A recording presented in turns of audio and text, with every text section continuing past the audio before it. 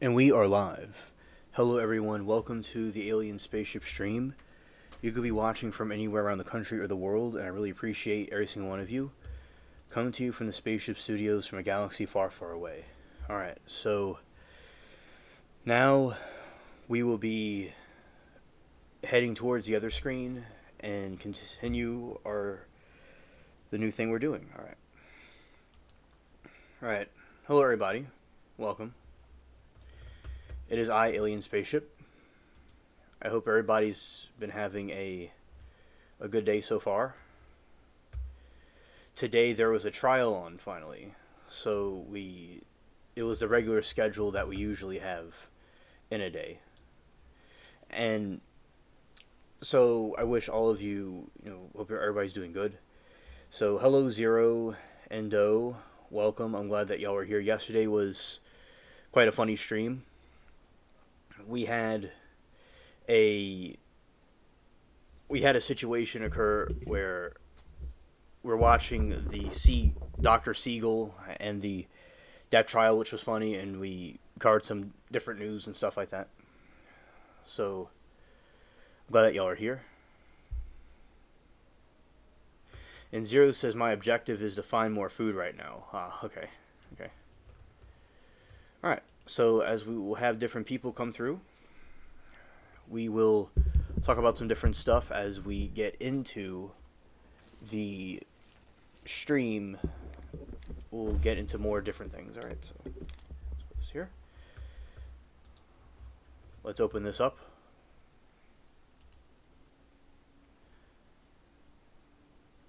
I was curious about something right here. And today with the trial that we're watching, the audio wasn't really the best. But oh, finally, calling all bounty hunters, the fishermen alike, to hunt the kraken sailing of your own risk. I'm not actually playing the game at the moment, but I could finally see they put the kraken in the game. I was curious if it needs to be updated. If it does, I'll probably do it another time, but I'm just going to see what it does. It's been a while since I've played this.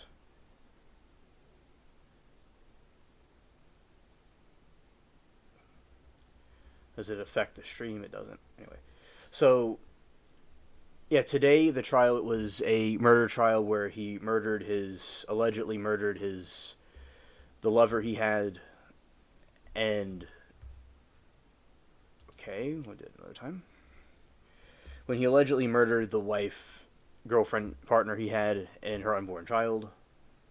So that was a pretty messed up situation. So chat and I were watching it today. We're joking around in chat, having a good time, and then what happens next is the audio was not really that good. Right. Let's see. I'll do a summary about this trial. Let's go over here.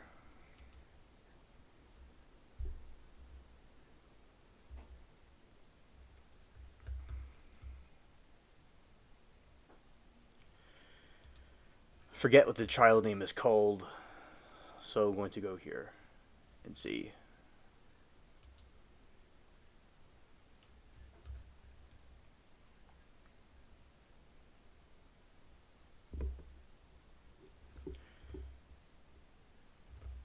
Let's go here.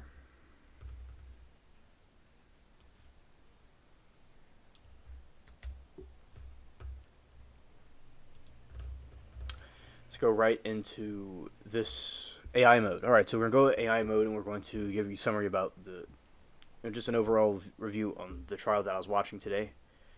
Let's go here.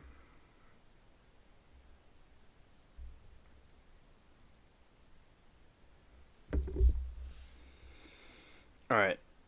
Pregnant lover murder trial. Florida versus Jose Soto. Day 1. So the day 1, the murder trial of Jose Escrelia, accused of deleting his pregnant mistress Tanya Wise and the unborn child in 2018. You run this ship, Alien Spaceship. I just make sure it can run. Yes, you do. And I appreciate your teamwork, buddy. Thank you. Began in September 15, 25, in St. Lucie County, Florida, the state is seeking the deletion penalty, or the death penalty also, which is, additionally called. The victim is 23-year-old Tanya Weiss, was 8.5 months pregnant with Soto Escrella's child when she was found dead, deleted. Her body was discovered face down in roadside drainage ditch on August 24, 2018. DNA evidence later confirmed that Soto Escrella, who was married at the time, was the father of Wise's unborn child. Prosecutors allege that Solo Escrella was angered when Wise, after accepting money for an abortion, decided to keep the baby instead. Now, there's times, I suppose, that if he is guilty, which he probably is, he must have not wanted to have a scandal, because a lot of times when they'll have these children out of wedlock, sometimes it'll cause scandals to people, but this is certainly an extreme. It's foolish to take anyone's life. Prosecutors allege that Soto Escrella was angered when Wise, after accepting money for an abortion, decided to keep the baby instead.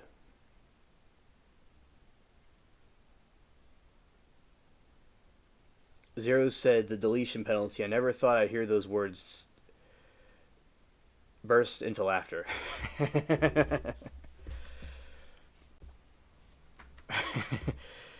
Alright, so Soto Escrella was arrested nearly a month after the murder on September 21, 2018.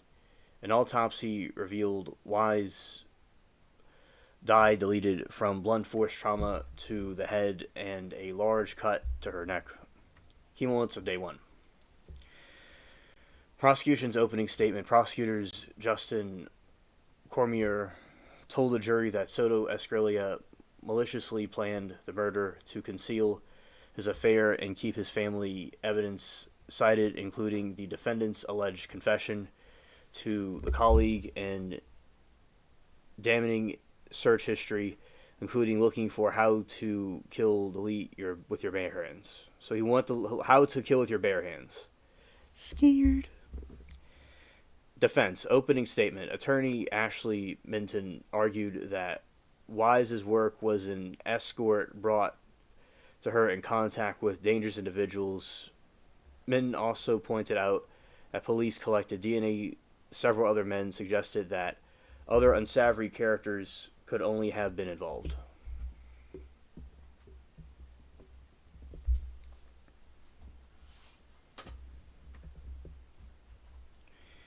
Witness testimony. Christine Gavin testified that she was the motorist who found Wise's body in the drainage ditch and called 911.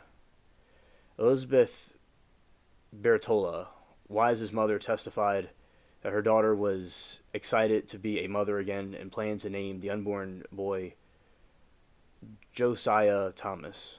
Kenneth Barron, Soto Escrella's former colleague, testified that the defendant had previously asked him about acquiring a ghost gun, a ghost pew-pew, as they like to call it. Police interview. The jury was shown the video of Soto Escrella's police interview in which he denied having sex with the witness.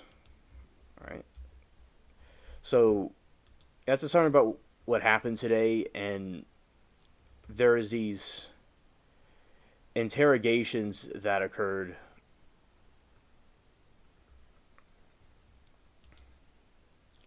And,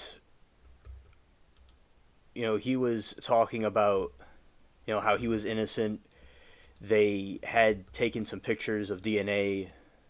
They were taking pictures of things that he was doing to, to try to kind of say about his innocence. And they were trying to, collect evidence from him to prove a point that he was guilty. They took pictures of his hands. They took pictures of his body, his face and everything like that. They took DNA from him. They did a couple of those things.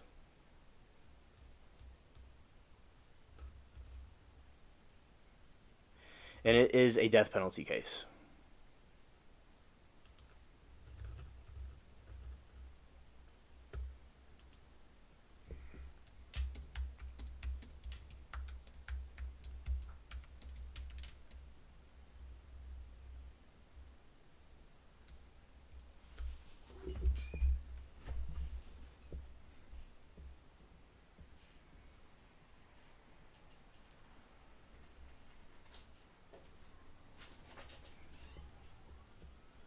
Shout out to Mary Toodles.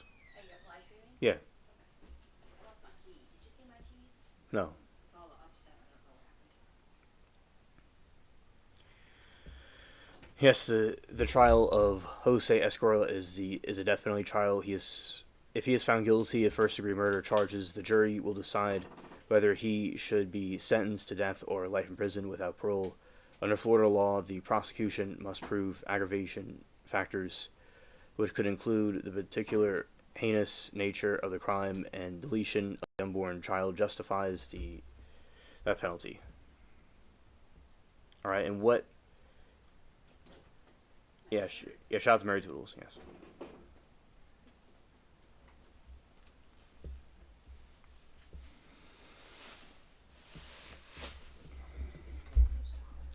Based on prosecutor filings in Florida law, Jose Soto is eligible for the death penalty due to several aggravating factors associated with the murder of Tanya Wise.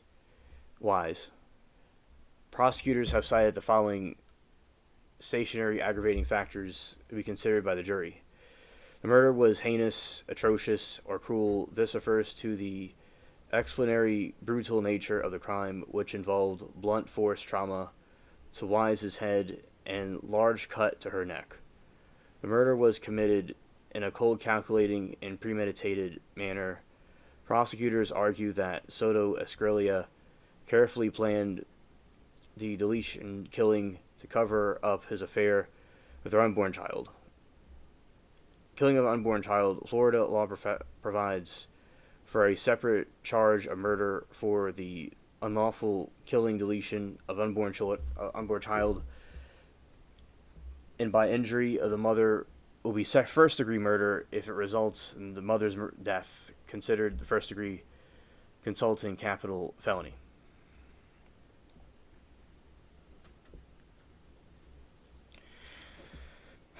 The finding of these aggravating factors is necessary for prosecution to seek the death sentence.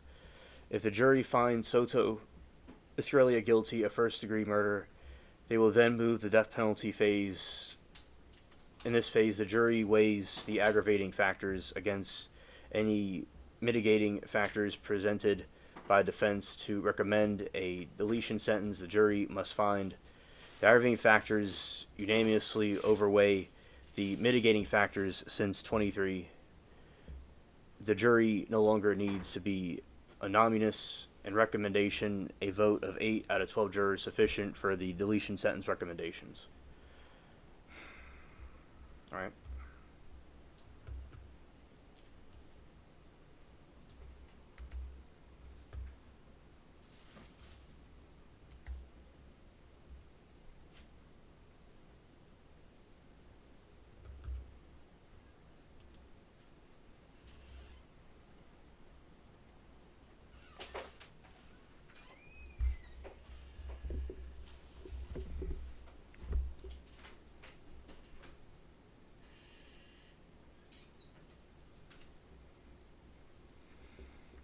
Trial underway for man accused of killing woman and unborn child in St.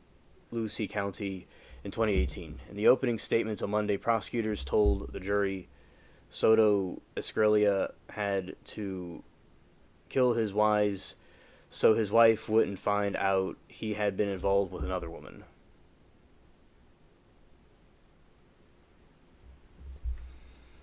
St. Louis County, Florida. It has taken 7 years, but the trial is finally underway for a man accused of killing a woman and their unborn child, the Treasure Coast. The state is seeking the death penalty against Jose Soto Escuela back in August of 2018. The body of 23-year-old Tanya Weiss was found face down in a ditch off the rural road in northern St. Lucie County. She suffered head and throat trauma.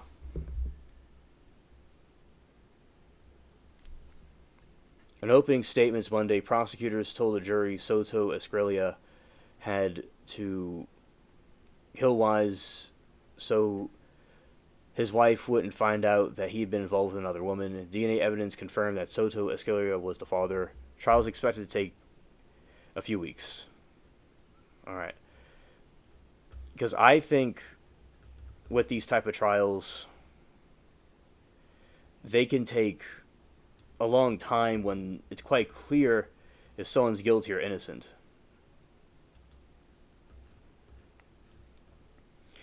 And sometimes it'll take longer than usual.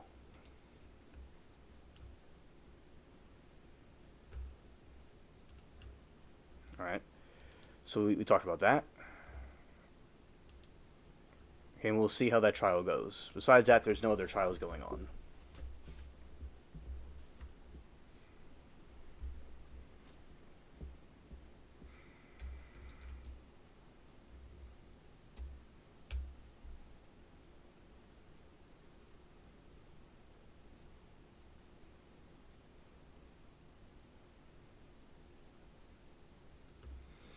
All right, let's see what the hurricanes are doing.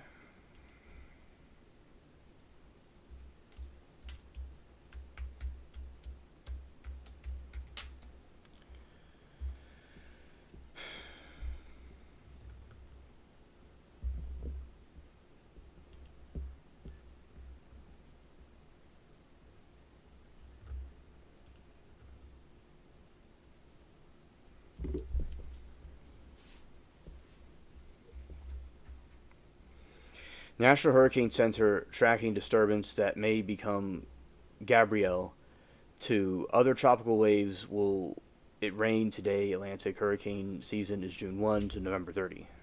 Okay. Let's see.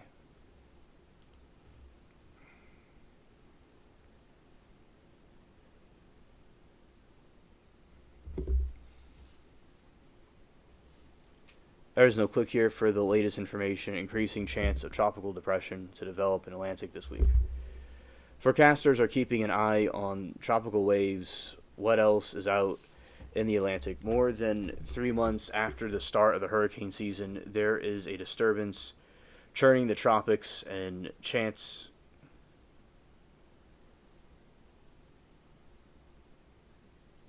Oh, hello, Saw Girl. Happy early birthday to you. Thank you for being here. And we'll certainly give you a shout out on the 17th. Happy birthday. Happy birthday. So, hope you have a good time.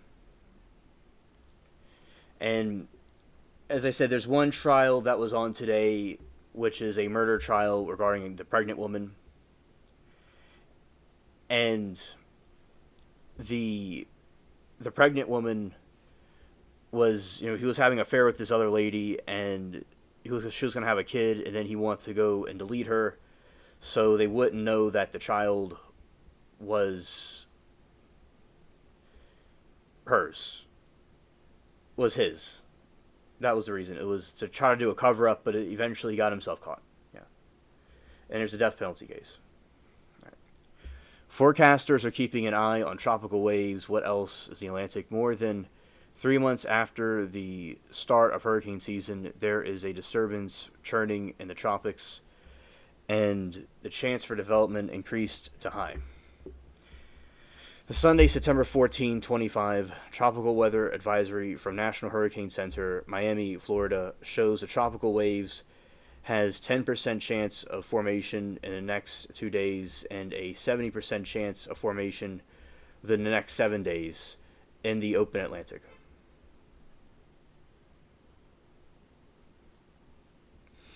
Oh, mine was in February, but the family liked to keep that up. So I didn't mind it staying there, but it's not my birthday. It was in February, but they liked the decoration. So, so that's to answer your question about that. The Sunday, September 14, 25 tropical weather advisory from National Hurricane Center in Miami, Florida shows a tropical wave has 10% chance of formation in the next 2 days and a 70% chance of formation within the next 7 days in the open Atlantic.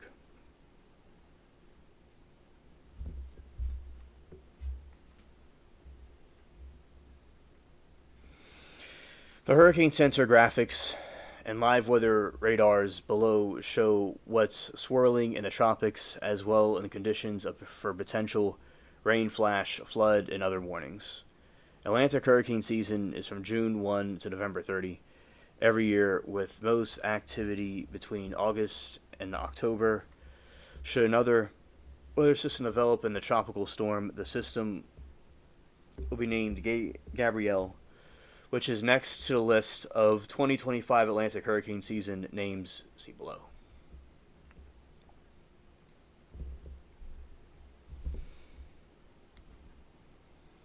In addition, the Hurricane Center is tracking more tropical waves in the Caribbean, each moving west and do not pose a threat to this time.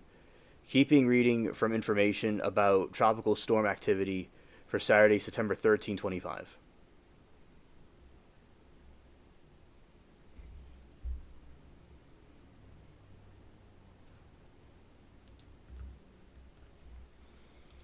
Let's go here.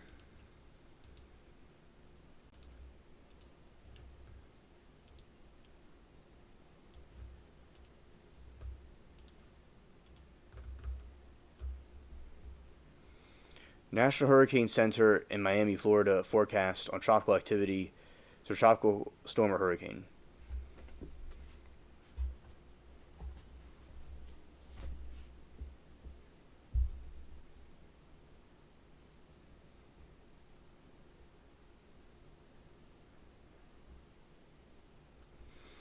Alright, so that's a disturbance and it's heading towards our direction, but we're not too sure. It might go out into the ocean again.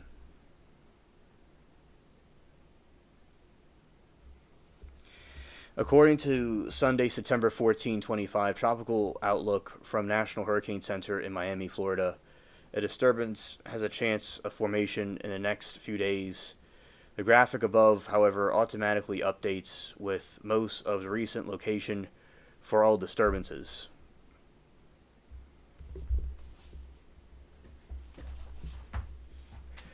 A tropical wave over the eastern tropical Atlantic is producing a large area of disorganized showers and thunderstorms, although dry, stable air is expected to limit development during the next couple of days. Gradual development is anticipated thereafter, and tropical depression is likely to form during the middle of the latter part of his week as the system moves west-northwestern at 10-15 miles per hour over central tropical Atlantic. Formation chance through 48 hours is low, near 10% formation chance through 7 days is high at 70%.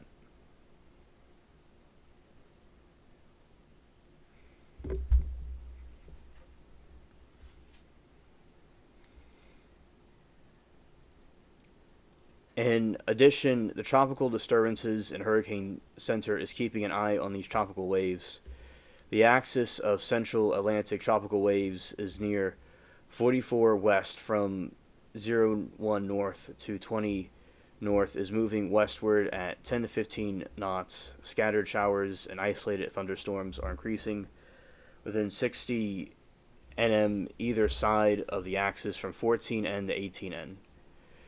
An eastern Caribbean tropical wave is although along 64 west, south 20 north. It is moving westward around 15 knots. Scattered showers and isolated thunderstorms are east of the wave axis to just west of the Leeward Islands from 13 north to 17 north.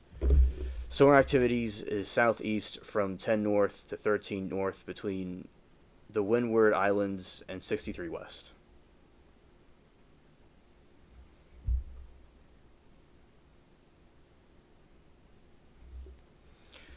The Atlantic Basin consists of Northern Atlantic, Caribbean, and Gulf of America. NOAA changed its naming convention for the Gulf of Mexico after the U.S.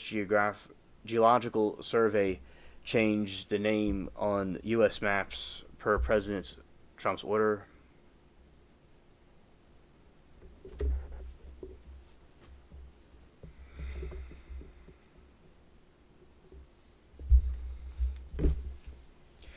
Is it raining in Florida today?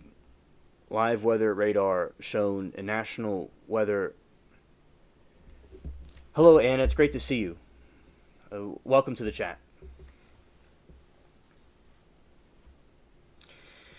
Right now, we are talking about the hurricanes. There, at the moment, there's nothing going on, but there is a disturbance out in the Atlantic. Good to see you. All right. It is raining in Florida today. Live weather radar shown in the National Weather Service radar, which shows conditions in real time for the southeast United States and parts of central Florida. The current date and time show up on the bottom right of the radar embed. Otherwise, you may need to clear the couching. Okay, so yeah, right there, that is some of the disturbances. It's a little bit rain in southern Florida. Okay, Anna, understood. And no rain today, first day in a month. Oh, okay. Thank you for the information from your area. Yeah, it doesn't really look like there's any rain over there right now.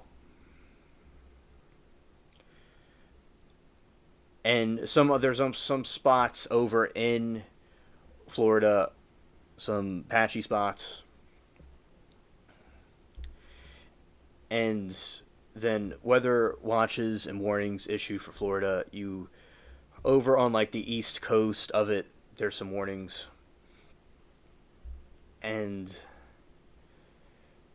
the next name will be Gabrielle if the hurricane comes. It is not really known at the moment what it's going to do exactly, but that is it. It's so for those that are listening, it's a red. It's in the off the coast of Africa, and it looks like it's pointed directly toward Florida, but it doesn't mean it's going to go to Florida. It may go back out into the ocean, but we will see what it does exactly as time goes on, because anything could shift around. All right, so that's the hurricane update.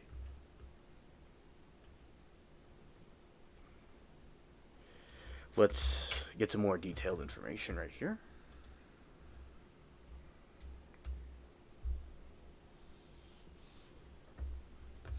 You can see it's pointed directly in that direction. As I said, it doesn't mean it's going to go to Florida right now. It's probably going to go back out in the ocean, but it is right directly pointed at it. All right. All right.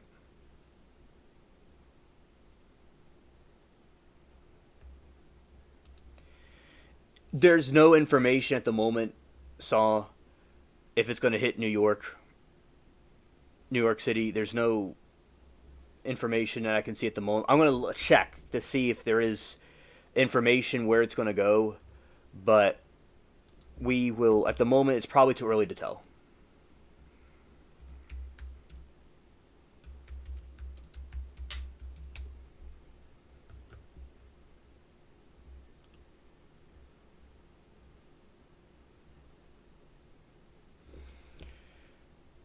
Okay, let's go down here.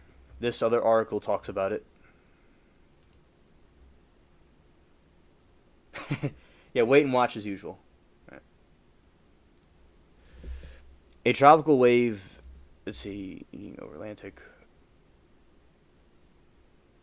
Dry air in the Atlantic has been making it difficult for tropical waves to strengthen. The system was better organized Monday after the entering an area favorable for development. Less dry air, Saharan dust, and wind shear in the atmosphere later this week will help waves moving off the coast of Africa develop to acute weather. Here's the latest advisory right there. And it's heading over there that way. Right, too far out to know yet. National Hurricane Center gives 92L high chance of developing into tropical depression. This disturbance, now designed invest 92L by National Hurricane Center, is very likely to organize into Tropical Storm Gabriel sometime during the later part of the work week, likely continue to intensify into a hurricane according to Fox Weather. Forecast models are pretty convinced that the storm will make a turn north before the Caribbean islands, but some impacts can be totally ruled out at this point. Forecasters for storms that haven't developed yet are subject to little more uncertainty in the smart watch. Otherwise, folks in Bermuda most certainly need to keep an eye on for the next week, Oliver said. So it could go to New York in the future, but it's too far out to know yet at the moment. Special note about spaghetti models. Illustrations include an arrow of forecast tools, models, and created equal that the Hurricane Center uses for forecast.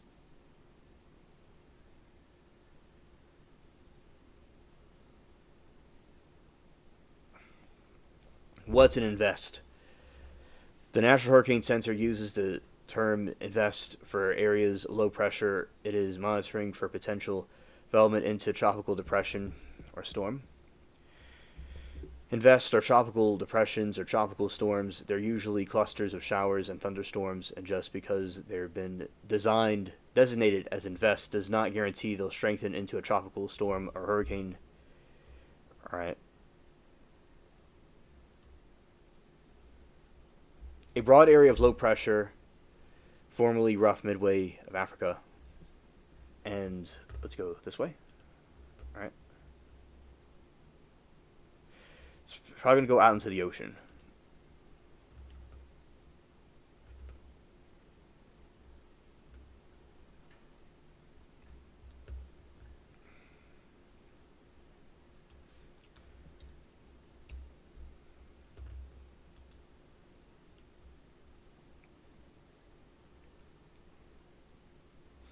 There's a tropical storm Mario on the other side in the Pacific. In the eastern North Pacific, there's a hurricane called Mario.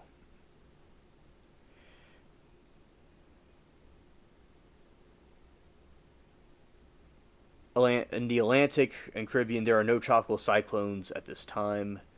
There's just something that's kind of drifting over this way, but it's not necessarily going to do anything. All right.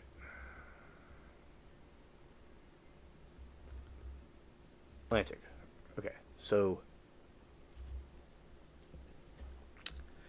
that is the news about that right there.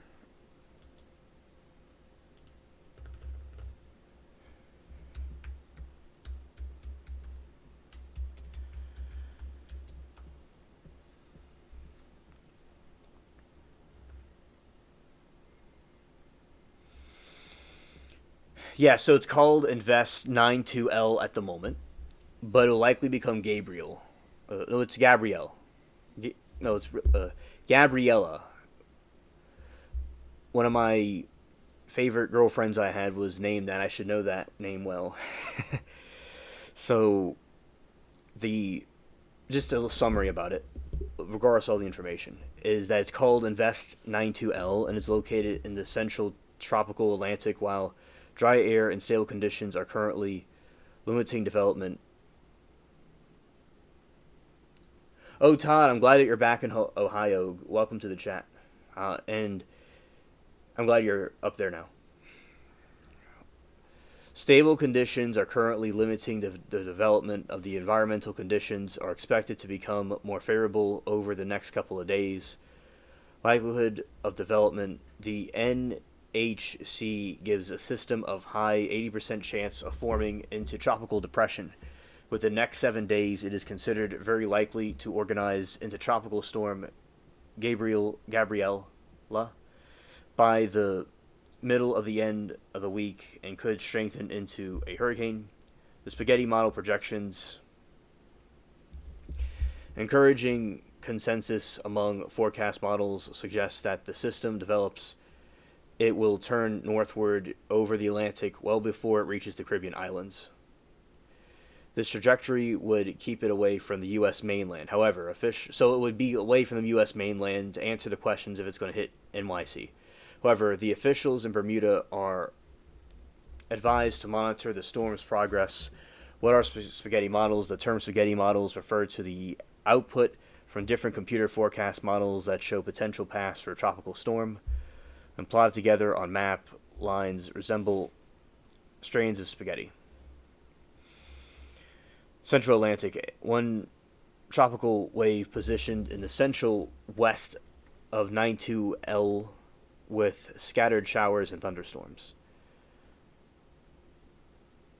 Uncertainty remains. Like we said a moment ago, forecasts of underlying system carry more uncertainty, while current models show Invest 92L staying away from the U.S. coast. Situations can change. Bermuda under watch. Anna says Saharan dust helps quelch storms sometimes. Okay, thank you for that. I know that a lot of these things are dust that come off the coast of Africa, and sometimes the Sahara dust can do that. That's true. And I was learning, from Ryan Hall, the meteorologist, that a hurricane, it's very fragile, and any type of wind shear can tip it in a completely different direction or destroy it completely. Is there spaghetti models yet? The spaghetti models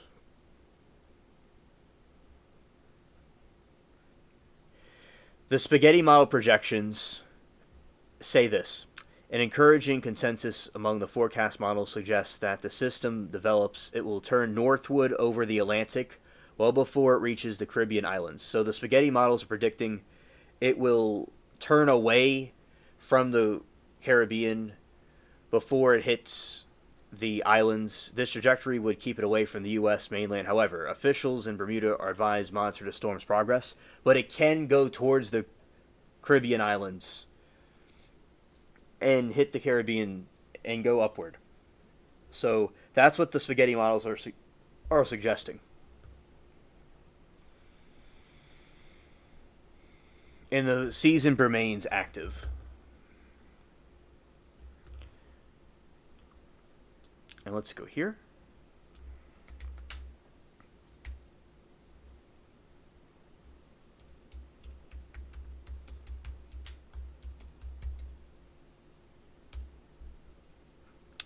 All right, here we go. Spaghetti models. Okay.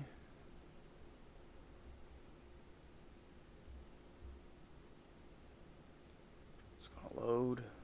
Oh, there it is. All right, here's spaghetti models. You could have a picture of it.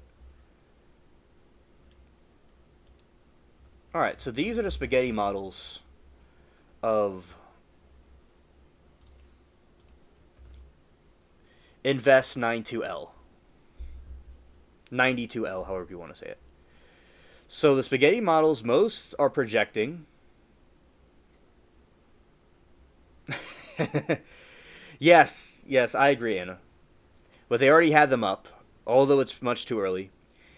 Most of the spaghetti models are saying it is going to hit the... It's going to go out into the ocean. Now, some look like it would be in the direction of New York City.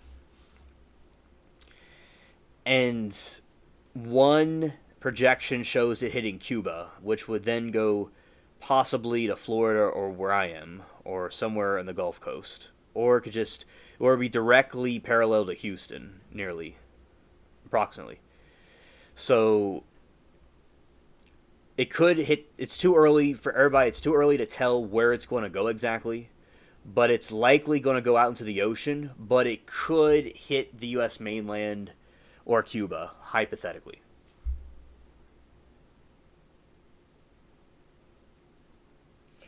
Anna said, "See, I'm at the bottom, hanging in water, bottom of Florida." Yeah. It would certainly be very close if it became a hurricane to hit Cuba. It would be, although it would be making landfall in Cuba, it would be very close. Yeah. So it certainly is a concerning situation, but being prepared is good. And right now, there's no threats, and it's not likely to head towards our direction, but it could. It very well may hit us or the U.S. mainland, but it's not likely at the moment.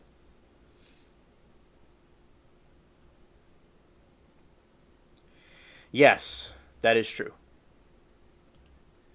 One in Cuba, that would it would either go to where Texas, Louisiana, where I am, or Florida, hypothetically maybe, or it'd be close to Florida if it was spinning. So yeah, definitely, that is correct, Anna. And that is true, Todd. The hurricane season has been very quiet and unusual so far. That is true.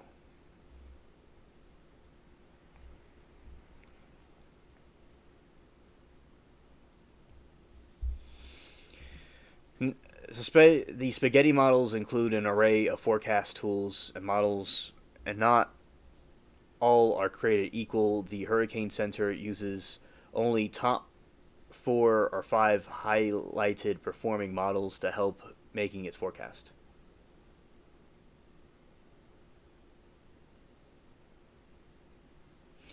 Anna said, "My sis in Central Florida has had it worse in past couple of years. Power outs, long ones."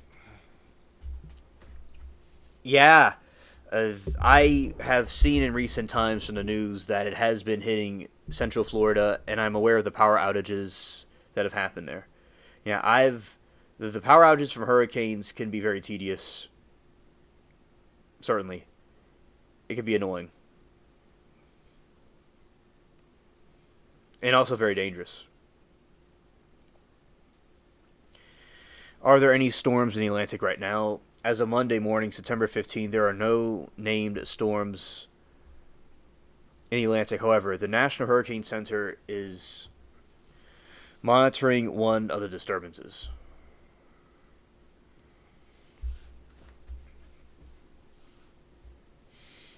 Disturbance 1, location central tropical Atlantic, movement west west northwest, 10 to 15 miles per hour. Chance in 48 hours, minimum of 50%. Formation chance in 7 days, high 90%.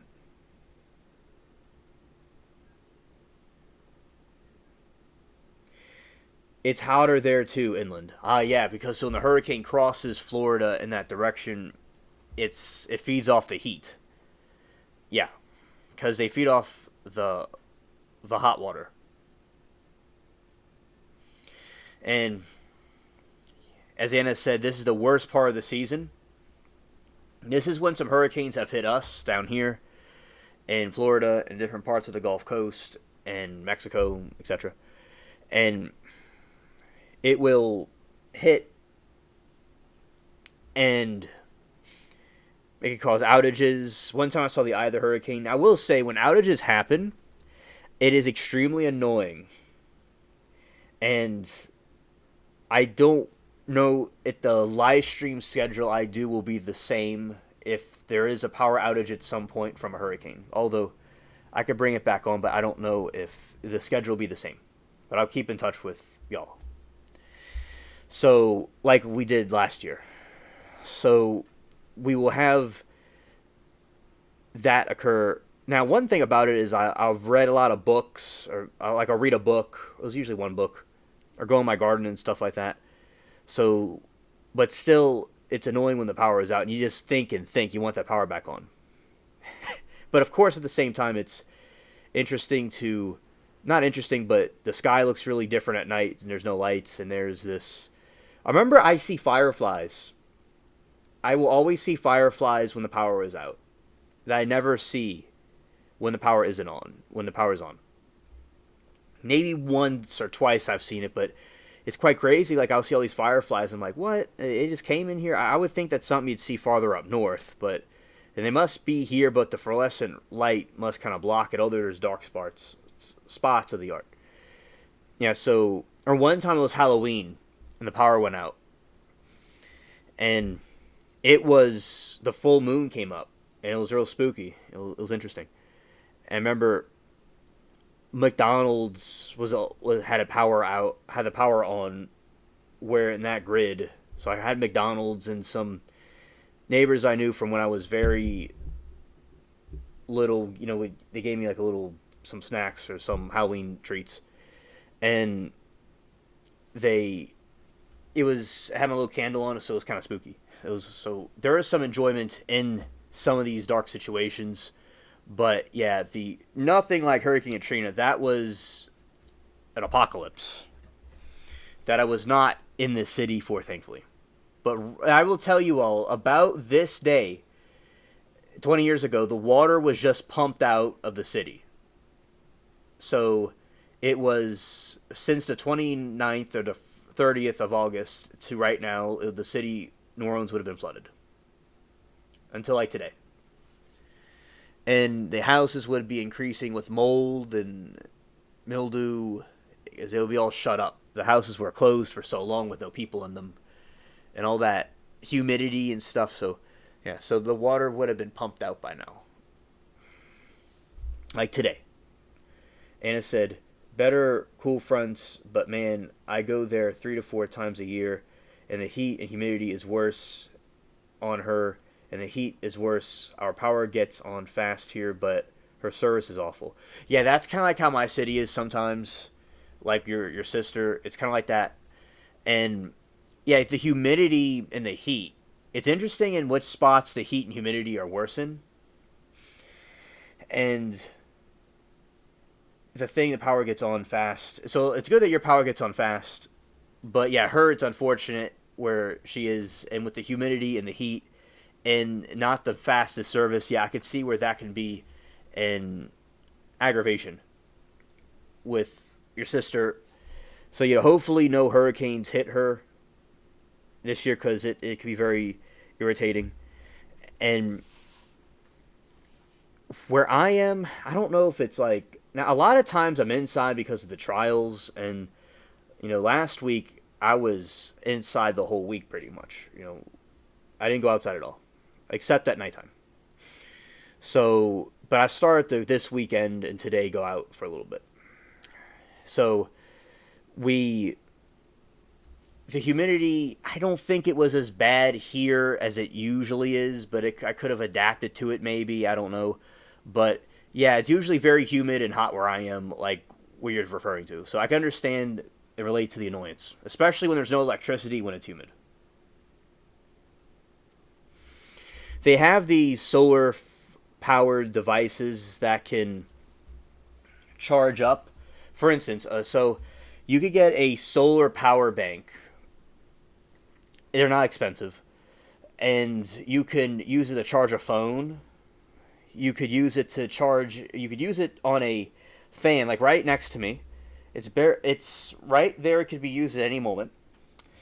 But it's a lot of papers are kind of like around it, so it'd be difficult to kind of pick up right now. But yeah, there's this fan you could get, and you could, with a USB. Everything has a USB on it, and you could hook it up to a solar powered power bank, and you could put part of it in the sun, and that way you could charge it that way, and you could have a fan or anything with the sun.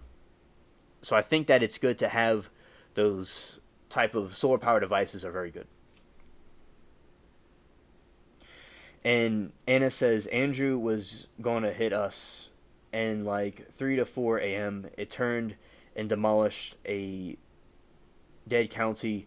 Now power after Andrew took like 3 weeks. Oh, and Anna, I do not mind you talking. You're doing great, and I really value what you have to say, because it's with hurricanes and stuff, and it's all good. It turned to demolish in the county. Now power after Andrew took 3 weeks and had to go to get food. But people's homes and Dade were just demolished. Oh, I know about Hurricane Andrew, Anna. Thank you for talking about your experience with it.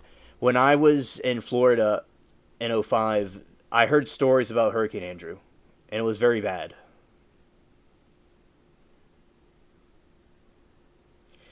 And that is true, Anna. The Generac thing is nice to have.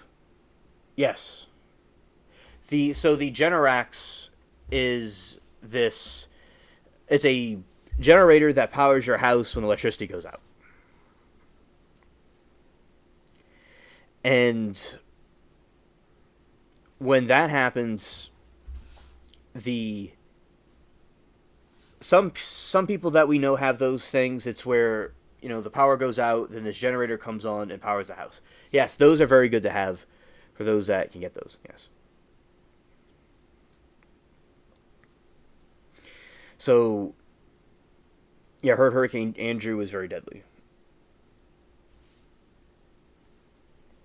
I think some of the worst hurricanes are those that hit in like 3 or 4 in the morning. That's when Hurricane Katrina came in. It hit around like 6 a.m. or 3 a.m.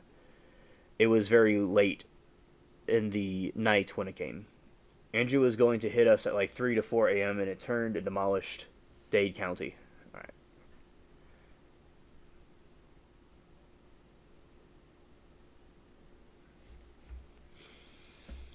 And it says early 90s, but you, alien, had it worse in LA than everywhere, than anywhere. Yes, that is true.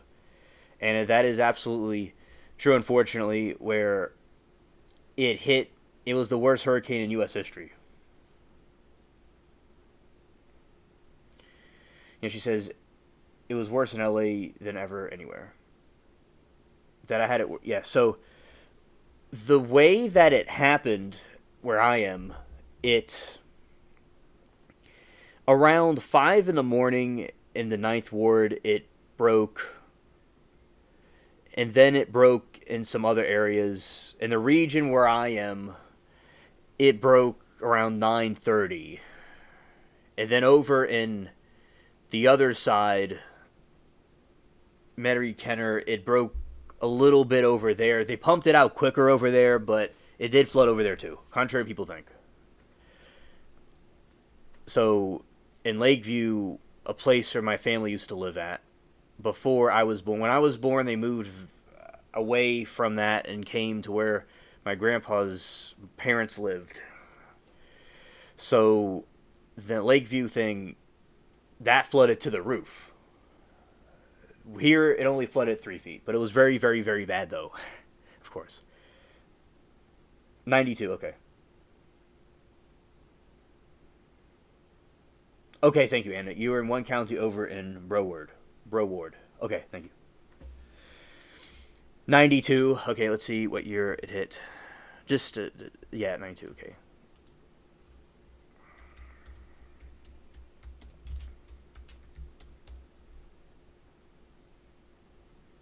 You are correct. It hit in 92.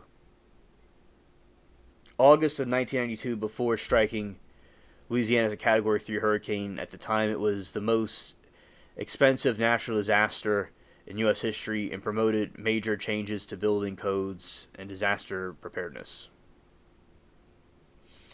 Off the coast of Africa, on August 14, 92, it strengthened into a tropical storm by August 17th. Rapid intensification. After most dissipating, not dissipating, but dissipating. Rapidly intensified on August 22 and reached a Category 5 strength on August 23 when it headed towards the Bahamas. Florida landfall. The hurricane made landfall near Homestead, Florida, just south of Miami on August 24 as a Category 5 storm with sustained winds of 165 miles per hour. Andrew had powerful but compact eye wall. Right. And had a power but compact eye wall, but concentrated most of the destructive winds over a small, densely populated area. Second landfall in Louisiana. After crossing Florida and entering the Gulf of Mexico, now called Gulf of America, Andrew made a second U.S. landfall on August 26 near Morgan City, Louisiana, as Category 3 hurricane. Alright, death and destruction. Andrew caused 65 total deaths with 26 direct, 39 indirect fatalities in Florida alone. It destroyed more than 63,500 homes, damaged over 124,000 others, and left more than 160,000 people temporarily homeless. Total damages and total hurricane caused $27.3 billion in damages across the Bahamas, Florida, and Louisiana. Wow. Homestead, Florida. The storm's direct hit the community homestead caused catastrophic damage, with one weather station recording a wind gust of 177 miles per hour. Zoom Miami was also the path of the storm, with staff forced to take desperate measures to protect animals. FEMA response: the Florida Emergency Management Agency's FEMA initially slow response to disaster was heavily criticized.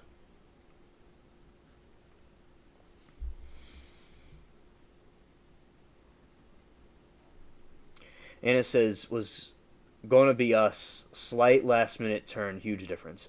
Yeah, hurricanes can do that, and it is really terrible damage that occurred, but I'm glad that y'all were not in the path of this.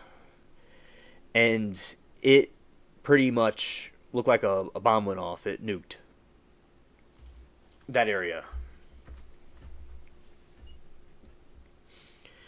Improved building codes. The widespread devastation in Florida led to development and implementation of much stricter building codes, particularly in South Florida.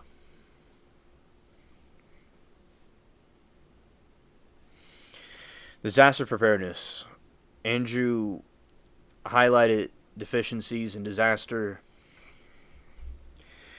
preparedness, forecasting technology, promoting significant advancements in hurricane predictions and wavering systems.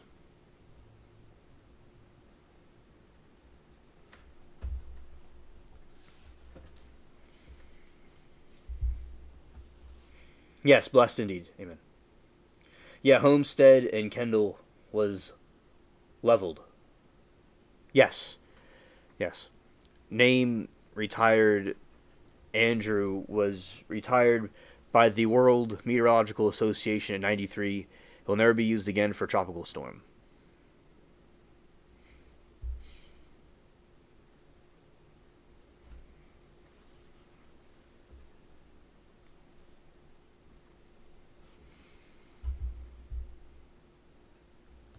And what were the significant building code changes?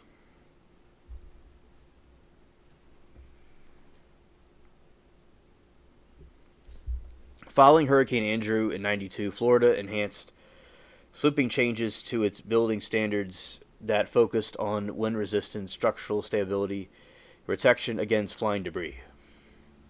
Resulting regulations, which led to the creation of the statewide Florida Building Code in 2002, are now some of the strictest in the nation.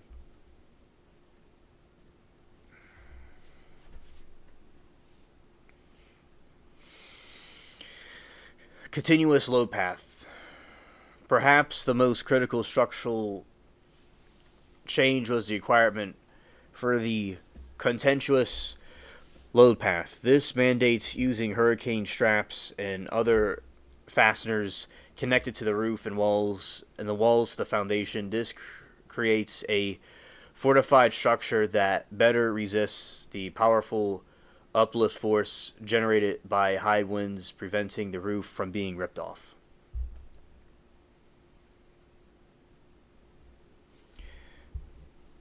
Impact reinstant openings. Saw Girl says, Netflix says documentary on Hurricane Katrina. By the way, I was pissed that our own government took days to get to Louisiana. I've seen them get across the world quicker. Shameful in our history, in my opinion. Saw Girl, I agree. And how they're able to get over to these other places very quickly. And, if it's war or whatever it is, they could just get there in 36 hours. But over here, they're just kind of left behind. And I've been critical of Mayor Nagin, but I was listening to some of the old tapes towards that time period when the hurricane took place, the anniversary of it, like a couple weeks ago, and like 2 weeks ago, and he said a good point. He was saying that, where is everybody, because the city needed help and no one was doing anything, and he was very angry at the government for what they were doing. Right, it's not your imagination. Not your imagination. There was, and the mayor was very angry. He said, "There's people that need help. Where are you people at? There needs to be trucks and buses, but no one's doing anything." And there's people on those. I remember it vividly, and you could also look them up on YouTube. I can provide links if necessary, where people were begging for something to happen, and there was no, like, the food and water was going away, and you had thousands of people that were just like stranded, and there wasn't really much happening. But over in the Middle East or the different wars, they're very quick and swift about it. So it is an annoyance, and if they are very slow about how they handled it. And I'll tell you another thing, Solid Girl, which I've said this before for those that watching, listening, that I've,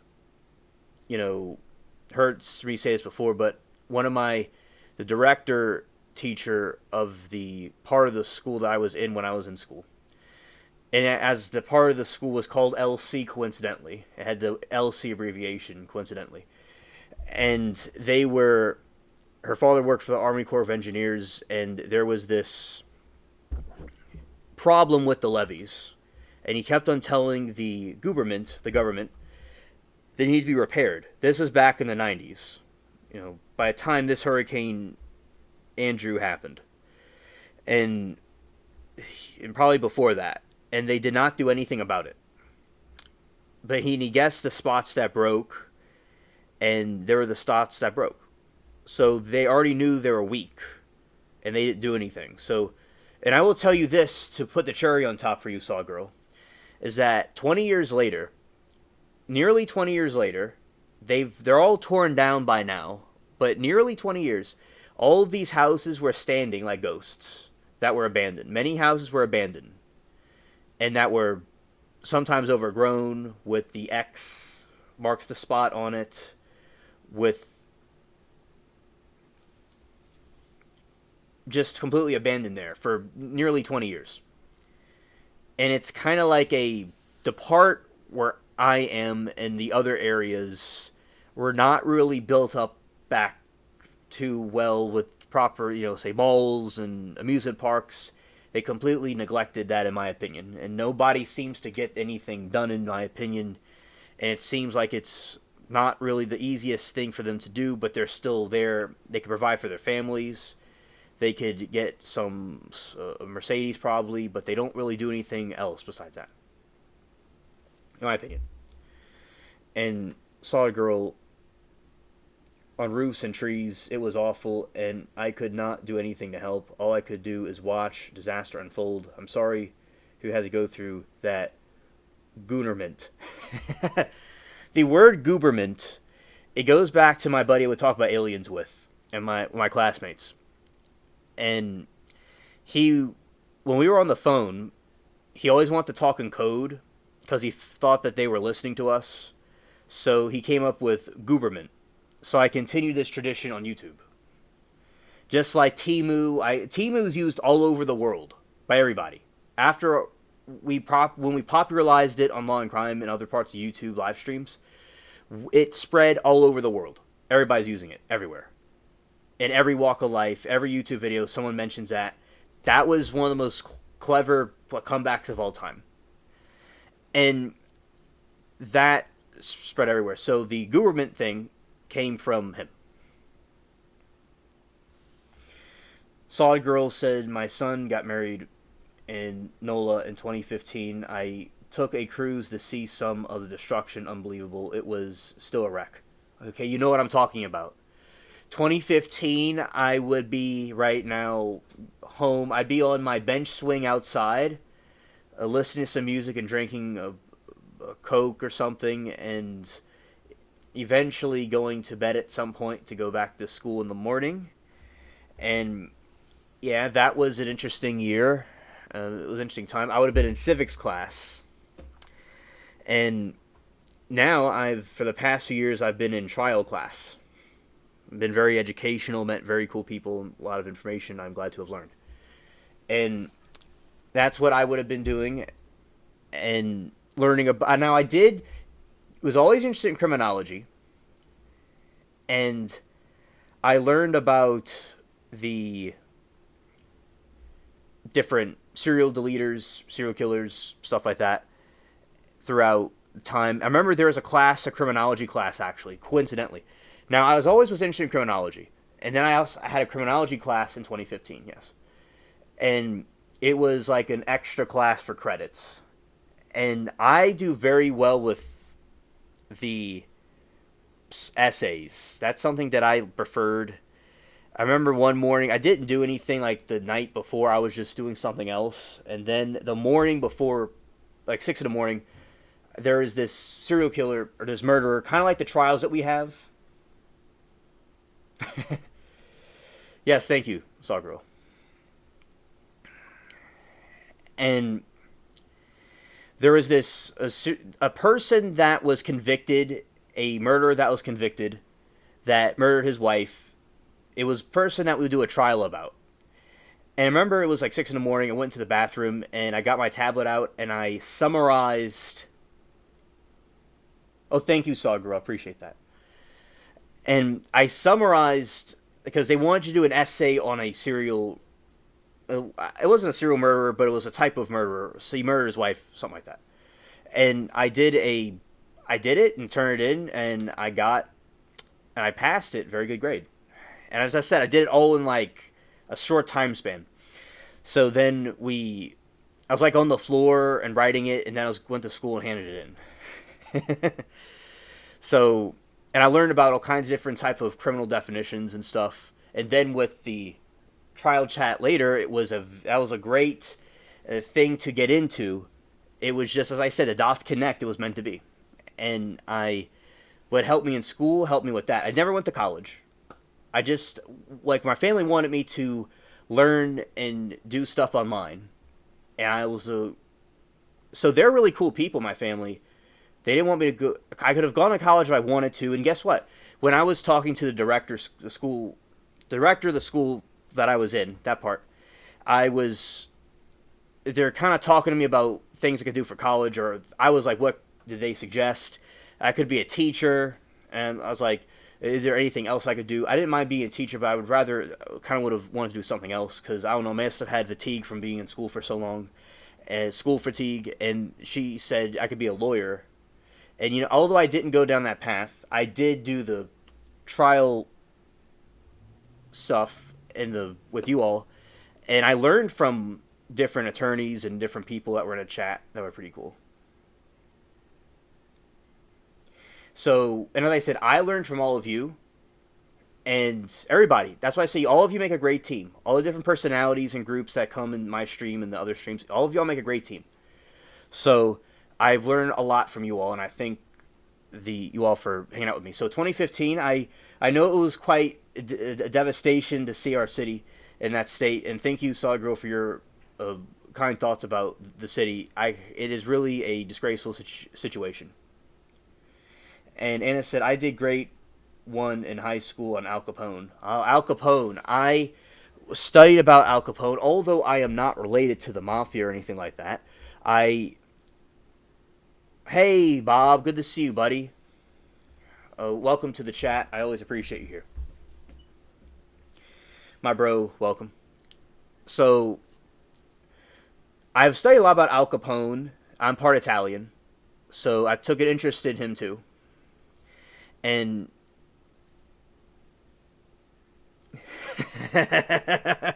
you caught that, Anna. Yeah, wink, wink. And with Al Capone, yeah, he was during the time of Prohibition, he was a gangster. He was an OG, and he sold alcohol and stuff. And right now, alcohol is legal. Oh, who said I'm not related to the mafia? The people that said I'm not related to the mafia are some aliens that I know in the Draco solar system told me that they looked at my background and said, you know what, alien spaceship, you're not related to the mafia. So I was like, okay, I'm good to know.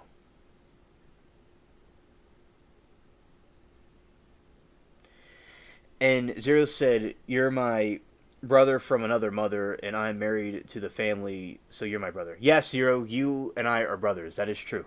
in that sense, yes. And I am definitely a part Italian, though. That is true.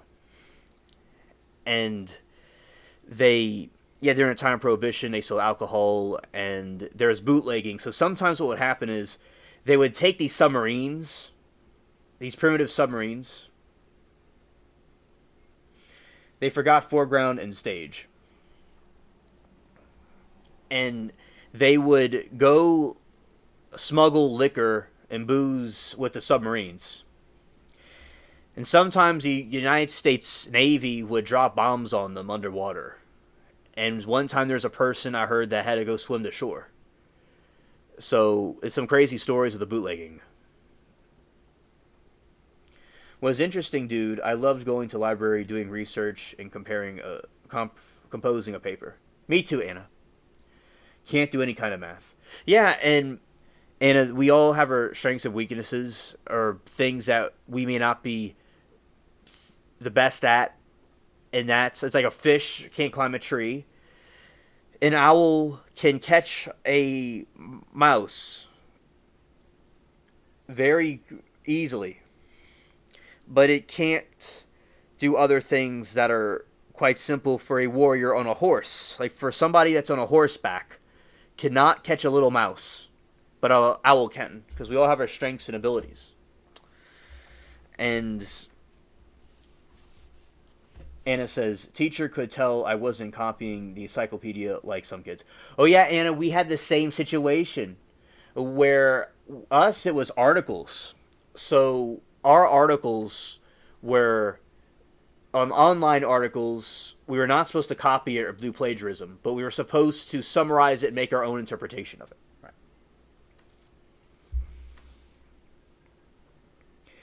Saw Girl says, my son's last name is Gore. I'm pretty sure he's not related to the political Gores, even though there's a slight ever so slight resemblance only a mom can see, but not related. Oh, interesting. Yeah, I know about Gore.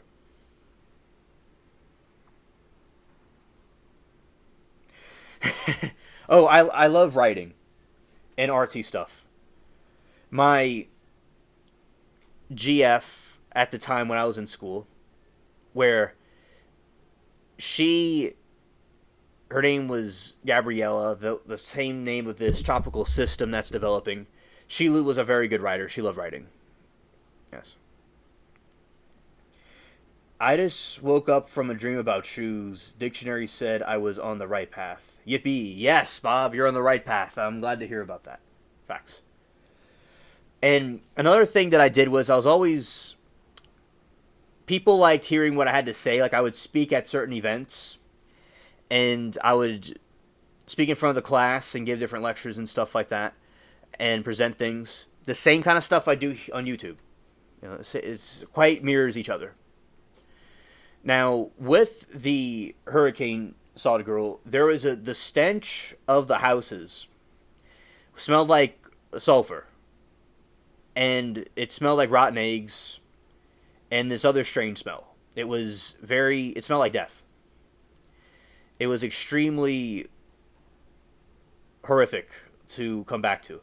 My childhood mind, I thought that the hurricane would have made it look like a beach, like Florida. And there would have been sand, and it would look kind of like tropical looking. But I was extremely wrong. It was quite the opposite. It didn't look like a good scene. It was mostly mud.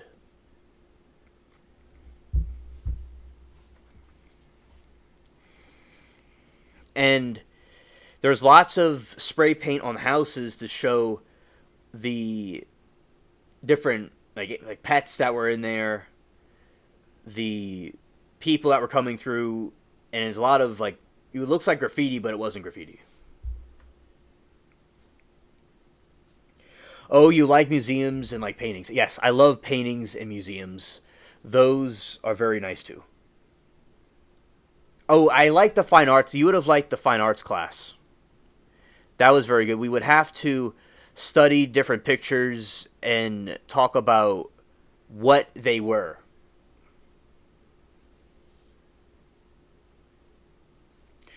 And we also did different music pieces and stuff like that too.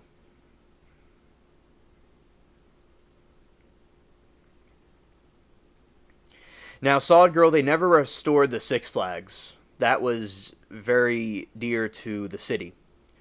And no matter what happened over the course of years, they never did anything like that. They never tried to repair it. And it just kind of rots away, but many brave urban explorers have explored it.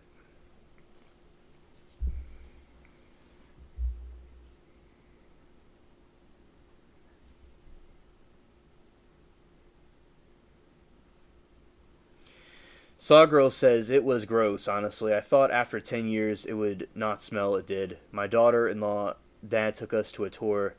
They are lifelong residents. Oh, okay. So they gave. Okay, you have an idea of what we're talking about. Yeah, it is an unfortunate situation. That's because of the corrupted politicians, in my opinion. And I'm not in their position. I don't know how easy it is or how difficult it is. But if I was in there, in my opinion, I would get it everything straightened out. You gotta get it done in a second. And Anna says a lot of humane society animals from your state came here after Katrina. Oh, I didn't know that, Anna. Good to know. Thank you for letting us know. Okay.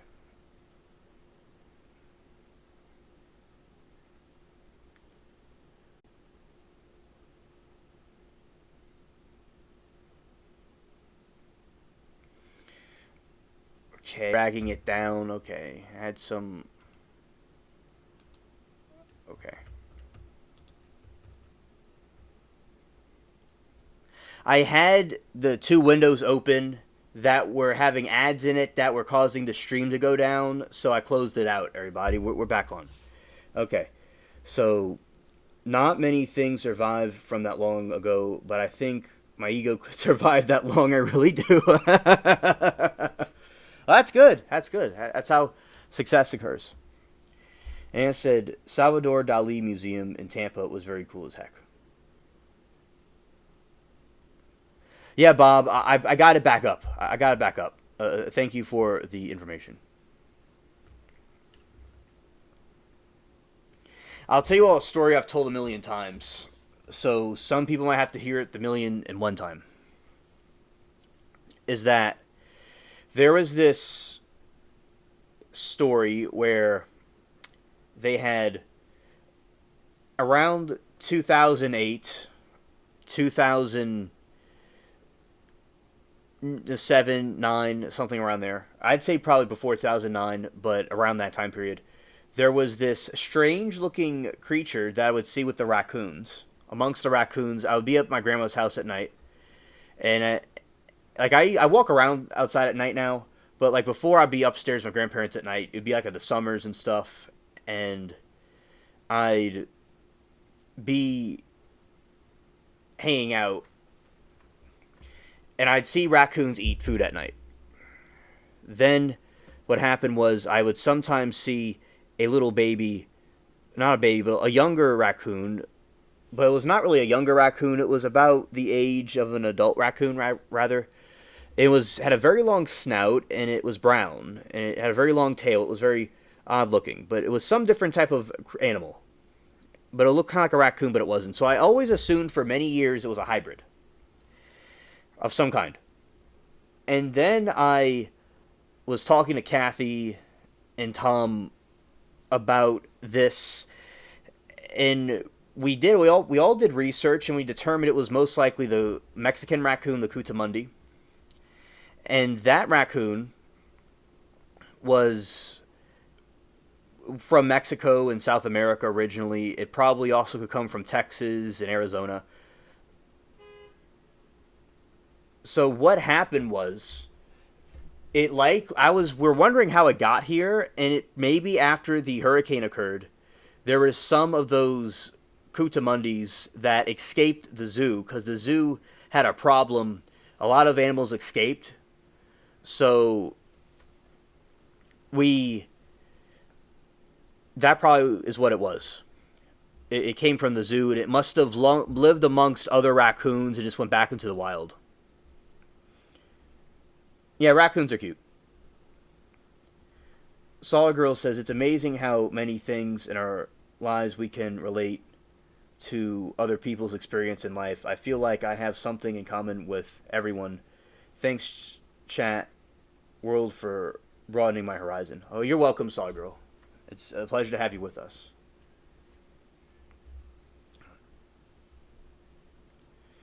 Yeah, yeah.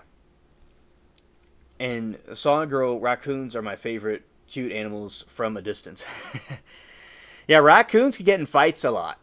Raccoons get in fights and they sound like demons. They sound like demons, and it's very scary. It's especially I am aware of and familiar with it, but it's very dark at night, and there's like trees, and you hear these crazy animals. It's like scared. Or one time I was just hanging out with like no lights on, and I heard that. I'm like I was okay, but I'm like, oh, that was something. That was something. And I remember I took a short recently that I posted where I was laying down on the bench, and a raccoon peeked out, and a baby raccoon peeked out and was staring at me, and I said, I'm being stalked by cuteness. And then it saw me filming it, and it went like back away. It was the funniest thing ever.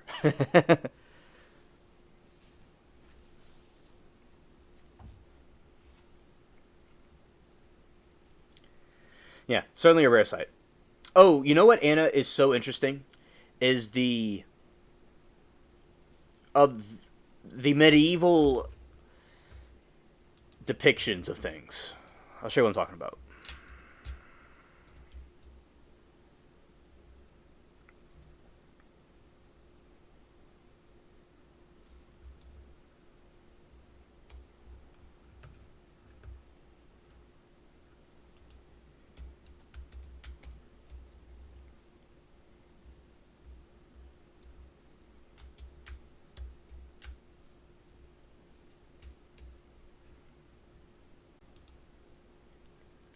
All right, you have these medieval illustrations over on this other page. Let's see.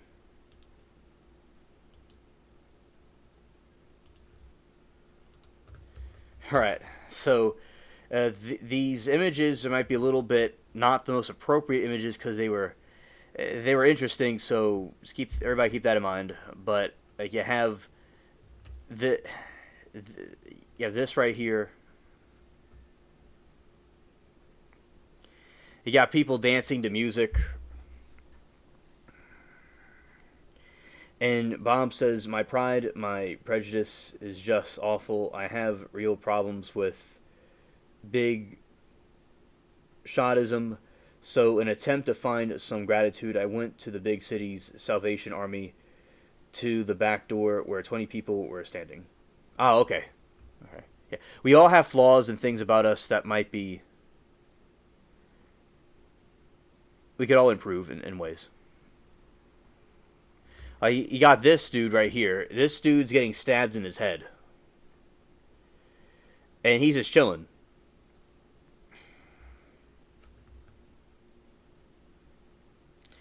With a giant, he has no expression on his face. And then you got this guy right here who's laughing. He's like standing on top of a horse from the bottom. And he's just, I don't know, breakdancing or something there. It's quite hilarious. And he got this really angry looking snail. I don't know what it is. It's like trying to be a snail, but it can't. And it looks like it's having a really bad day.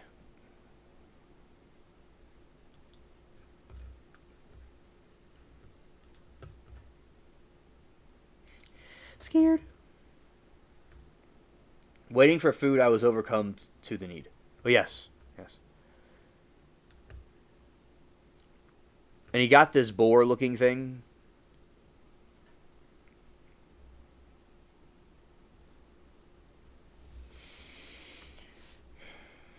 Yeah, I love medieval art, yeah. Boar with pants, France in the 14th century. Oh, you got the Easter Bunny holding people hostage.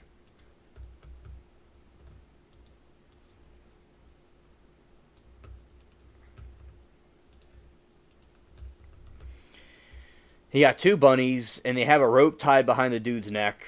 I mean, the dude's back, and he's like, he's like, oh shit, and they're like holding him down.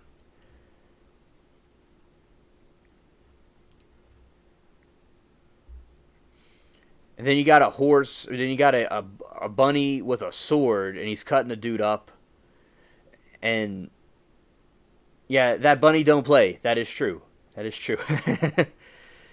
And right here, you got a fox with a bow and arrow.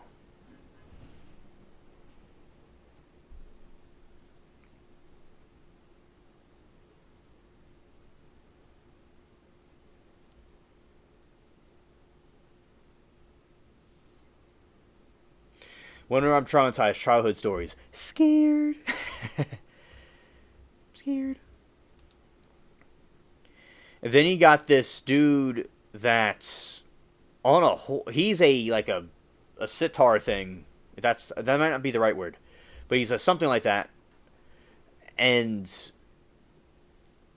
his backside is playing a trumpet, and he's playing the guitar. And the monkey over there has his guitar, and his other hand has another trumpet. I mean, these people are rocking out, man. These people knew how to rock out before AI was a thing. All right, that was their AI before AI was a thing. Okay.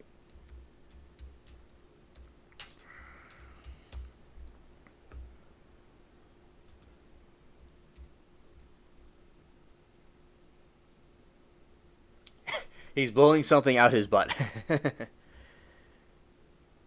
Yeah, it's called a centaur.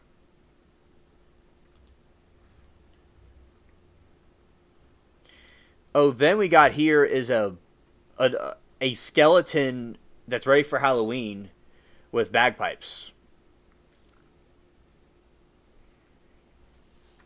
He got that with bagpipes, and he's just like, "Hey, come on, I'm giving you this for free," and she's like, "Nope, not having it."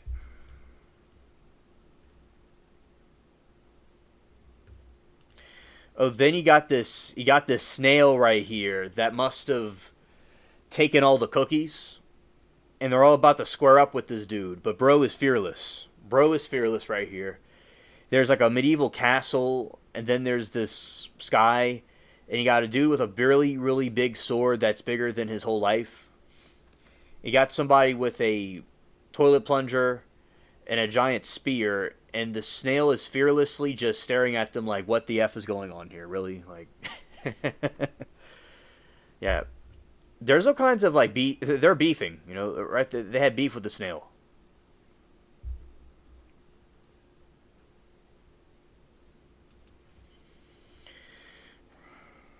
Yeah, fearless snail, facts. All right here you got the they say the wife will hit the husband with a frying pan. She took it to a whole new level and went and put a giant spike in his head, and the dude is like really like unfazed. He's like, it kind of hurts. He's kind of like, and she's not holding back. These people like had so much nerve, they had no emotion. Oh, hello, Liberty. It's great to see you. Welcome to the stream.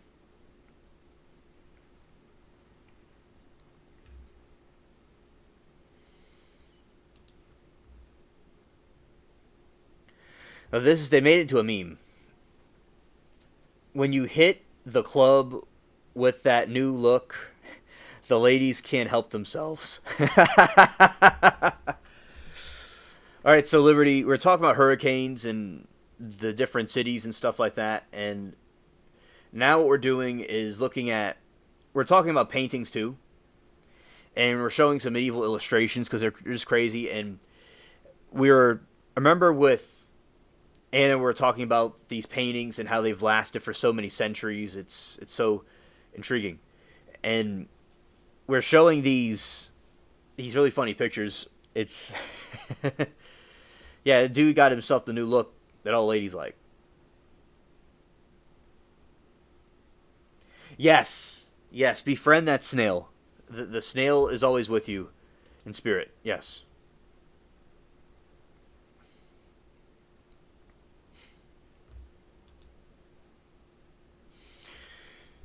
And you got this depiction right here. And he is nefariously smiling. He got something under his sleeve. He's like, ha ha, I got them good. He's like waving at him like they think they don't know what he's thinking, but he's like, I got him. He's about to roast someone for having a crook deek. Well, this is an interesting critter right here. This looks like something that's trying to be a cat, but it isn't a cat. And he's like, knows he doesn't belong there, but he's still trying to be a cat anyway. And this is certainly like AI art. Oh, hey, Michael, good to see you, buddy.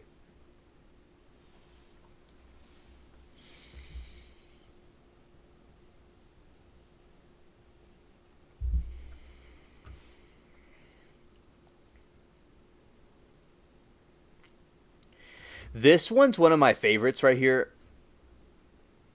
That is supposed to be Leo right there. And Leo is the constellation. I love how they depict the lion. Because now there's some theories that there's European lions. I wonder if that was a type of creature that looked like that. So explain what we're looking at. Although this is an artistic picture, it's like something AI would create. It's not like a person, a real critter that exists. It's like a cartoon version of a lion. So the mane is very slick back, and it's almost like hair, and it has like a humanoid cat face, and it's walking kind of like a cat but a lion mixed together. And that is an explanation about, interesting the way they depicted these type of lions. They depicted Leo like that. Like a lion has more like a big mane, usually. Like the one you see in the picture right there. Then you got this lion right here. He's got his crown on and he's chilling. And he's just hanging out.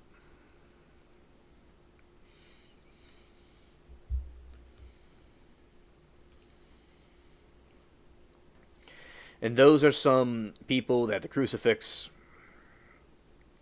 right there.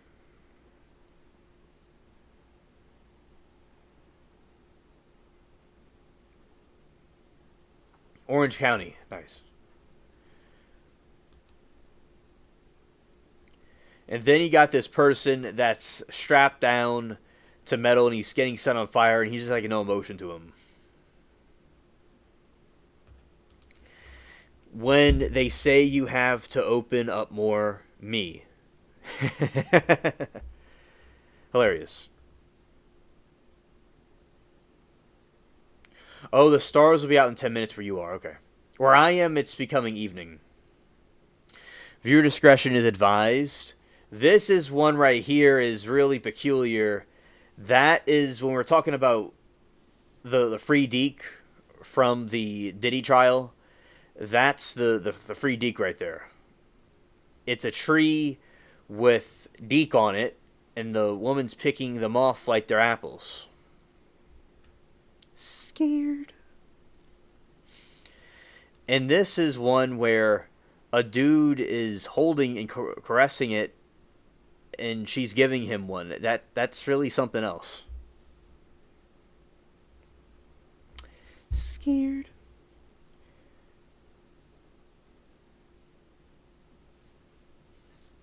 You must live in a city with open skies. Look at you. Yeah, facts. Yeah. Shout out to Bob. Michael says, fun fact, at the lion habitat in Las Vegas, that the lions are genetically related to the original MGM lion you see in the movie reels. Interesting. I didn't know that.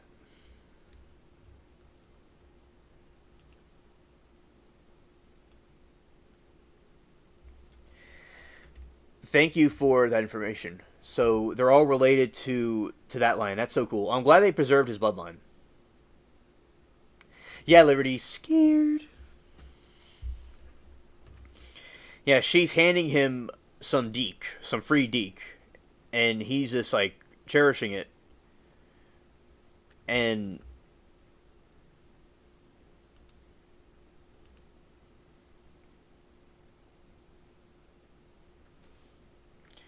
she's picking it off like it's a bunch of apples.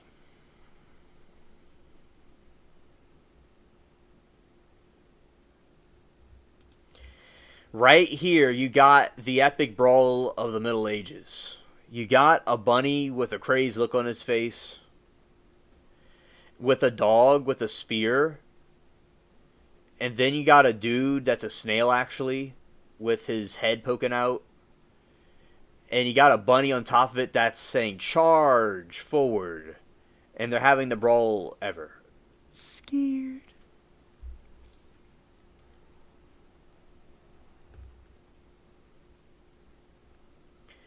Yes, definitely graphic.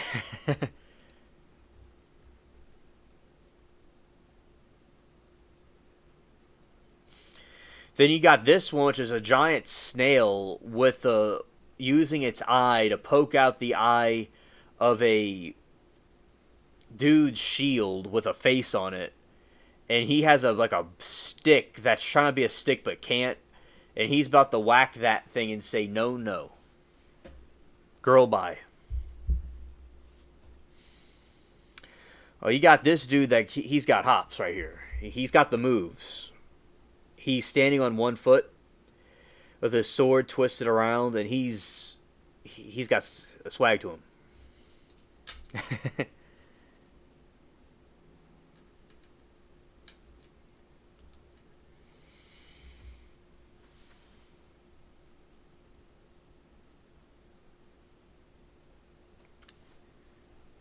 Sawgirl said it looks like Jesus being eaten by a giant seal while a woman is pulling him. Oh, Lord. Scared. And then you got this one person that's this knight, and he's getting axe in the side of his head. And he's shrugging his shoulders like, "Hey, what did I do?" No emotion. Doesn't even care. He's just like, "Hey, that's kind of rude." Yeah, fear the snail. Facts. When life hits hard, but you expected it. The memes are hilarious.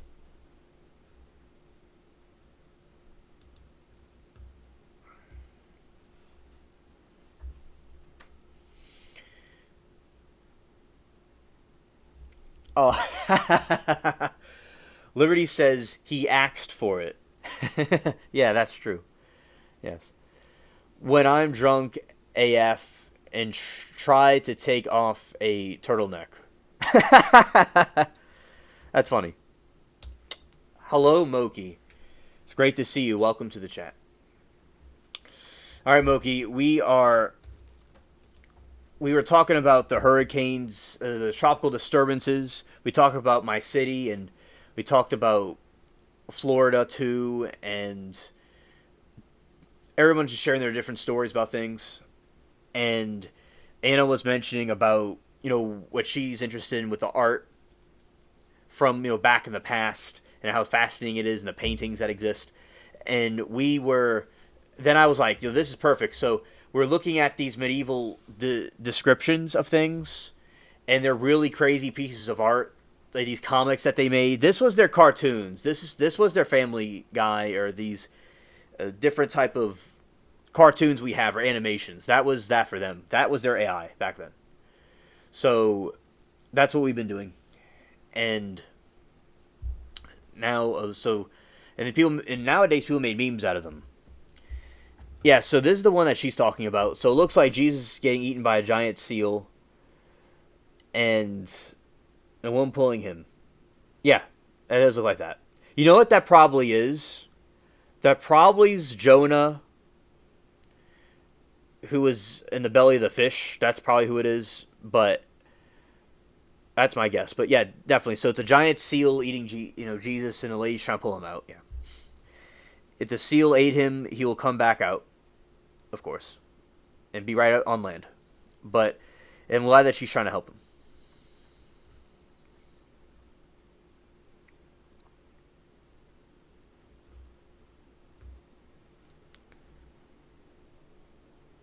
Then you got this clown right here. The dude's saying nanny nanny boo boo right there. And he's making like, ha ha, you can't catch me. Ha ha.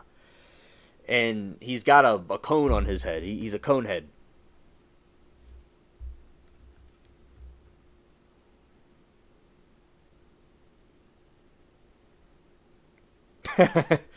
The kings are like, let's get the F out of here.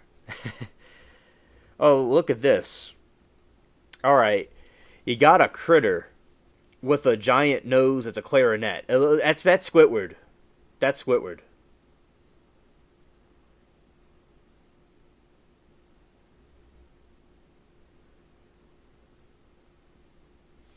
Sawgirl said, I thought it was a weird baptism. I grew up in Roman Catholic. You have no idea what I believe. What I used to believe, lol. I was raised Catholic, and as I got older, I liked things from Protestantism, and now I'm like a hybrid between both of them. So I'm like an eclectic Christian. Like I'm a Christian still, of course, and I like things from both churches, and other religions have interesting things in them too. And so, but bottom line, silver lining is that I'm a Christian, but I also like Catholic Christian, something like that, because I still have practices from them. But if people can believe what they like to, of course, it's all good, and people have no problem with whatever people believe. And you got this. That's probably the archetype of Squidward, because he's playing this like a clarinet, and he has a funny nose. It looks like he's kind of failing at it. True. Okay. And he has his chest has a blue face on it, and he's also kind of red. And he has a tail too.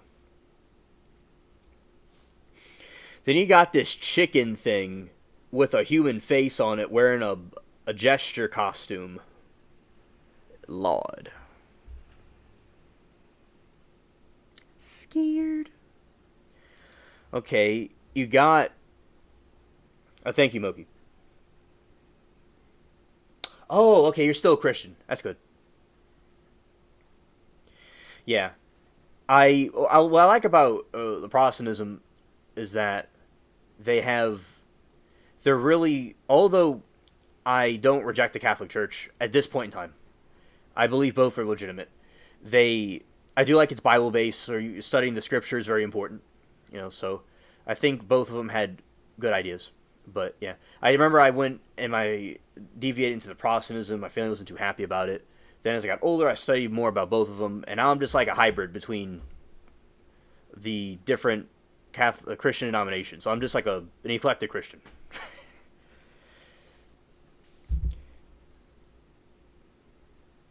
Understood, Saw Girl, and everybody's fine. In here, you'll find people of different denominations and different groups in one place. So, thank you for your consideration about it.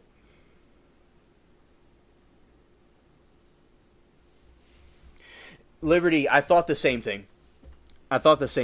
They spell medieval funny. I thought it was medieval. Liberty, I thought it was medieval. I always say medieval.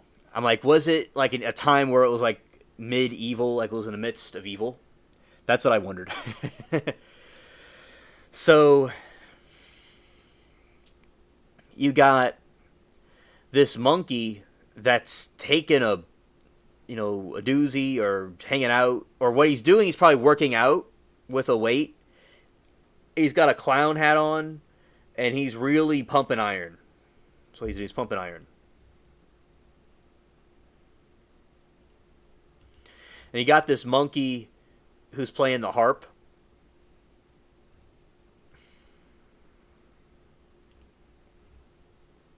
And you got a monkey playing a flute. Playing a trumpet. Now look at this. I believe in the Mandela effect, Saw Girl. That's what we talk about, the Mandela effect here a lot. Bob, amen. We are very blessed that we survived those times. And the Catholic Church is very cool Catholics, and like some people, they will interpret, like some people that are Catholic have different interpretations of it. Sometimes they'll think that everybody needs to be Catholic. Other people think it's more relaxed. So I think every religion could have its groups that might have more uh, extreme views than others. But yeah, and as I said, I'm all over the place with that and that in the Christian umbrella. All right, so we got scalping right here. We got scalping. So you got two bros, some righteous bros. And I see the horse giving a side eye. They gave up their scalp for a crown. That's a good symbolism.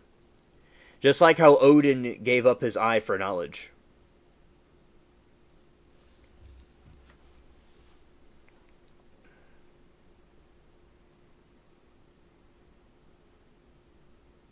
Thank you, Moki. Thank you for the link.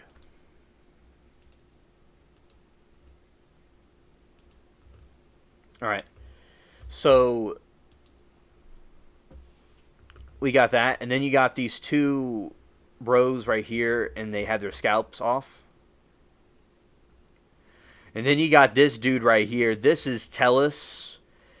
This is like right there, or one of those, or the trial that we're watching today. That was the perpetrator, or what this could be is somebody cheating on somebody, and the dude's about to whack him with a big caveman bat right there.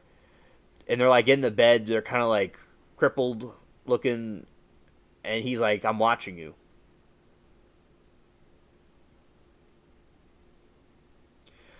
Moki, thank you for those. You can post them in the chat. I didn't talk about the Panama thing just yet, but we're going to be talking about it in a moment. Soonish. And I appreciate the links. You could send them the links in the chat, but I did see the video. So the Panama meteorite, there's this meteorite that was found in Panama, and the dude kind of cleaned it off and showed it, and this fungus grows on the Panama meteorite, and it has octopus tentacles to it, and it looks like something from Venom. So it's a type of fungus from space, and it's like the most alien thing you've ever seen.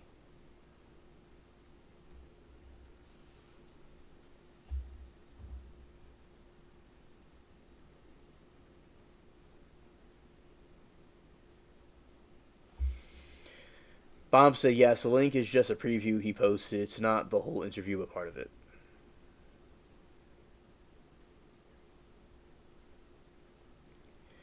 Now, Bob says the Panama meteor has been debunked allegedly. I hear you. Now, I've not seen anything about it just yet, but I hear what you're saying. Thank you.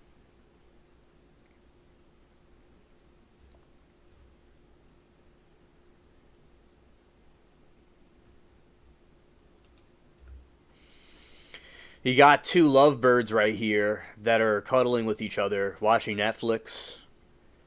And one dude is getting his finger eaten by a bird. Scared.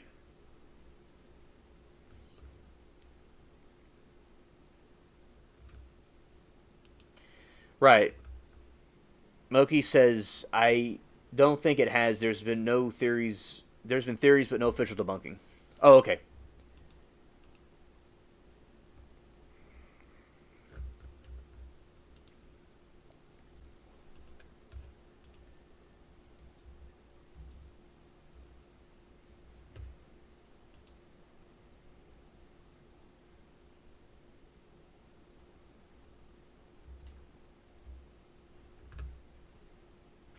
All right.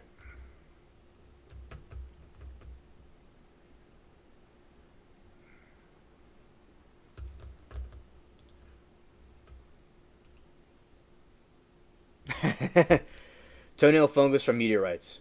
Venom from space. It's a real thing, I think. Oh, interesting. Scared. And then you got this horse right here that's giving the side eye. Like I'm watching you.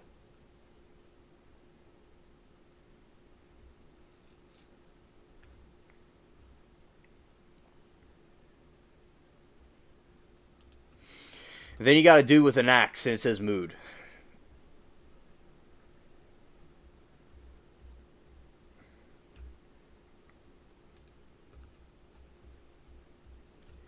All right, and this is the one, the free deek. Right there.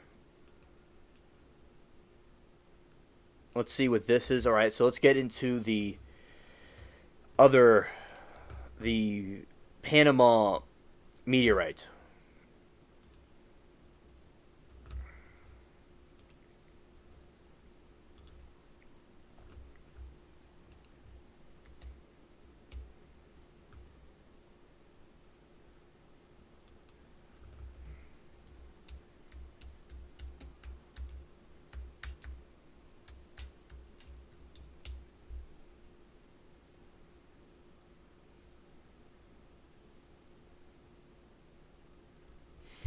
The Panama meteorite is a viral social media phenomenon, not scientifically confirmed meteorite, that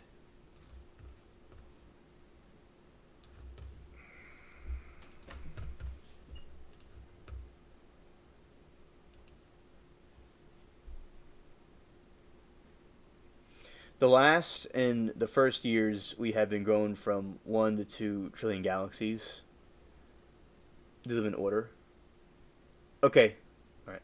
The horse with the other side eye reminds me of the pics of the British doing guard duty on the horse with a tourist standing next to them. Yeah. Yeah, that definitely makes sense. In September 25, a Panamanian man began posting videos showing a rock that supposedly held an alien life form emerging from it. Well, the story has giant significant traction online. Some people do not think it is true, but I think it's likely true. The origin. The videos first were posted on TikTok. A user known as Ken Pana. In August 25, the user claimed to have discovered a meteorite in Pedregal, Panama. Okay, and I understood.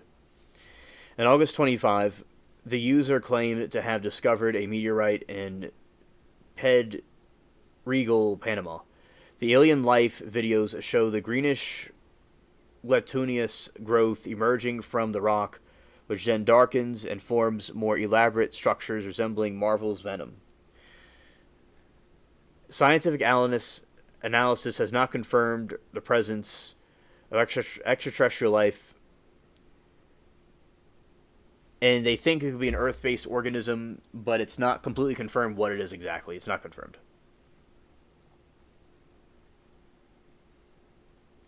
He had it in a safe and was going out of the safe.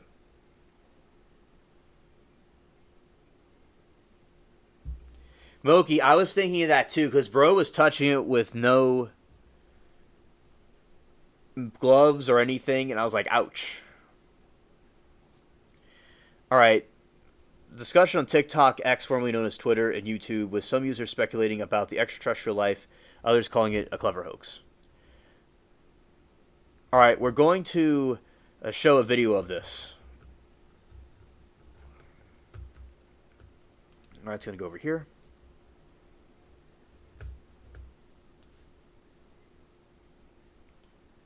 A little venomous. Yes. Yes.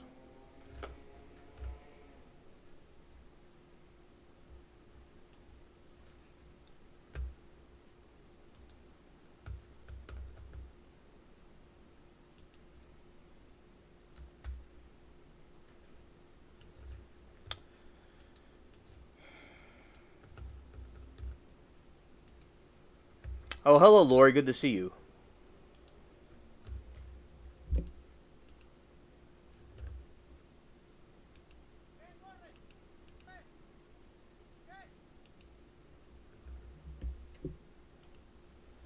Okay, going over this way to move the window.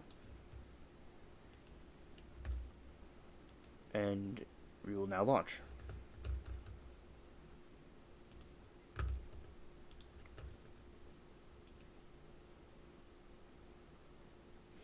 People are saying it's a devil's stinger, but I don't think it is. Oh, okay.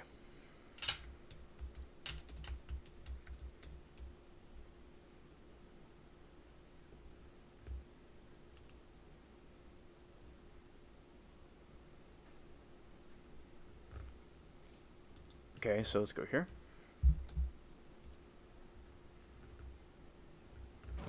¿Fue eso? ¿Qué fue?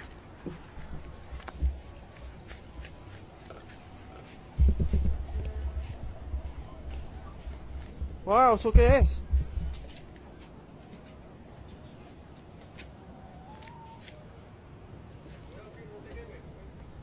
Ken, corre! Ven a ver!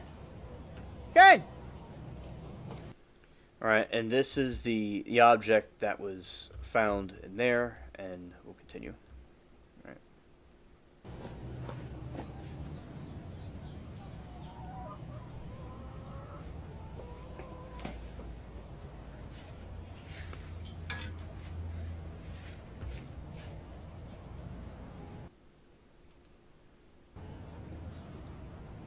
El meteorito ha cambiado de color y me di cuenta que destruye todo lo que es planta. No se puede acercar a una planta porque... Miren ustedes. Cuando uno le pone algo con vida, por ejemplo esta hoja. Alright, and he takes this thing to see what kind of reaction it has. Okay. You see it kind of stains the other side of the leaf. And let's see what else he does there. Alright.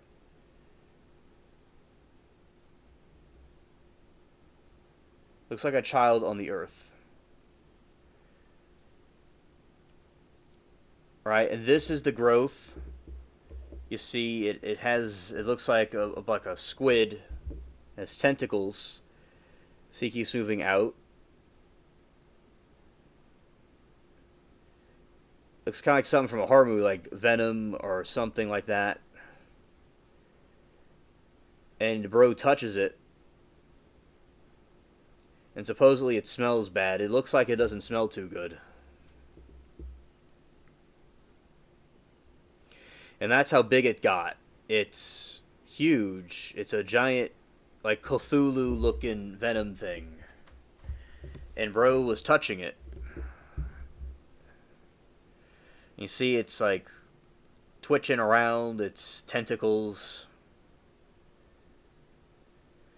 And he picks it up with his hands and he's putting it inside a thing, which I don't recommend. I recommend wearing gloves if one was going to handle something from space that looks like a demonic octopus. You know, things could be airborne, things could be bad to the touch, and it looks like it's breathing. So we got that strange thing right there, and it also some people think that it could be the devil's finger, which I'll tell you what that is exactly. And Lori, I'm glad that you're hanging out with us. And let's go here.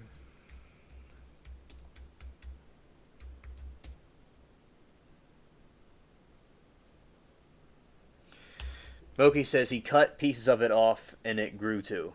Yeah, that's what happens, especially with certain mammals. Say with certain organisms, you'll have certain organisms that will, like sometimes like worms, certain worms. Like you could cut it in half and it'll grow another piece of itself, or like Patrick Star. Okay, Michael, understood.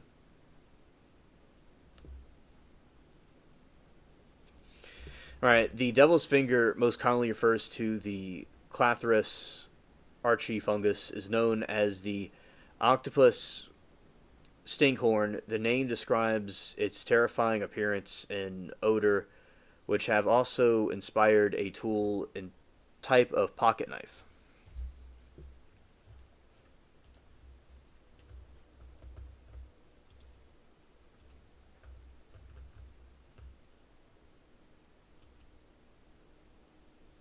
Looks kind of like Patrick Star. That could be it, possibly, but it looks much blacker than that thing. It looks much blacker.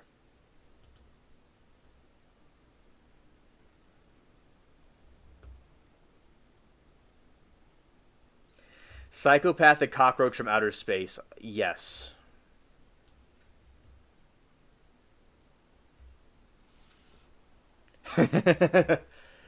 Loki said I'm calling someone octopus stinkhorn tomorrow. Maybe Aaron.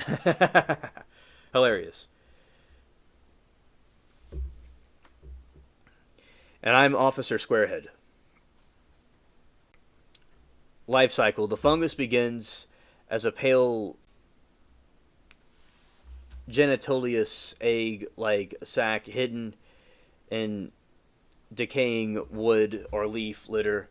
When it matures, 4 to 8 bright red finger-like arms burst out of the sac.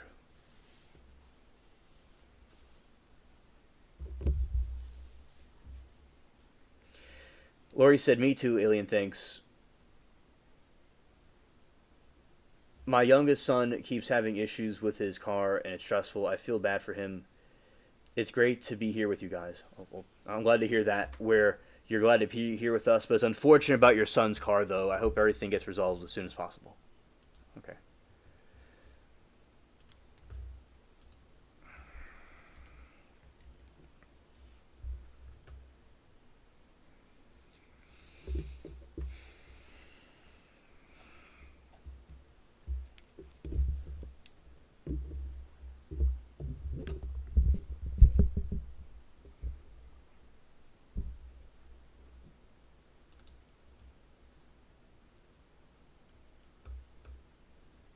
All right, you got this thing. It's moving,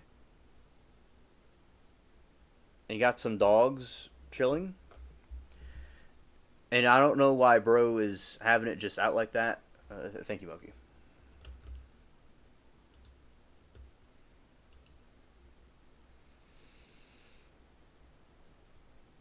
You're welcome, Lori. And then you got this thing just hanging out right there. And it's kind of like it's moving. It's like breathing. That thing looks crazy looking. And that thing fell from space.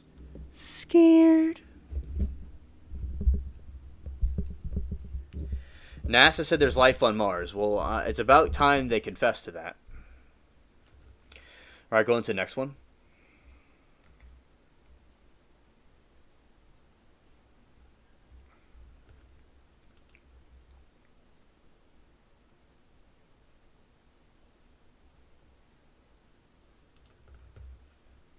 Okay, if this video is legit, we are cooked. Seriously. So, a man in Panama claims that he found a freshly fallen meteorite recently. At first, it looked just like a rock from space, so he collected it and he kept it. And then he started doing experiments with it and noticed some very strange things about it. For example, he put a leaf on it and it wilts the leaf and then basically burns the leaf, like burns through it, which is strange. And over time, he noticed some even stranger things occurring. For example, the spot in the dirt where it landed actually glows at night. I don't know if it's like radioactive material or what. But then something even more bizarre and frankly, I'd say concerning started happening. It started growing something. So here's the debate. Is this just local fungi or spores from the ground, or could it actually be an extraterrestrial microbe that hitchhiked across the cosmos? I mean, normally anything living would burn up when a meteorite blasts through Earth's atmosphere, but not everything is fragile. We've actually found bacteria here on Earth that survive in the most extreme places, like microbes that thrive in underwater volcanic vents that are hotter than boiling water. So, I mean, could life from out there be hardy enough to survive a fiery crash through our skies? Maybe. Yeah, I think anything's possible. And with the vast infinite universe and oceans, we do not know what could be what exactly. You never know. So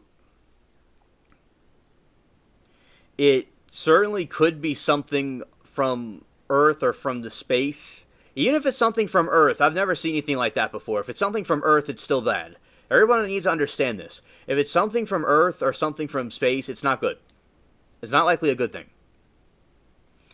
I've seen meteorites before. Somewhere on this table in different spots, I had meteorites that I've taken from outside. And I found some interesting space rocks that fallen that looked kind of like things from desert sand. And there was also this rock from Understood, Moki. You know, these meteorites, and they're magnetic. One way you could prove something is a meteorite if it's magnetic. And there's exceptions to the rule, in my opinion. I'm sure there's other things that may cause it not to be magnetic. It could be something else. But still, space rocks, I've seen before because there's quite a few of them, and they're usually quite smaller. But I've seen big ones like that. They're very, very dark and they're burned. And it's crazy that this thing occurred.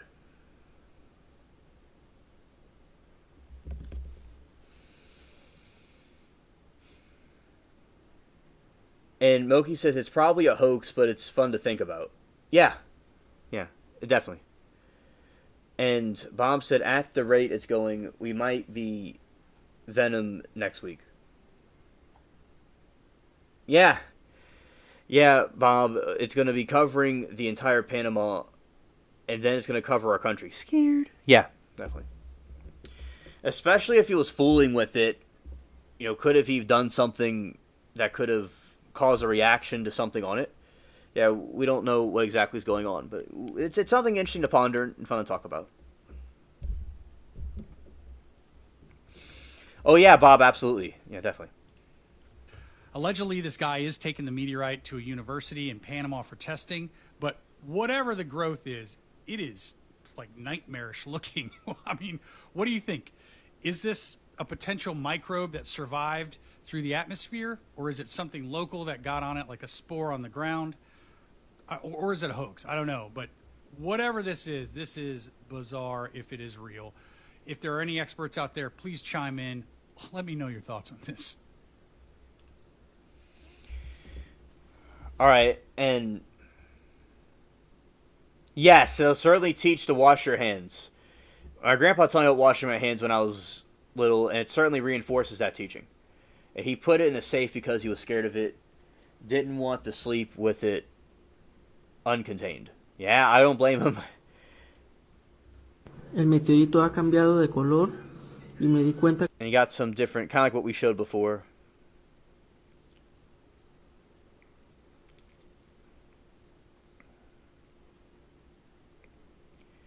And he takes this leaf, as we already saw this before. Let's see.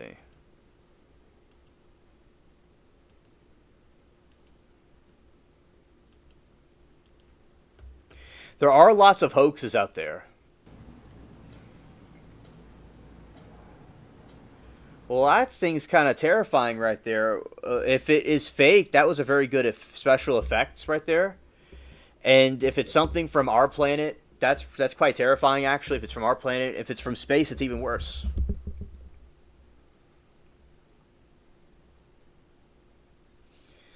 Got on phone a half hour ago and didn't send my message, but back. Oh, good to see you, Anna. Welcome. We're talking about this crazy space rock that this dude found in Panama. And it's allegedly growing a fungus that's very strange looking. And it started as a little tentacle, and then it grew into this big horrid thing. And people are debating if it's a hoax or not. If it's a hoax, it was very well done. If it's real from Earth, that's terrifying. If it's from another planet, it's even more terrifying. Or from space, it's like, scared. All right.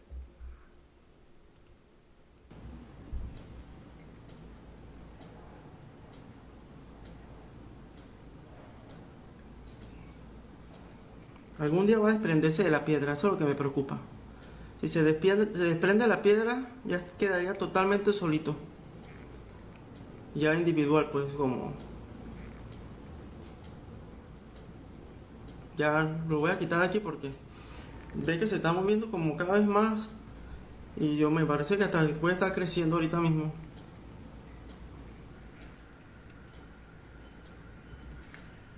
No. Ya que ustedes no son los que están aquí. Ustedes no son los que están aquí.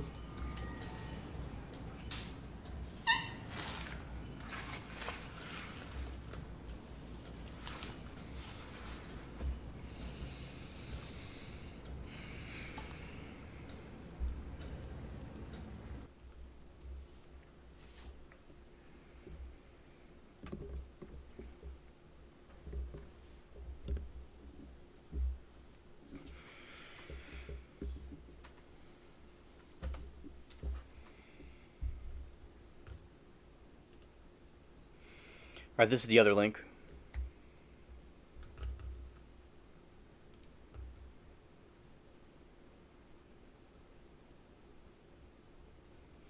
Alright, let's see. He has a safe in his vehicle for some reason.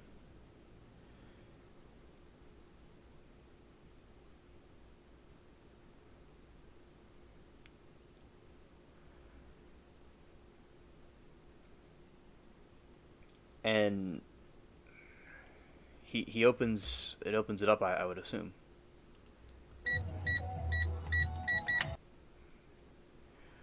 And he has this thing in a safe, and it's like moving. This thing looks crazy looking, whatever it is, and it allegedly smells bad. Whoa. The safe has venom in it. Yes. Yes. And I'll show you, Anna, the other clip that I showed a moment ago. Okay. Alright, so allegedly this is in Panama. And this, I will say about meteorites, I don't know of like a fire happening when a little meteor hits the ground. Of course, I don't know everything, and it's quite a big crater, so I'm not saying it's not true. Just usually, like when a little thing falls from the sky, you leave like a little indentation in the ground. But look, it doesn't. The force and the friction of it can cause it to go boom. So I think it is accurate. I'm not saying it's not true, but it had to hit the ground with a lot of force.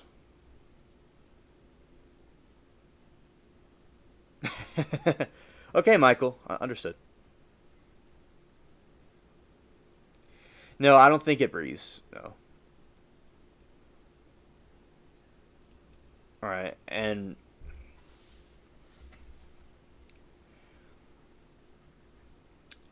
you know, it's a very small meteor right there. And as I said, it's probably a hoax, but it's just an interesting thing to talk about. Hey, right, the little rock made a big hole. Because I know about... I see meteors fall that are very small, and they're usually... It leaves a little tiny thing. Unless if it hit the ground so hard, or if it broke up in a bunch of pieces. And usually, meteorites that I know of are... oftentimes very black, but it doesn't mean it's something else, and they have craters inside of them. If it's a meteorite, it would be magnetic, in my opinion. But I don't know, it could be something else. I said, I'm not going to rule it out. It's strange. Even if it's something from Earth, it's strange. Unless they were able to make some sort of fungus, or it's a hoax. We will... Right, and... Yes, that is true. And then it kind of burns the leaf.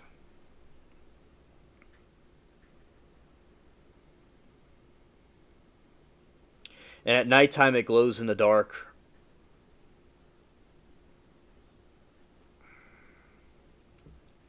And that's the first thing. It's like this little tentacle comes out, and it's a type of fungus, and it's kind of moving around.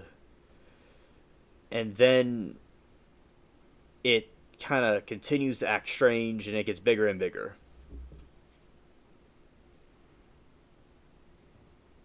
And Bro touches it, which I don't recommend doing. He's being an octopus stinkhorn. Scared. And that's when it gets bigger. Right there. I just said it may be a hoax, but it's interesting. Yes, he's taking it to a university to be studied. And there's another little piece of it. And it allegedly smells really bad. And that's the whole thing right there. And it kind of moves up and down. As I said, it's interesting to talk about. Yeah, so he brought it to a university to get it studied. And going over here.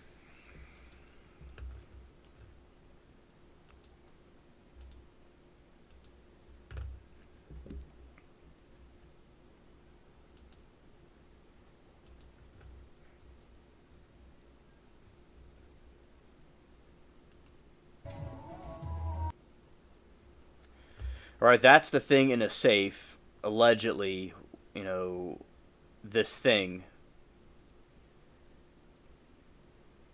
And there, he's taking it to be studied, but we'll see if it's a hoax or if it's some growth from Earth or not. We will see what it is exactly. So, if it's real or not, it's interesting to talk about. And we talk about paranormal things here. So, we'll see what it is exactly. There's theories that it is the devil's finger.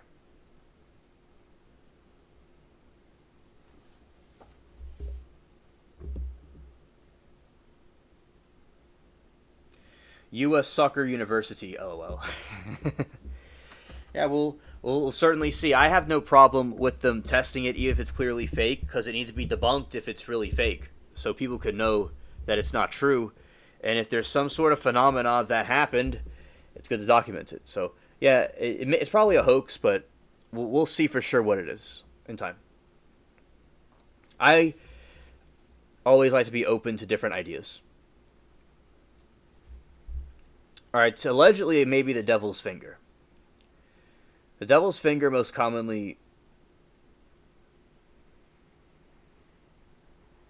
Okay, thank you, Moki. I'll go check that out.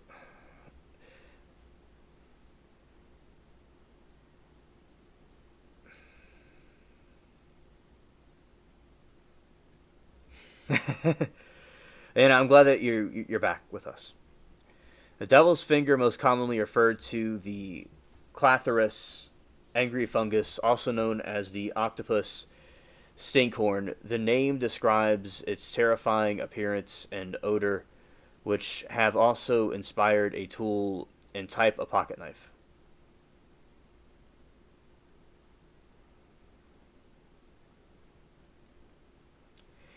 That is true, Michael. That is true.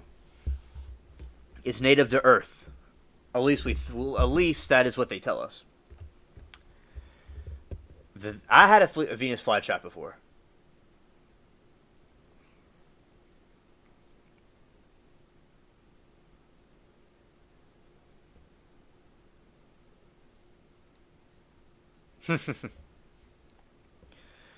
Life cycle. This fungus begins as a pale gelatinous egg-like sac hidden in decaying wood or leaf litter. When it matures, for the 8 bright red finger-like arms burst out into the sac.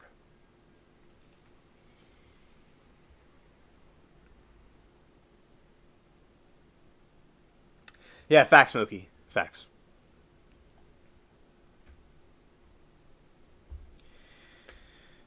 Appearance. When the fungus emerges, the arms spread out to resemble a star or squid. The interior of the arms is covered with a dark olive-colored slime called the gleba, which contains spores. Odor. The fungus releases pungent, foul-smelling odor similar to rotting flesh.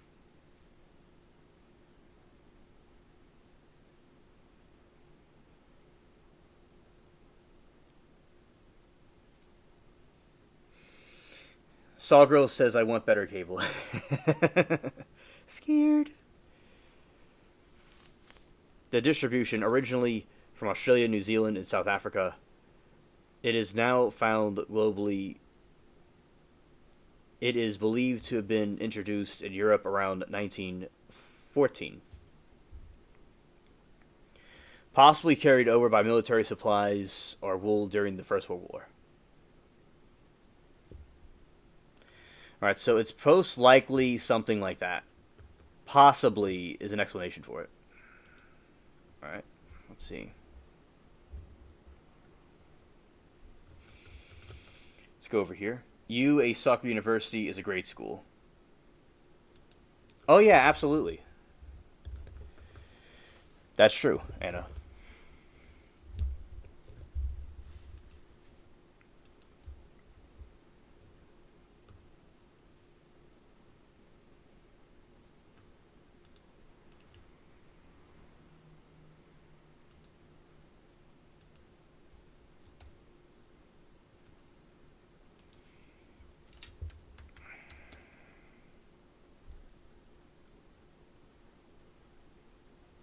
Sawgirl says, I graduated from Imasuka University. I went there a couple of semesters. I didn't complete my graduation, but I did finish a couple semesters.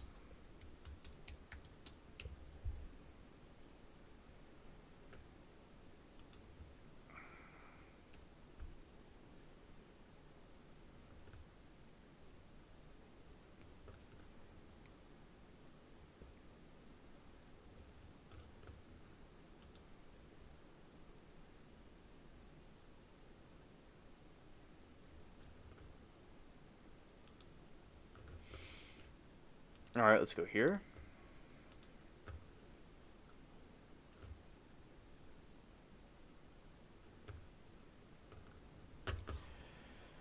Let's see.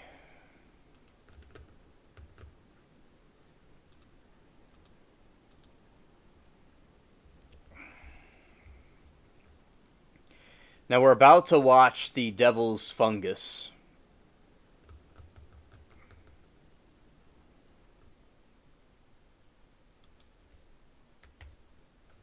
So y'all that might not like that, just viewer discretion advised.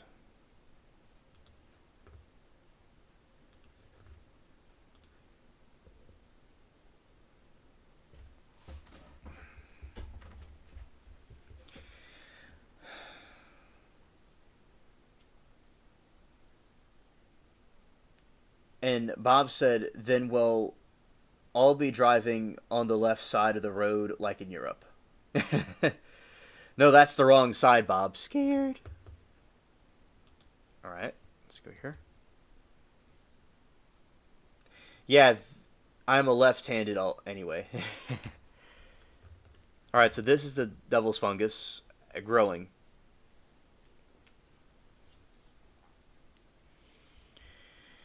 And, yeah, scared.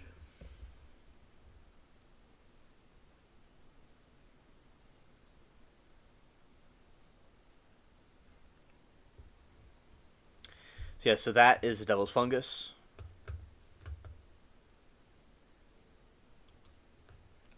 Alright.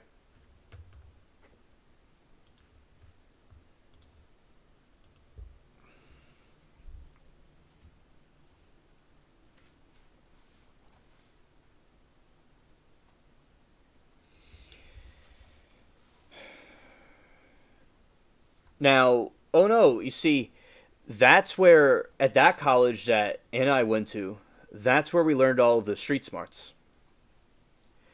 And although that is one of the greatest things about that place. And shout out to Anna and Michael and chat and everybody. I appreciate y'all here. But that university really had the most funniest, best things in it that we went to. And they'll be sorority sisters indeed. Yes. Yes. And I'll go and I'll see y'all around campus. I'll be debating people of all kinds of different intellectuals that come through and people that also want to challenge everything else. I'll go there and debate on campus of different things. Scared. Alright. So yeah, and Anna said, plus it's a big party school too. Oh yeah, Anna, we raised the roof. The parties there are unforgettable.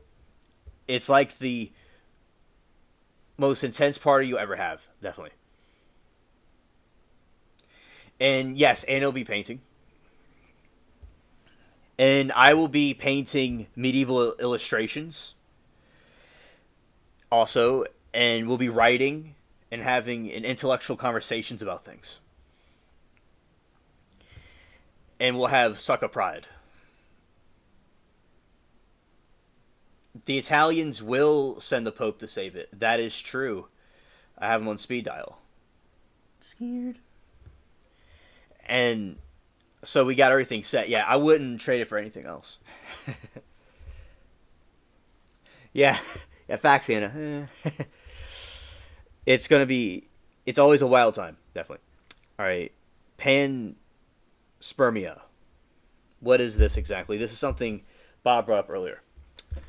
The hypothesis that life exists throughout the universe and is disturbed by celestial bodies such as meteoroids, asteroids, and comets. The seeds of life in the form of microorganisms are thought to travel through space and land stable planets where they can survive and evolve. The blob will grow as big as a house, and the Pope will sprinkle holy water on it with no effect. Scared.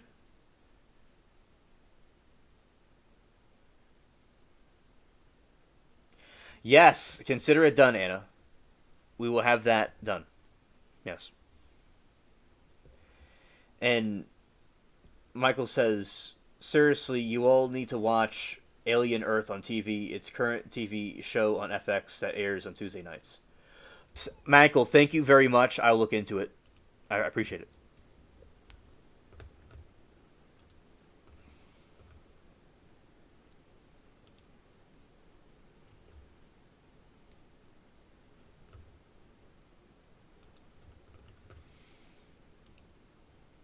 Oh, your hubby watches it. That's good. Now it could be spread from location to another. Types of panspermia. Lithopanspermia. The theory of microorganisms hitch a ride on rocks ejected from a planet's surface by a large impact event. The rock shields the microbes from harsh conditions of space until they are delivered to another world.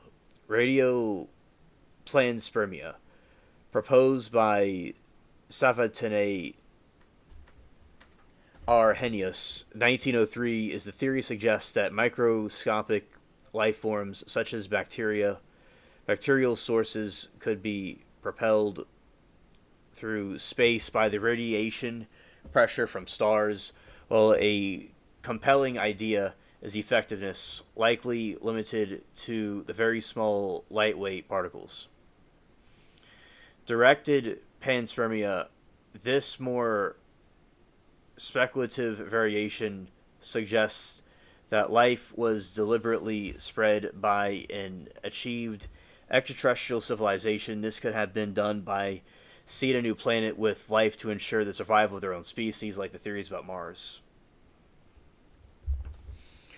Pseudopanspermia, a related but distinct, more widely accepted hypothesis. It suggests that the organic building blocks of life, such as amino acids and sugars, were formed in space and delivered to Earth.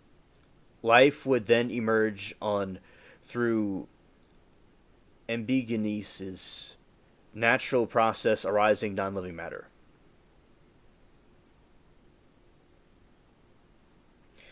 Sawgirl says it's important to look at all aspects how life began on Earth. If you can dream it, you can be it. I think the phrase is X from Rocky Horror Picture Show 50 years anniversary. Oh yeah, thank you for that. I do agree. The one who can and can't are both correct.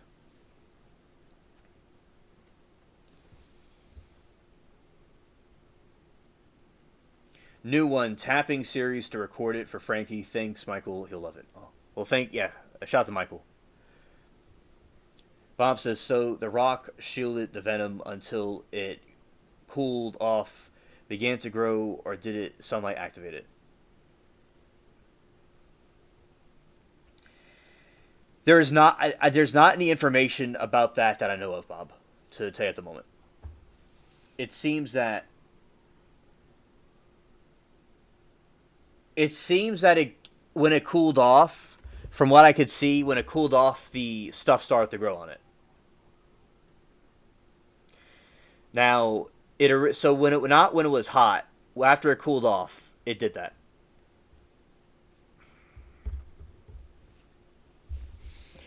The credibility. The panspermia is mixed with strong support from idea and little from others. Organic compounds in space. Scientists have found amino acids and other building blocks of life in meteorites and comets, confirming that these precursors can form in space. Thank you, Lori. Yes, the H2O could have activated too, because he did wash it off with water. That's true. Lori said abiogenesis. Okay, thank you.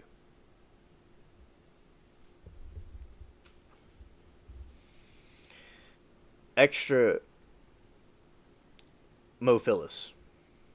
Certain microorganisms known as extramophilus had.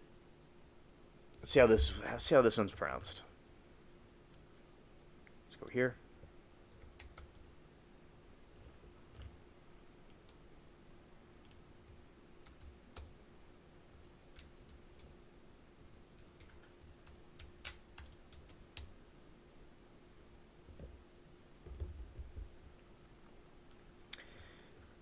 Ike, the X, stream, a file.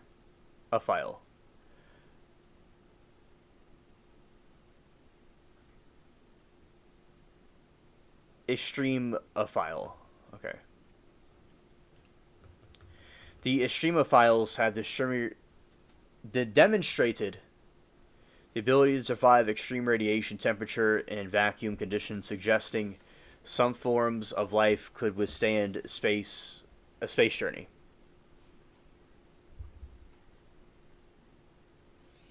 Michael said this sci-fi show takes place in the future. A crew goes to outer space and gathers other life forms. It crashes into Earth instead of landing.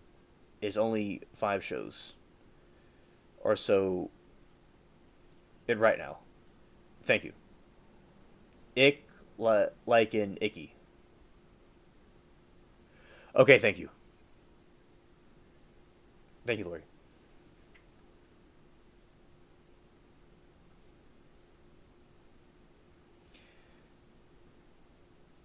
Don't think a guy would make that to be only found out to be a fraud. And Anna said, he does Science Channel. He'll be surprised. Thanks again, okay? And Bob says, I agree. And appeared already wealthy. Okay, Abby.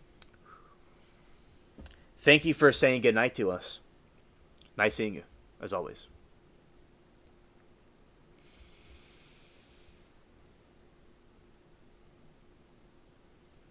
Lori said,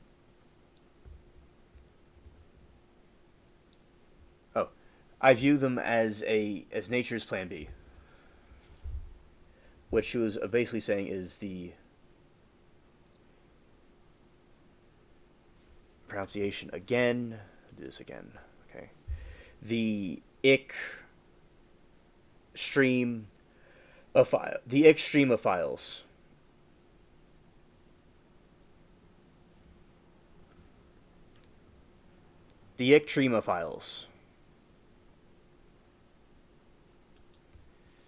As nature's plan B. Oh, okay, Lori. Yeah, that definitely seems like a good plan B to me.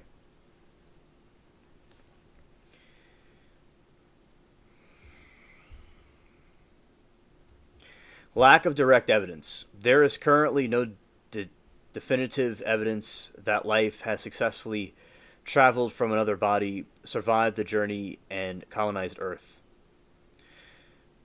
Survival challenges. The immense distance and extreme conditions of space travel include harsh radiation, extreme temperatures, and re-entry fraction pose significant survival challenges for microorganisms. Event with some shedding. Yes, Lori. Yes, I agree. If the planet gets too hot, acid, etc.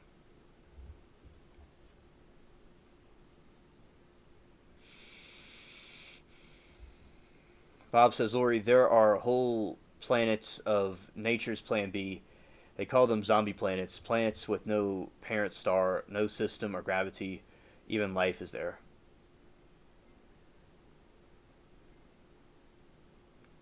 God is the Father, even time frustrates me. Yeah. It's an infinite world of unknown things. Planet, definitely.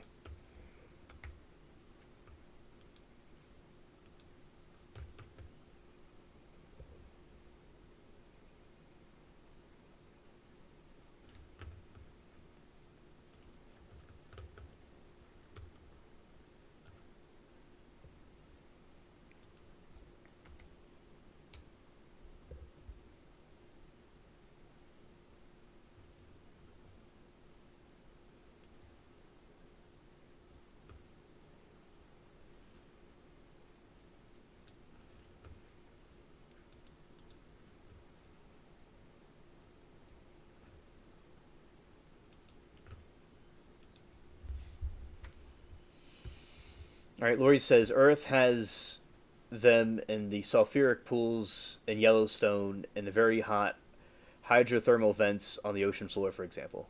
Oh, yes, yes. Thank you for sharing that. Yeah.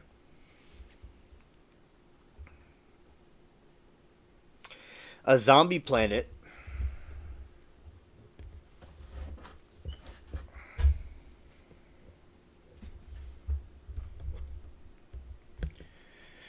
A zombie planet is a nickname of a planet that survives the deletion death of its host star. Most notably, these planets found orbiting pulsars and super dense. That show is based on alien movies. Ah, okay. A planet that survives the deletion death of its host star. Most notably, these are planets found orbiting pulsars and super dense, rapidly spinning corpses of stars that have exploded in supernovas. Interesting. Look at some pictures. Do they see that? Not really. Have to make it put them over here.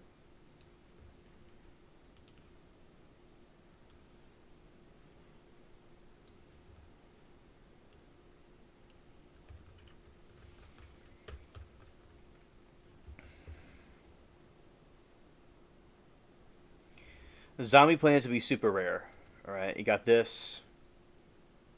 Rogue orbit around a star makes zombie planet. Interesting. They're rogue planets.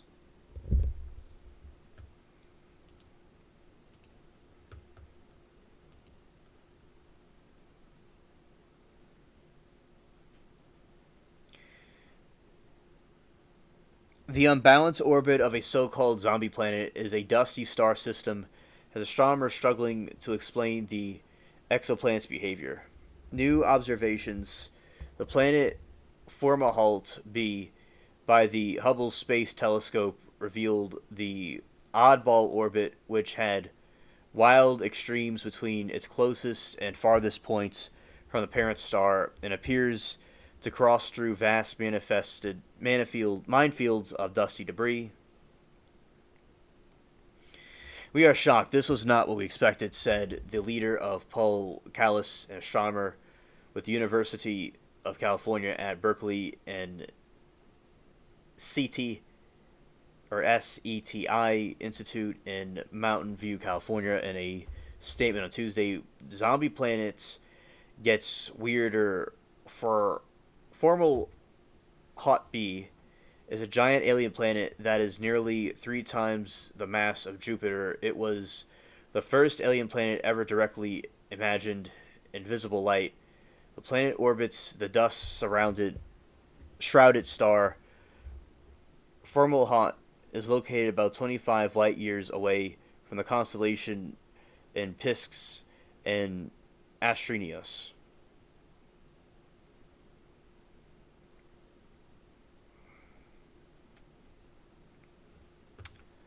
Alright, and let's get some more information about this. Alright, so this is some other picture. There's some artistic interpretations of it.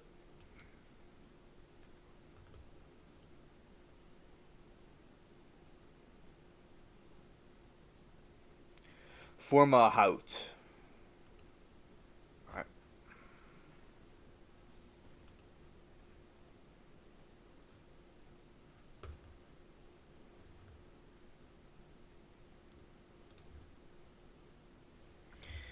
The name comes from the planet's ability to come back to life or be reborn from the remnants of a destroyed star system. These worlds are profoundly different from the planets in our solar system.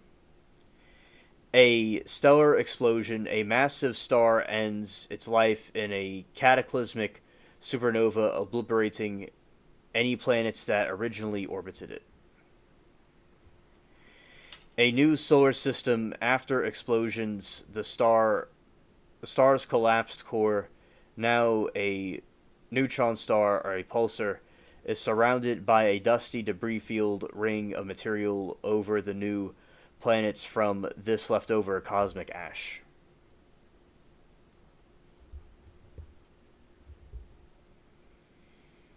Reborn worlds, because they are made from the remnants of supernova, these are considered zombie planets, a new planetary system rising from deleted or former one, or dead one.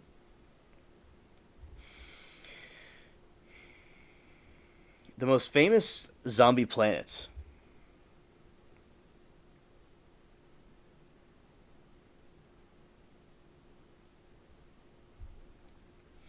A planet that created its own gravity, therefore evolution, but only if the core was Massius.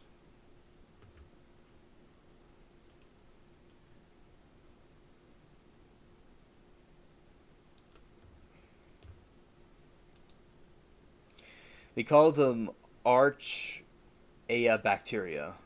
Archaea bacteria. When I was in college, but now they call them Archaea. I think they are amazing life forms. We're going to look at what that is next. Alright, let's go here.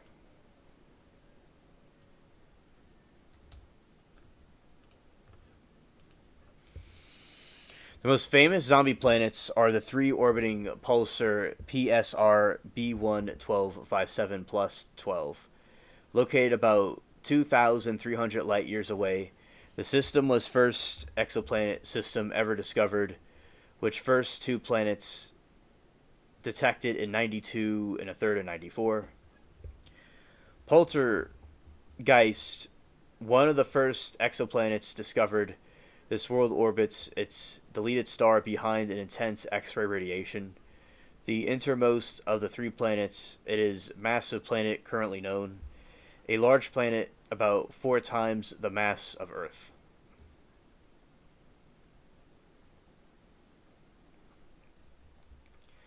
To survive as old as I am, I have imagined more than most reliance of the unseen and paradoxical or dark matter.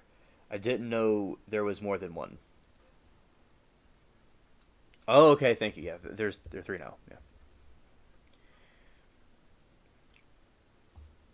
Drayuger, the innermost of the 3 planets. It is least massive planet currently known.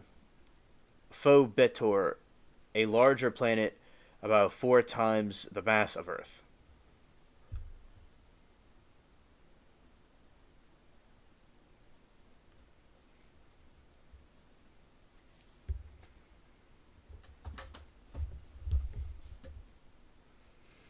Though these worlds are not like to host life, we know it. They offer an eerie and scientifically fascinating experience. If you could stand on a zombie planet, you might see a deleted sun, planet sky, would not contain a warm, steady star like our sun. Instead, it would be dominant by pulsing, storming light of its neutron star, radio waves. The neutron star, or pulsar, would send beams of radio waves sweeping through the system periodically to hit the planet. Intense radiation, the planet would be constantly bombarded by powerful X-ray and other radiation, making it extremely harsh environment. Can a zombie planet harbor any life forms?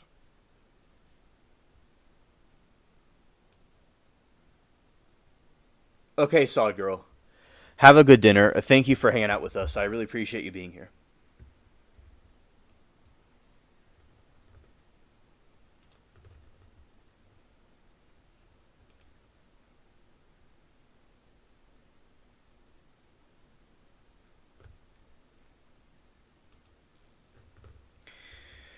Could zombie planets harbor life forms?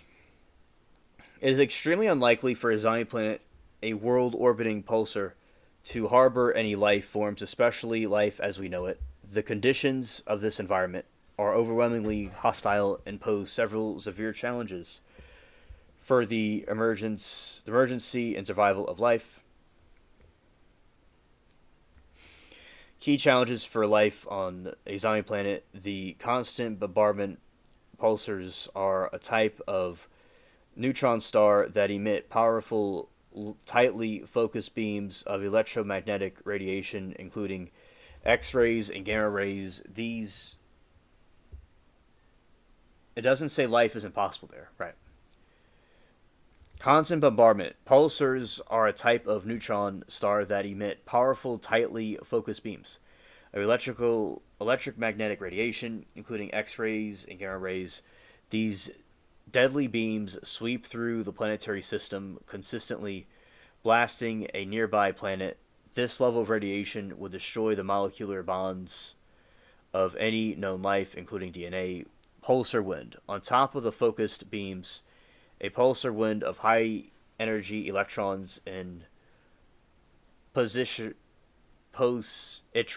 would strip away planet's atmosphere and ablat its surface.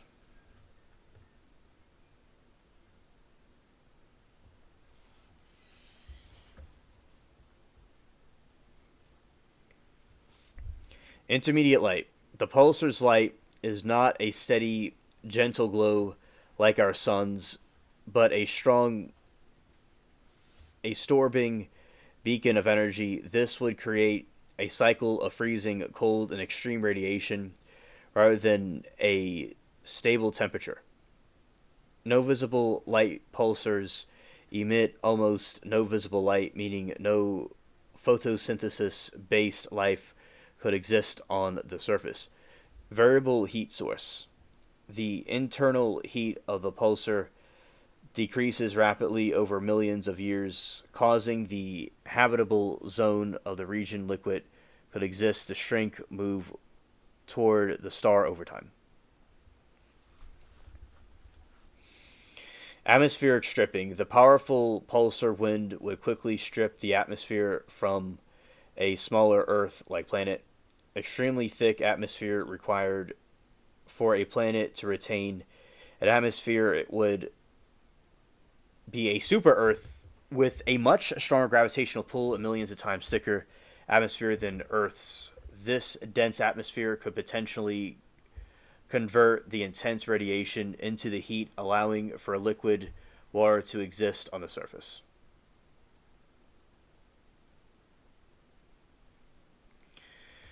Potential for alternative forms of life. Despite overwhelming obstacles, some astrobiologists, scientists have considered highly speculative scenarios for life on Pulsar planet, though it would not be life as we know it. Lori, does this very edge seem like life is like that? It's kind of like remote viewing.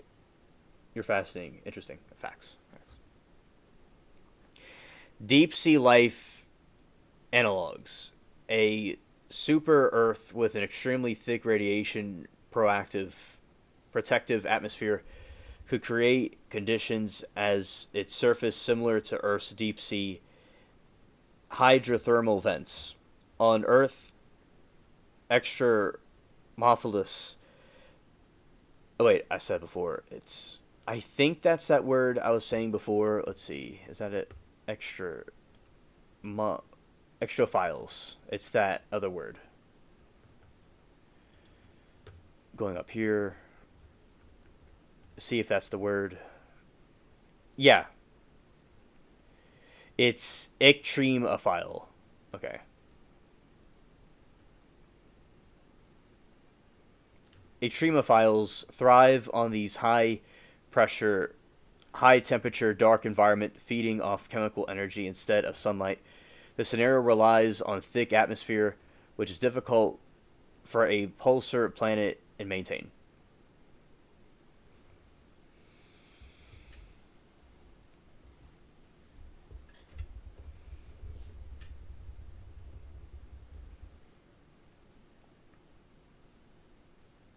Nice, Lori. I'm glad that you're enjoying it. High pressure, high temperature. There is it again. Yeah. The subsurface life could theoretically exist deep underground or a subsurface ocean shielded by a thick layer of rock and ice from the star's radiation. This life would have to rely on geothermal or tidal energy for warmth. Non-Earth life forms. Some science fiction like Robert Forward's has imagined life forms based on entirely different principles, like organisms living in the surface of neutron star itself. While compelling in fiction, these ideas remain entirely hypothetical.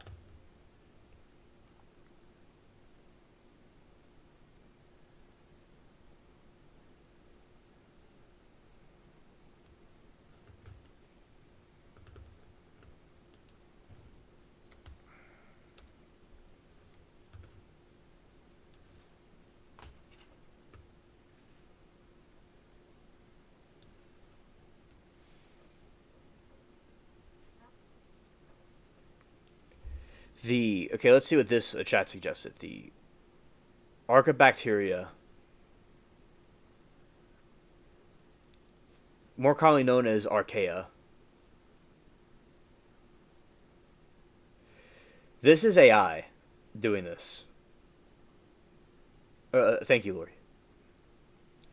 Is a domain of a single called microorganisms that were initially classified as bacteria. And it can be wrong. Yeah, definitely. Yeah. And the AI has a disclaimer that it could be wrong.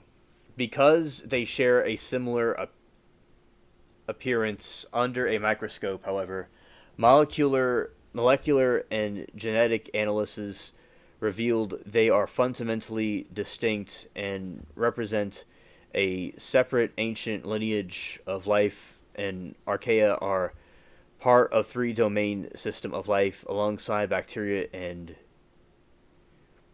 eukarya. Oh, okay, Lori, thank you.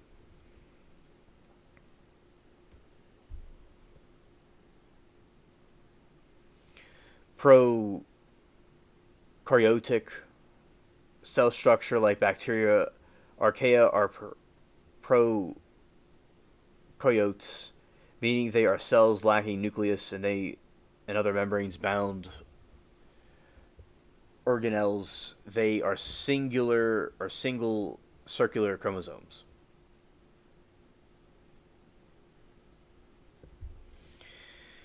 The unique biochemistry. Archaea have been biochemical features distinct from both bacteria and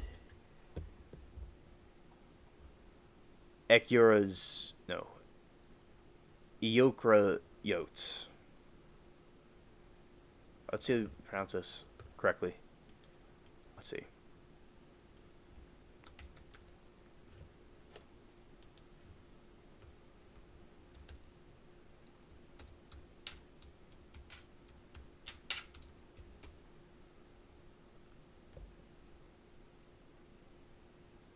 Eukaryotes.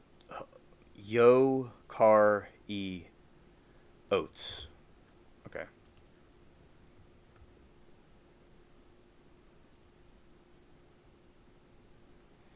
Eukaryotes. Okay, thank you. Lori said, maybe Alien brought some here on the outside of a spaceship. Yeah, that is true, I did. Eukaryotes, okay. And eukaryotes. Cell walls. The cell walls of archaea are not made of peptid oglycan. Olichen. Yeah, that's true, Bob. The polymer found in bacterial cell walls, some contain a smaller substance called pseudo peptidogen.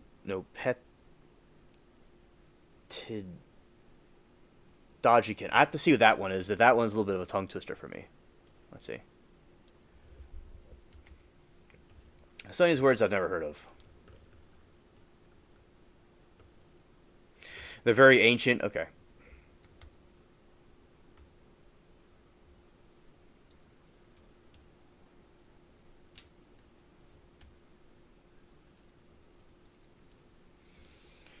Prokaryotic. Prokaryotic. Okay, thank you.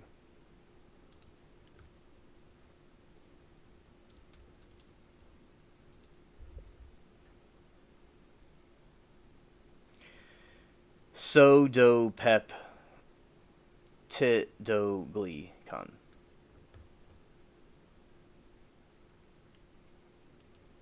Sodopecloticon. While others have cell walls made of protein, cell membranes, the cell membranes are archaea are composed of unique lipids that either linkages or branch chains, making them highly stable. In contrast, bacteria and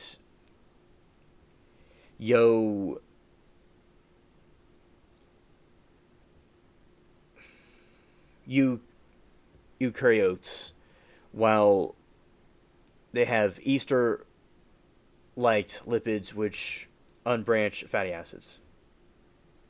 All right, Michael says it's pseudopeptidoglycan. Okay, thank you. Genetic machinery. The enzymes involved the genetic processes of DNA replication, transcription, and translation to archaea are more closely related to those eukaryotes than those of bacteria. Eukaryotic or eukaryote. Yep, okay, thank you. Diverse metabolism. Archaea exhibits a wide range of metabolic process. They can be autotrophs, deriving energy from inorganic compounds like hydrogen gas or sulfur, or heterotrophs, breaking down organic materials.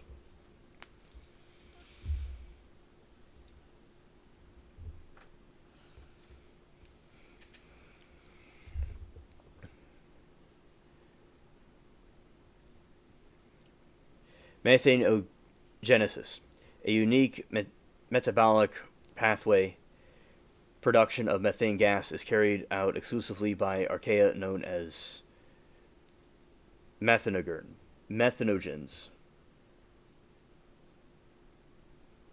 Combination of peptide and glycan. Science is a mouthful. Yes, it is. Yes.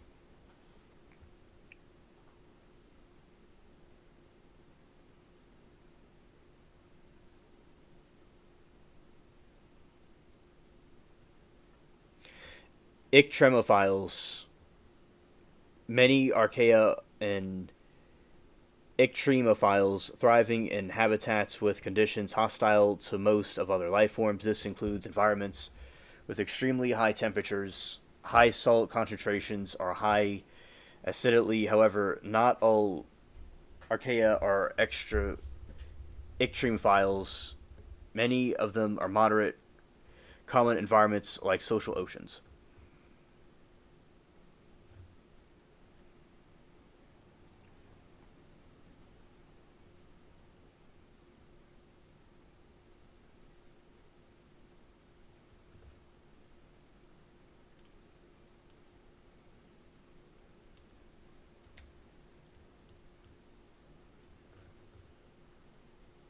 I've been a root word need since 5th grade.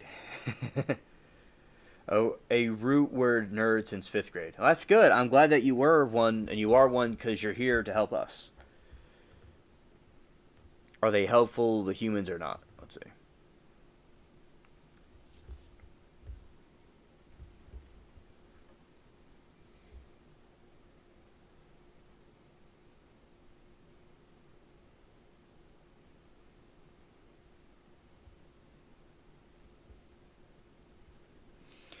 Archaea have complex relationship with humans with both potentially helpful and indirectly harmful effects. While no known species of archaea is considered a primarily human pathogen, their metabolic activities and interactions with bacteria can influence human health. No male or female needed to reproduce. Interesting. Troph means eating, essentially. It's been a battle today. I feel I've won in a way. You did. Yeah, you did. I feel like I've been in a battle the past week, and I won with 1,000 cuts. It was brutal.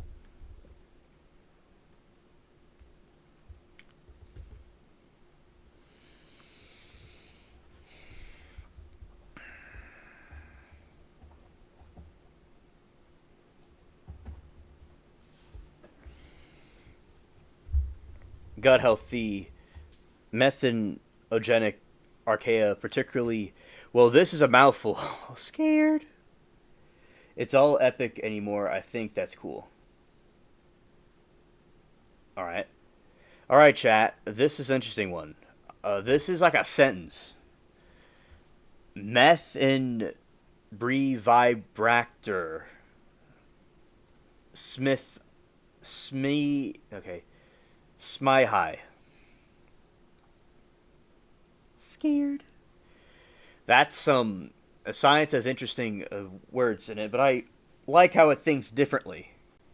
It puts things together in a different way than you usually would think.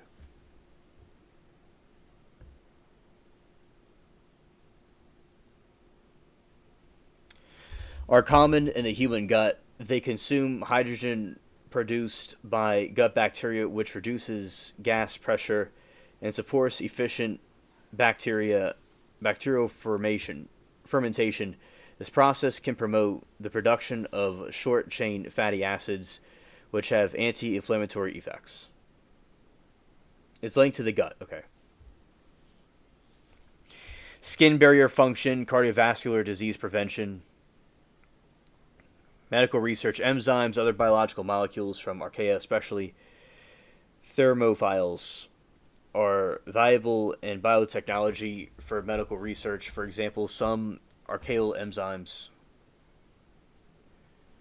functions, and temperatures used for lab PCR amplification. Archaea are also being investigated as potential source for new antibiotics and probiotics called the archibiotics.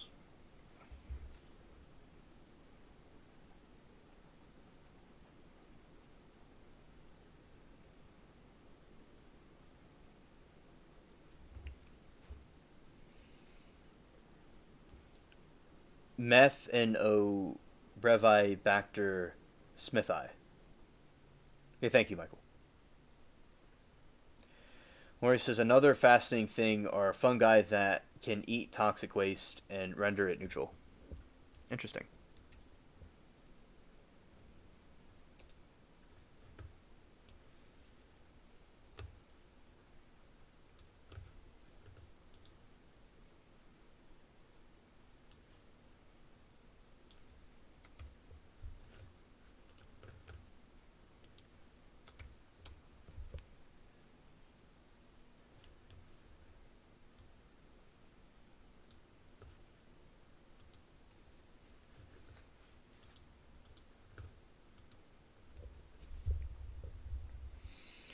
Fungi that can break down or neutralize toxic waste are used in a process called mycormidation.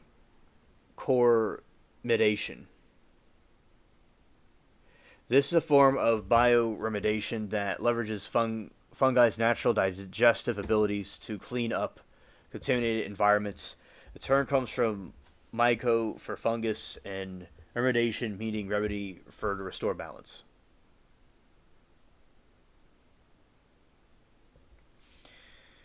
This is how this type of fungus works that you are mentioning.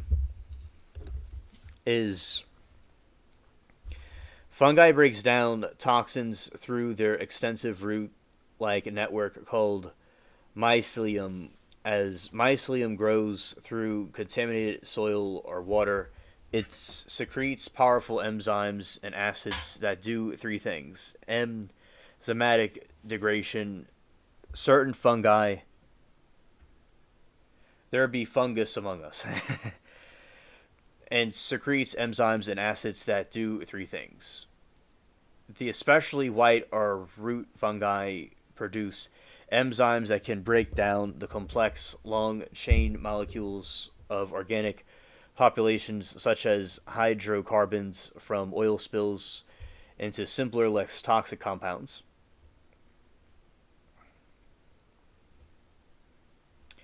Yeah, fungi is the fun guy.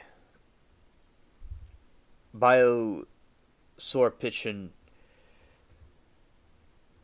and bioaccumulation is a mycelium passively absorbed and binds heavy metals like lead and cadmium to this cell walls further into the environment.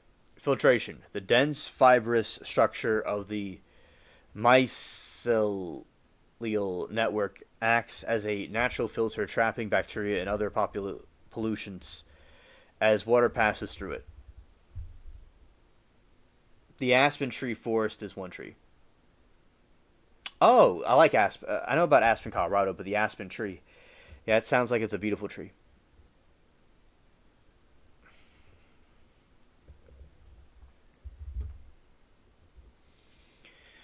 What toxins can fungi remediate?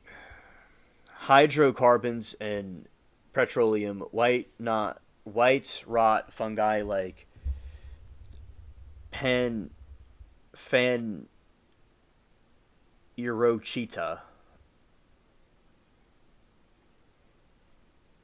and Chrysoporphium and oyster mushrooms. I didn't even know there's oyster mushrooms. Can degrade oil and other petroleum products. Michael says fungi are good for the environment. They break down all the organic material and make it soil rich for plants to grow in.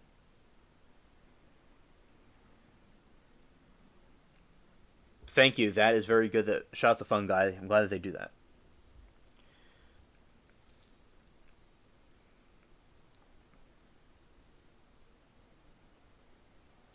Plastics. Several species have been identified that can break down different types of plastics, include polyurethane, a fungus called pest Otyopsis.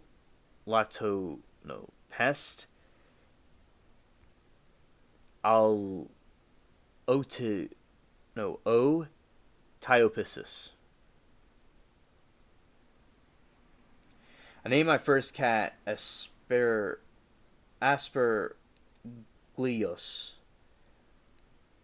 Ninger. Asper for short. Oh, that's cool. I like that.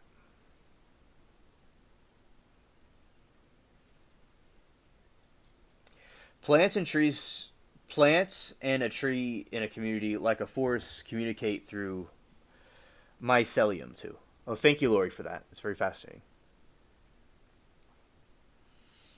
Michael said she was a black long-haired cat as a kitten, and she looked like a Petri plate of asp Niger grown. Oh, thank you. That's very cool. That's a very good name. Oh yeah, and absolutely. Yeah. Plastics. Several species have been identified that can break down different types of plastics, including polyurethane, a fungus called... Oh, I read that already. All right, pesticides. The herbicides of some fungi have been shown to degrade these agricultural chemicals, heavy metals. Species of Pleortius aspergillus remove the heavy metals from the water, wastewater, and soil. The pink tree Navi blue people in Avatar movie are not far-fetched. Now that's true. Yeah, facts. Chemical dyes. Fungi such as turkey tail mushroom can degrade synthetic dyes from industrial wastewater.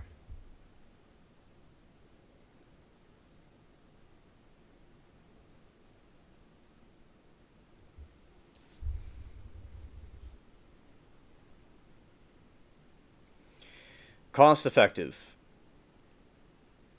Mycore mediation is generally less expensive and energy intensive than traditional cleanup methods such as removing and incinerating contaminated soil. Environmentally friendly. It is a natural process that restores balance to the ecosystem without introducing harmful chemicals or creating additional toxic byproducts. Versatile. Fungi are highly adaptable and can be used to clean up a wide variety of pollutants in diverse environments, from contamination environments and soil.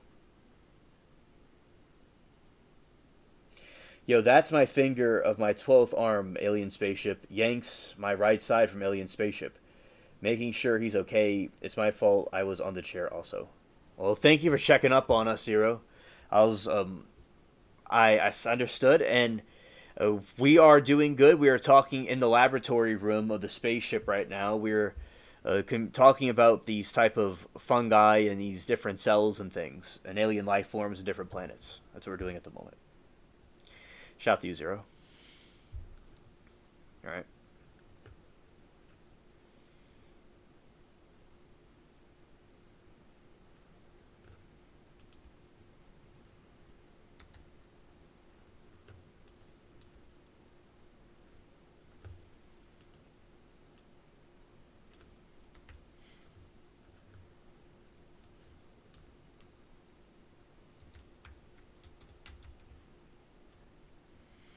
Thank you, Lori, for the shout out. I appreciate it, and I appreciate y'all's help.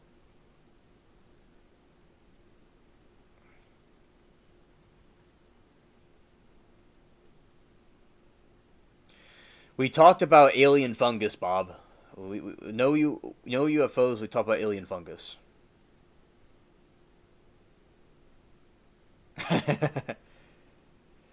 Zero said you said mushroom too many times the correct way. Chuckles darkly. Oh yeah, yeah, and I summoned you, and here we are. Yeah, scared.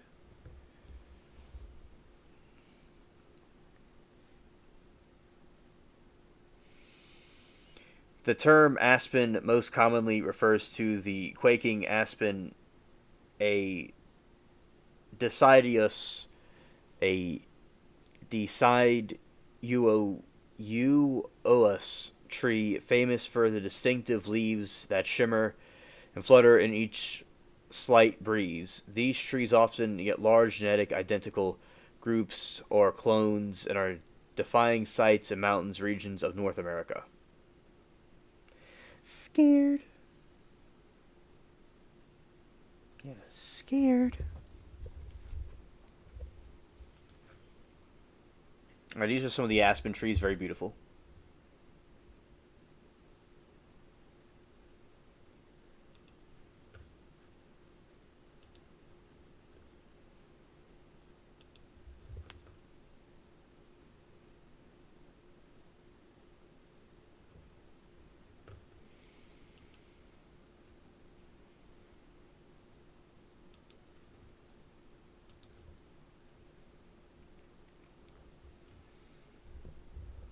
Oh yeah, yeah.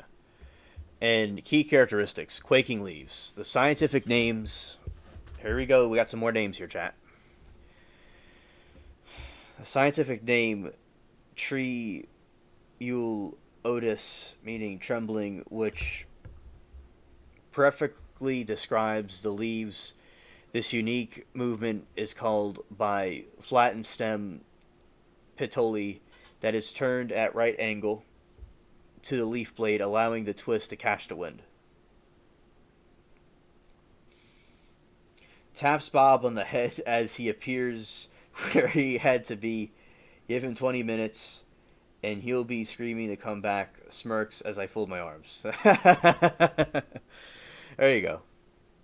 You can feel God in large organizations and simulations. I agree, Bob. I agree. White bark young aspen trees have smooth, creamy white to greenish bark. It does not peel like a birch tree's bark. As the tree matures, the bark becomes more grayish and frowned, especially near and base marked by black scars. Fall color. In autumn, the leaves turn a brilliant golden yellow, creating a spectacular scenery, particularly in the West United States. Colonal growth. You know what Alien Spaceship needs to do? Alien Spaceship needs to get some seeds of this tree and grow it in his yard. That's what Alien Spaceship needs to do.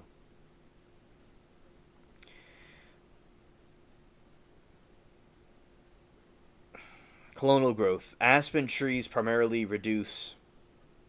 Oh, okay. Deciduous. Okay, thank you. People are being allowed to express themselves as they choose now, as many cannot state anything against you, not firmly. See, Bobby, get it. It's like tapping into a wall in the present moment. You get a little high. Yeah, facts. And it's hard one to type in pronunciation form. Yeah. Now, Lori, have you seen this tree in person? I'm just curious. D. Sid US. Yeah, thank you, Michael. Fall color in autumn. The leaves turn brilliant golden yellow, creating a spectacular scenery, particularly in western United States. Colonial growth. Aspen trees primarily reproduce asexually by seeding new sprouts or suckers from their extensive underground system.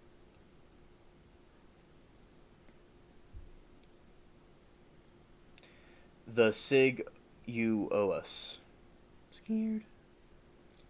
Underground root system. This means that the entire grove can be single massive organism connected by its roots, and Pandoclone in Utah is famously considered one of the largest and oldest living organisms on Earth, with 47,000 stems sharing a single root system.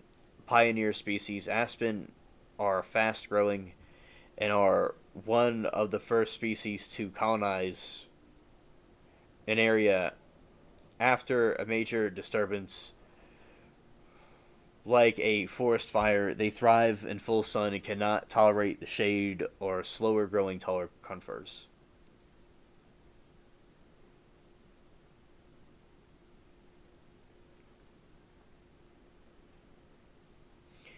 Certified abortionist. Scared. I've never cut down a aspen tree. Oh, you haven't? Okay. Hey, Lori, extra toilet paper. This time drops 20K worth of Lori's toilet paper covered in brown paper, wrapped in clear plastic. There you go, Lori. Alright, so thank you, Zero, for giving her the toilet paper on our journey through the cosmos. Thank you. And we have one here, and it's spreading. Oh, okay, Lori, glad to know. Glad to know. Zero helped Anna with the toilet paper, and now good job helping her too.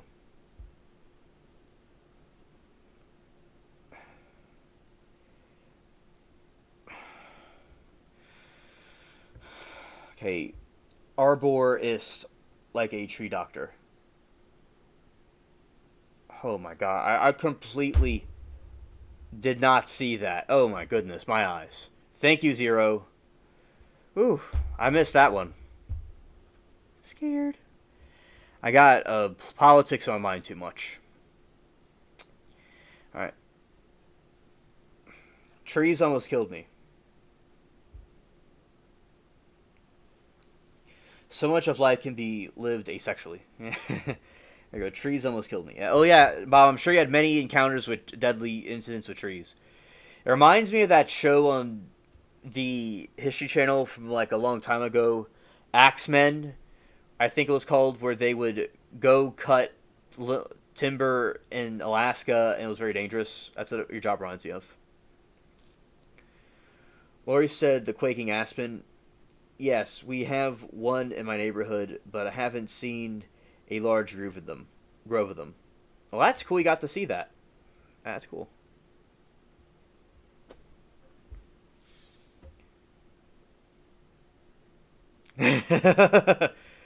Zero says, I did nothing this time. Alien spaceship chuckles slyly. Yeah. Yeah, those guys don't climb.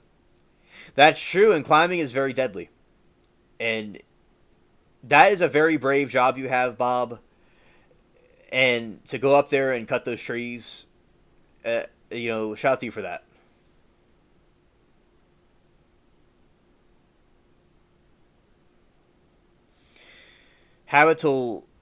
Habitat and range. The quaking aspen has the widest natural range of any native North American tree. Growing from Alaska, Canada, and down to the mountains of Mexico, it is found to diverse environments and various elevations, though it prefers full sun, and moist, well-drained soil. They are ground climbers, we are not. Okay, Lori, so recently in the spaceship, I imagine you're on a spaceship with us, right? We're going through a long journey into the cosmos, right? And the Zero provides, he helps the spaceship run by their shipments and orders of clothes and shirts, toilet paper, things that we need. And he gives the different crew members the toilet paper that is needed. Because it's something that is needed on the journey, of course, when we're on the spaceship. And he was giving you your order of it, and before he gave Anna her order of it, and gave me an order.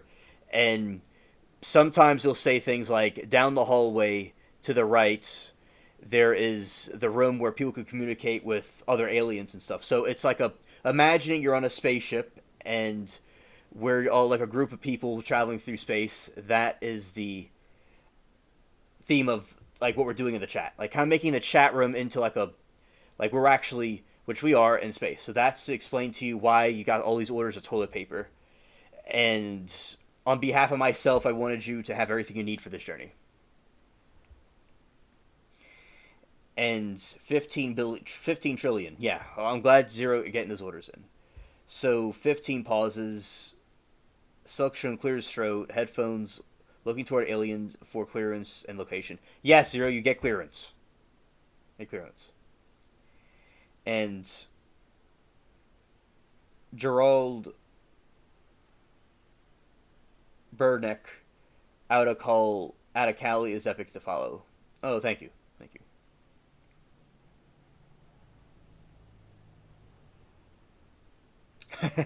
Thank you, Bob. Habitat range. The quaking aspen. Yeah, right on, Lori. The quaking aspen has the widest natural range of any North American tree, growing from Alaska, Canada, down to the mountains of Mexico. It is found in diverse environments and various elevations through its prefers full sun, moist, well-drained soil. Importance to wildlife. Forage. The natural leaves and soft bark are full source of large mammals alike, elk, moose, deer, and beaver, as well as small animals and numerous insects. Nesting. The fast growth rate and relatively soft wood makes aspen trees favorites for cavity nesting birds such as woodpeckers. You get it now, Lori. Yes.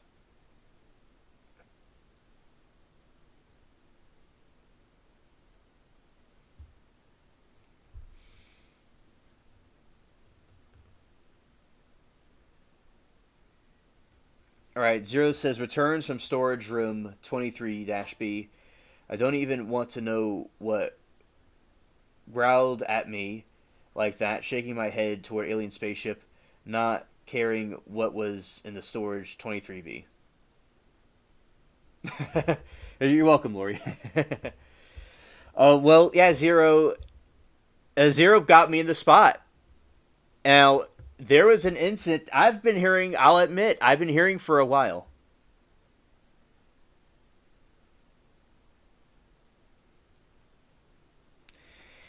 And for a while, there's been rumors of this creature in room 23B.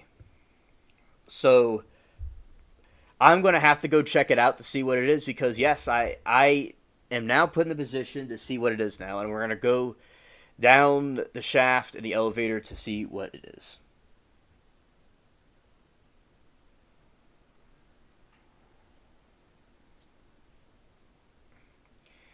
Anna said, I had a threat at end of Nov one time.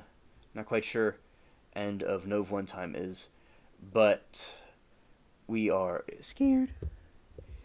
Thank you, Bob. Glad you're with us, Anna, on the spaceship. And Michael says 23-B has a goat legging stored there. That is true. That is where the goat leggings are stored. And yes, the Azero says, well, if I kill it and I get a skin, but only if it has to die, not formally to its alien spaceship. Yes, Zero, that is true. That is true. Yes.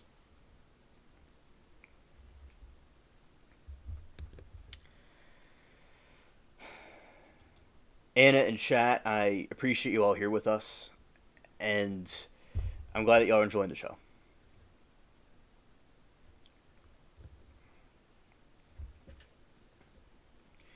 Bob says, dude was the rock that fell and turned to silver and began degrilling, bro. Facts. Yeah, oh yeah, I remember that. That was wild.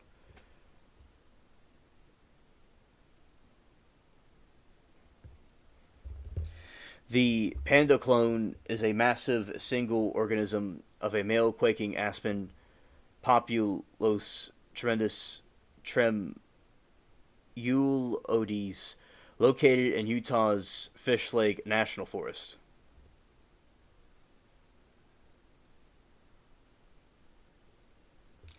Oh, Anna said, not here, no fireflies, but in North Carolina every night. Loved seeing them as a kid.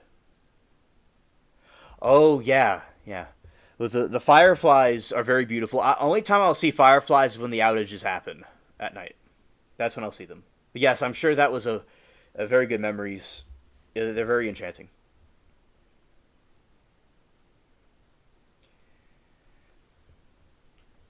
Lori said Zero was a tribal mutant wolf cat. Yeah, scared.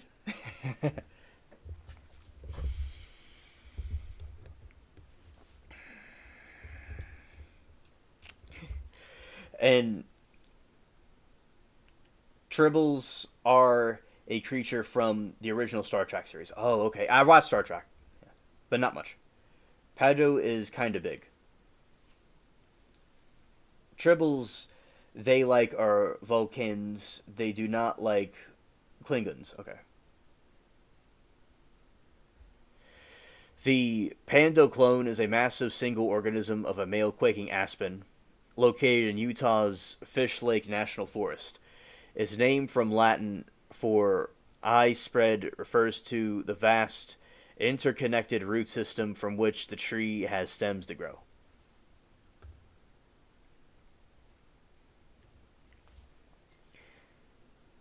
Alright, and you know I'm the best the preservativist and preservationalist alien spaceship waiting for him to go inside the storage room 23-B.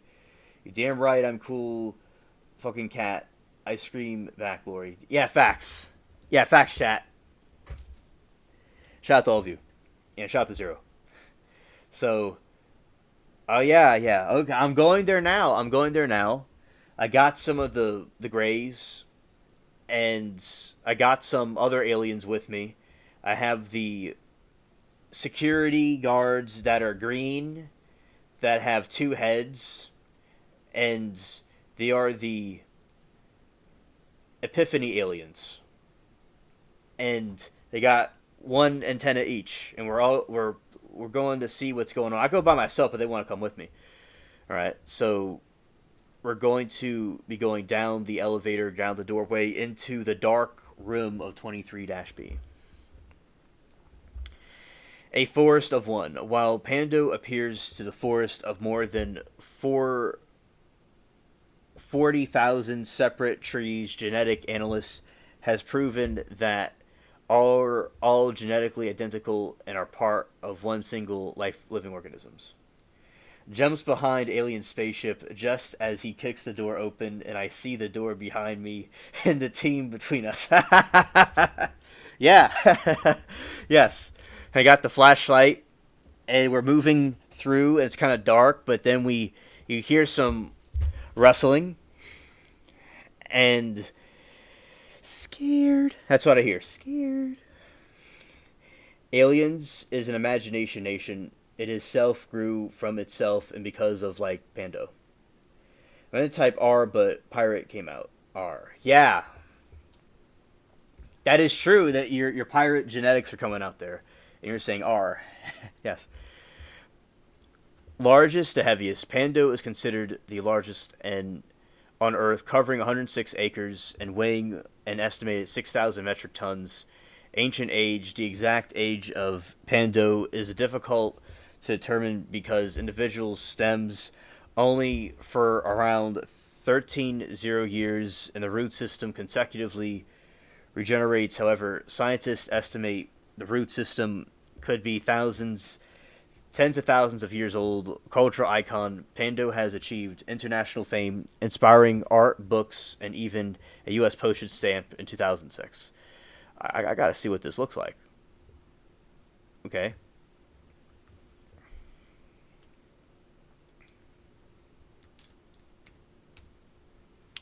See, that's not what I did there. I typed in something else. Okay.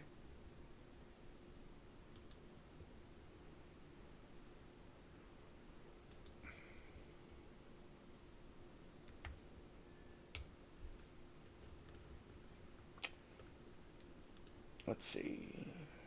What should I say?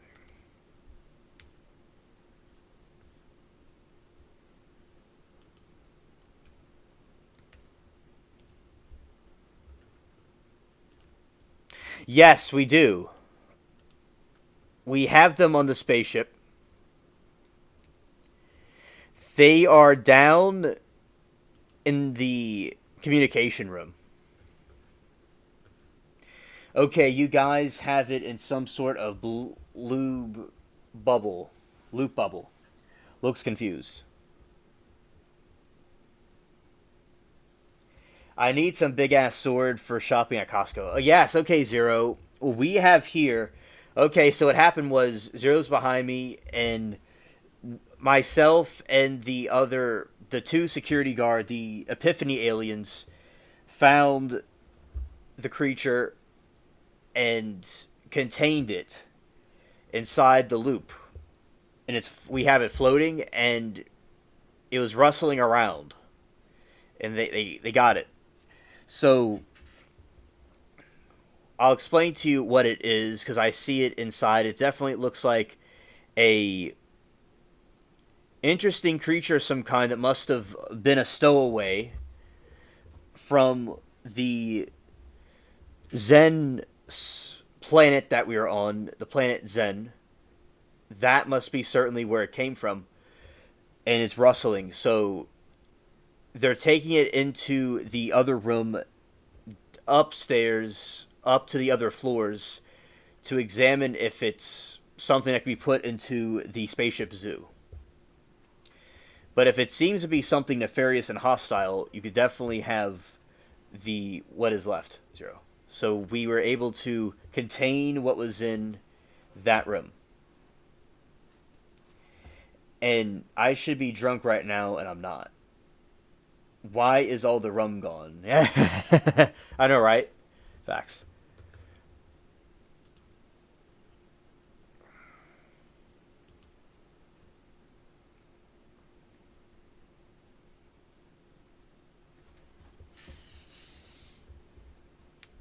Ban beer lorry, I'm all for it for that. These are these beautiful trees.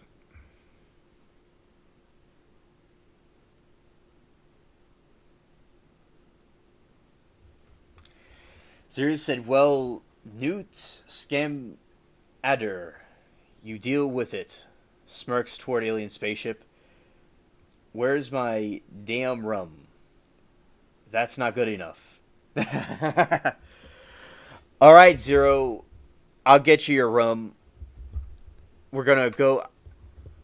Since we got the thing contained for now, and I'm confident it's gonna stay contained as they're examining it in the upper floor. We're going to go down to the spaceship bar in the Shining Room, and we are going to get our drinks, and we're going to drink ourselves some rum and get drunk.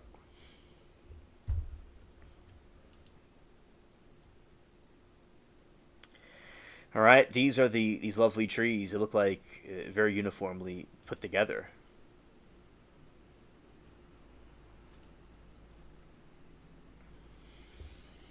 All right.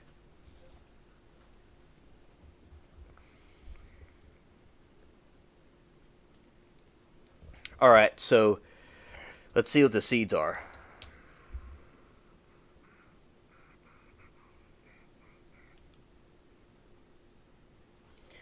Yes. Yes, she is. Definitely.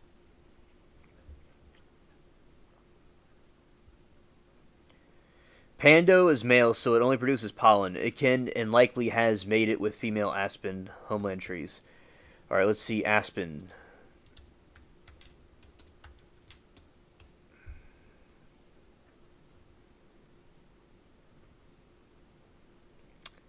There is aspen tree seeds.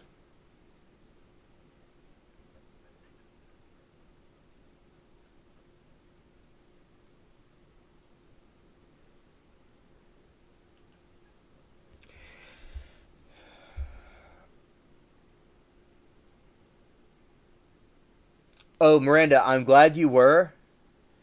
And thank you for letting us know what was going on. I appreciate you. Zero says, you better have my levies, I asked. Now, not my leaves, nodding firmly to our alien spaceship, knowing he's where I get my tea from. Yes! You... It will be done. Consider it done. Understood. Aspen accepts the wind in a different way. Yeah. The look on Captain Jack Sparrow's face when he sees Elizabeth is burning all the rum. Yeah. Okay. This looks similar to a tree I have in my yard, but it's not the same thing, but it looks very similar.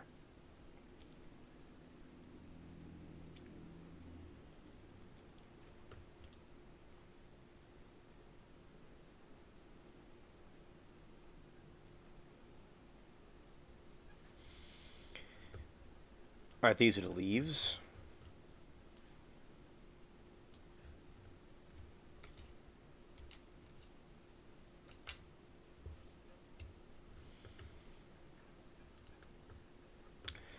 And I will certainly get seeds for this. I have some seeds from plants from that part of the country that I like to grow things from, so I'm going to add that to my list of seeds to grow.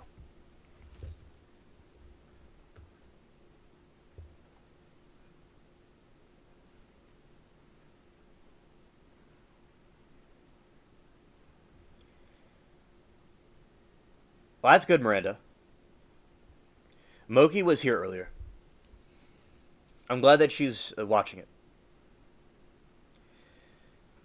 And Zero says, no, it's, I got a jar of dirt, I got a jar of dirt, I got a jar of dirt, I got a jar of dirt, I got a jar of dirt, I got a jar of dirt, I got a jar of dirt, or you don't do it at all.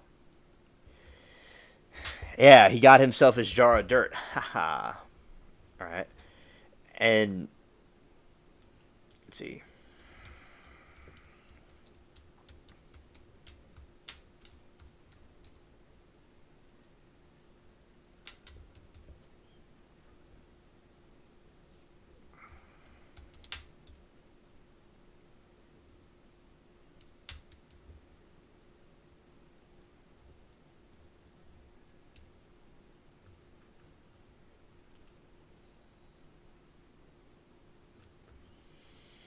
Yeah, this is the scene when they're on the... That was the part when they're on that island.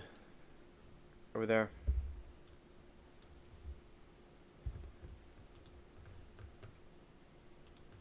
Yeah. Yeah, that's him, Captain Jack, looking at the rum. And the rum is gone.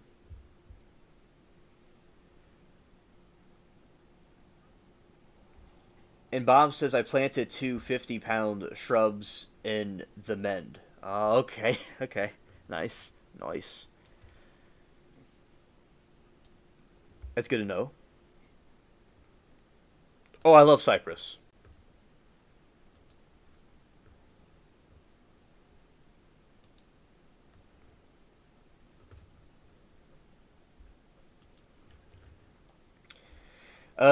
Zero says, begins to chant alien spaceship sound effects and vlogs, alien spaceship sound effects and vlogs, alien spaceship sound effects and vlogs, alien spaceship sound effects and vlogs, alien spaceship sound effects and vlogs. Yeah.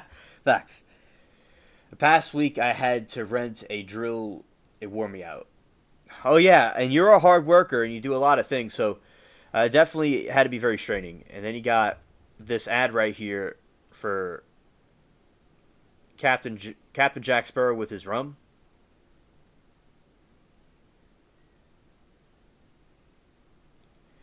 Yeah, nods firmly. Yes. Yes. Ginkgo biloba tree or Dioecious shush, meaning all female are male.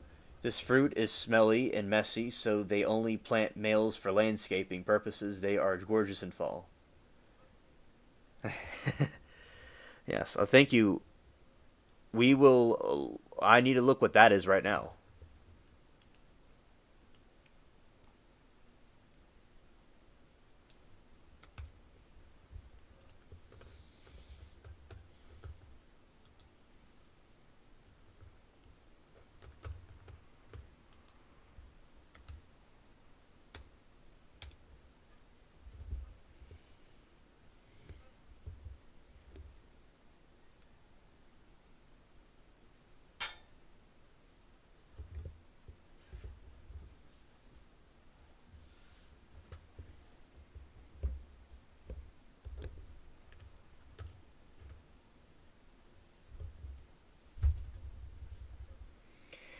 And that word means the word dai shush. Dai shush means two houses, two sexes. Oh, interesting. Alien, when the ship shows, and he says there'll be no living with her after this. Yes, yes, I remember that. That was hilarious. Yes. All right. The ginkgo biloba, often the maidenhair tree, large delicious tree. No, large deciduous tree with storied history, a living fossil. It is only surviving species of plant group that appeared over 290 million years ago. Survived even the age of dinosaurs.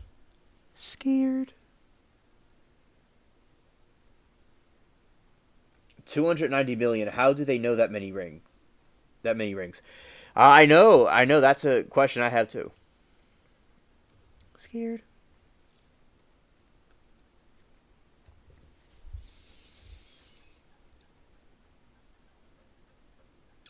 Leaves. The most recognizable feature is unique fan-shaped leaves that are divided down to the middle. Bilobed. They are bright green during the summer and turn a brilliant golden yellow in fall. The leaves drop very quickly, sometimes all at once, creating a carpet of gold on the ground. Adaptability. The ginkgo is remarkably resilient, tolerating the urban pollution, drought, and wide range of soil conditions. This makes it popular choice planting along the city streets and parks. Longevity. Some ginkgo trees are extremely long, divided with certain specimens in China estimated to be over 1,000 years old.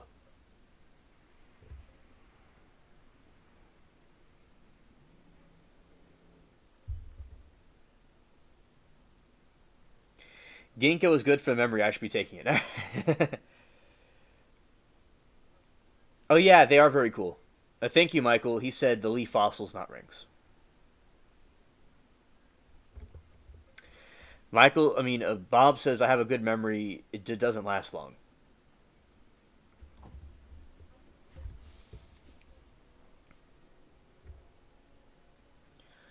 Longevity.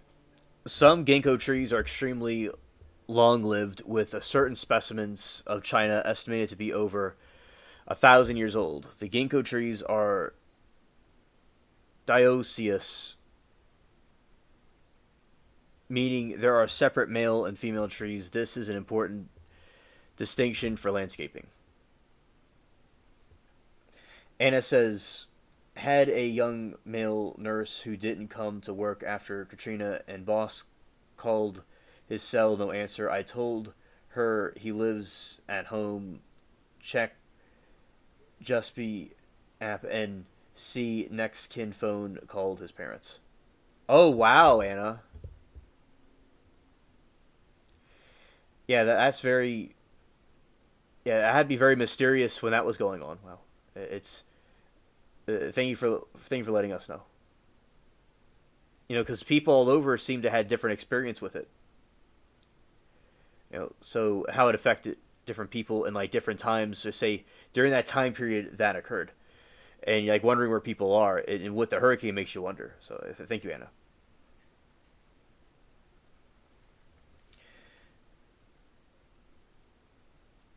Petrified pollen, fossilized pollen reveals many secrets. Ginkgo trees are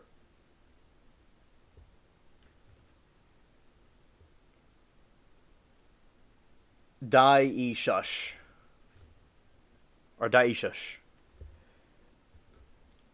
meaning they are separate male and female trees. This is an important distinction for landscaping.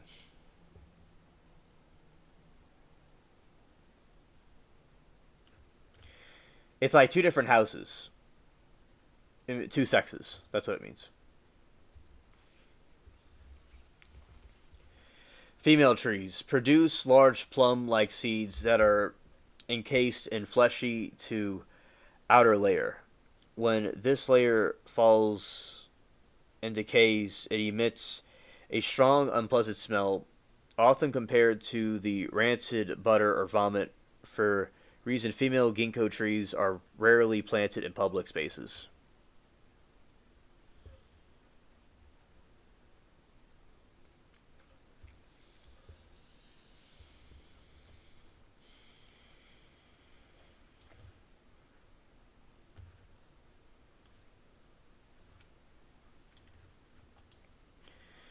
Ginkgo leaf extract has been used for thousands of years in traditional Chinese medicine, a tree for various ailments. Modern research continues to explore its potential, although evidence for many claims is inconclusive.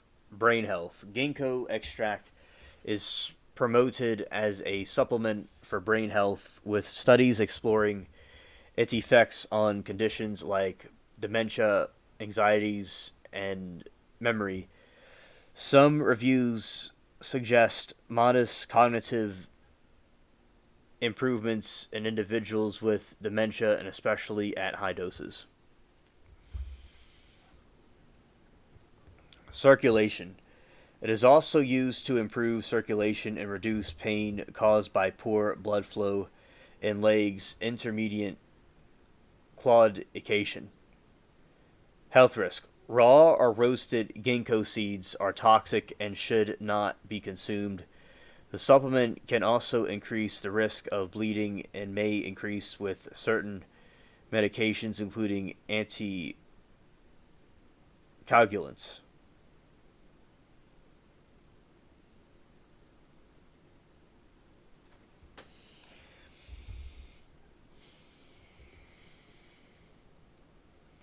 Ennis said came back 2 months later, and the Hosp hired him back. He was like a hero. Well, he certainly would. I believe that he would seem like a hero. I'm glad they treated him like one. Definitely. That's good to know, Anna. Health risk. Raw or roasted ginkgo seeds are toxic and should be consumed. The supplement can also increase the risk of bleeding, and many interact with certain medications, including anticoagulants.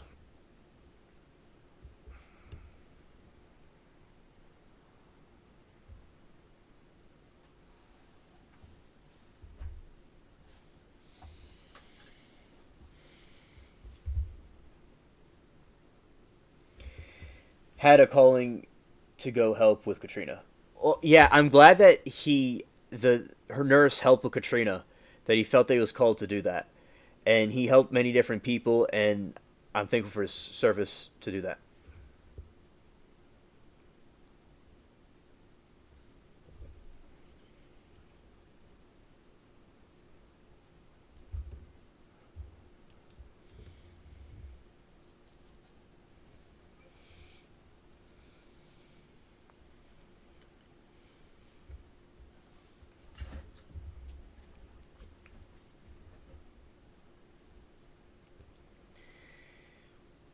Yes, there are many ginkgo biloba cultivars beyond the autumn gold, the Prince Attention scenery.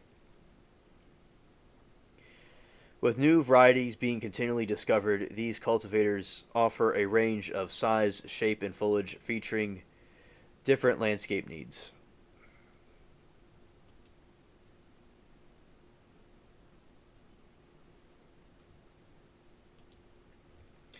I like that. A nice golden street.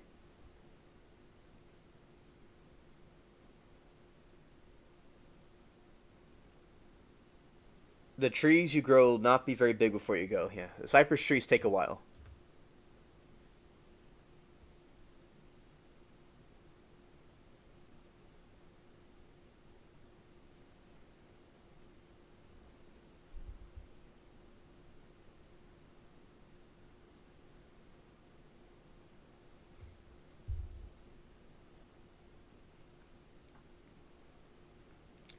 All right, let's see.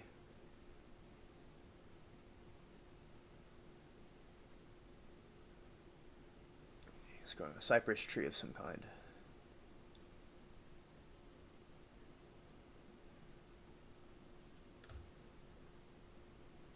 Lydian cypress.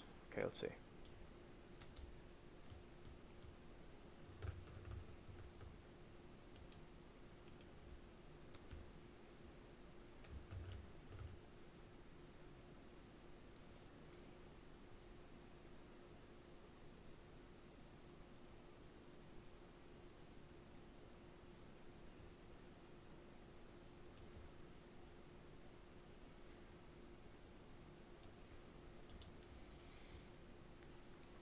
Anna said he did a lot and worked in the nursing home and went where he was needed, and they got organized, took a bit, but utilized all that came to help. He was 23-year-old kid.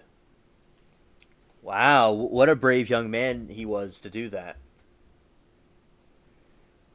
That's very noble of him.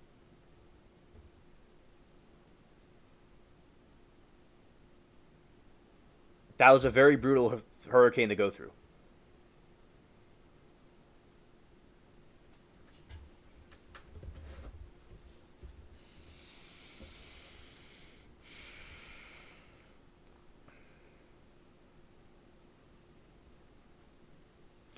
The Leyland cypress is known for its impressive growth rate, often adding 3 to 4 feet in height per year in ideal conditions. Dense foliage. Its thick, soft, feathery foliage is typically a dark green, bluish green when planted closely together.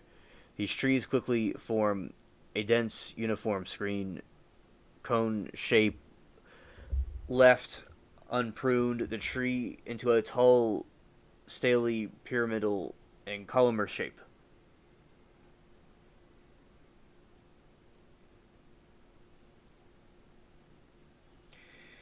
Yeah, okay's Tampa Bay football team won in last 90 seconds of the game. Ah, cool. Wow. That's very interesting, thank you. When games are that close, it can be very nerve-wracking. You know, when you have like 9 seconds left and they win, wow, that's crazy. Crazy things like that happen. Dense foliage. Its thick, soft, feathery foliage is typically a dark green or bluish green. When planted closely together, these trees quickly form a dense, uniform starch. Adaptable. The Leyland cypresses are quite adaptable to different types of. Though they prefer well-drained soil, they can be also tolerate some drought and salt spray. While popular Leyland cypress have some notable drawbacks, they have caused some landscaping professionals to advise against the overuse. Alaska, there it is again. Disease susceptibility. In some areas, the tree is prone to cypress, cranker, and rot root disease, particularly when they stress by drought are planted in poorly drained soil. Puring requirements to keep them at a manageable height for a hedge, they require regular and sometimes aggressive pruning. Weak root system. Their fast growing can lead to relatively shallow root system, making it susceptible to toppling or high winds and storms.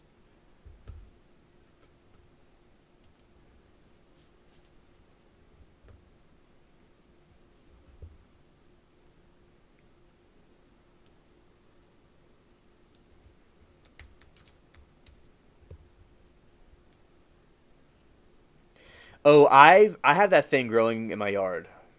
Something that looks like that. In my yard. It was grown like 15 or 16 years ago.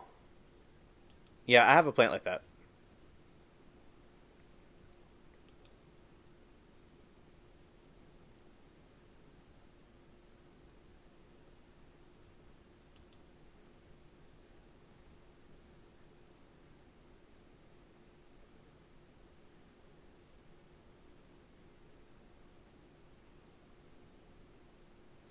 Okay, Lori, understood.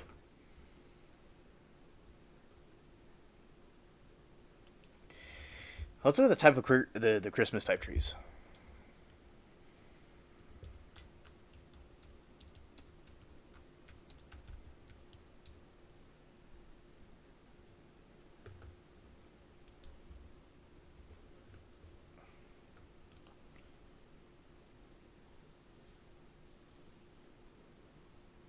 Yeah, right on, Bob. Absolutely. Nice. Yep.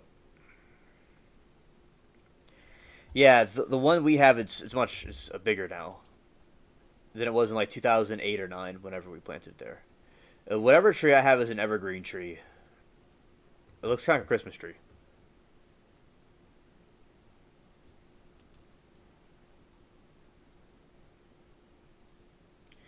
Let's see what kind of tree that is called.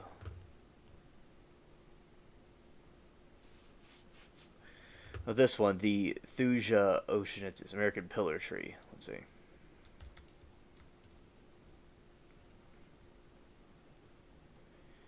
All right, that's another one. It's like a privacy hedge.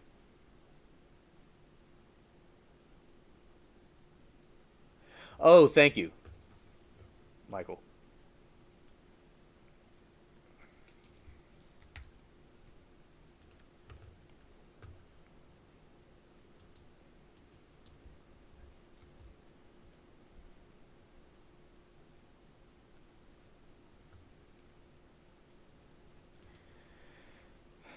Yeah, those are so cool.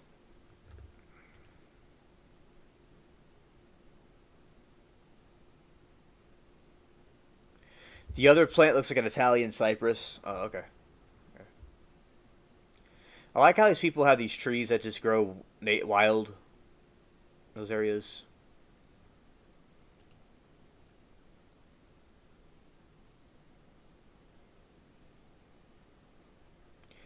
You're 1,600 feet elevation. Nice.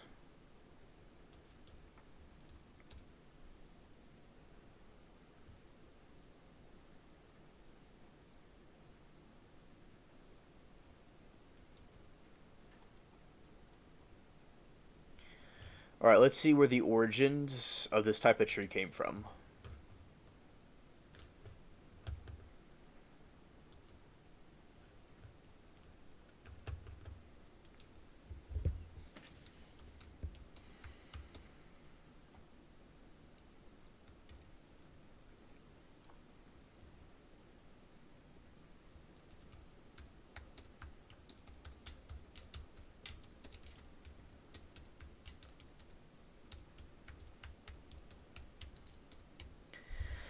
Okay, here we go.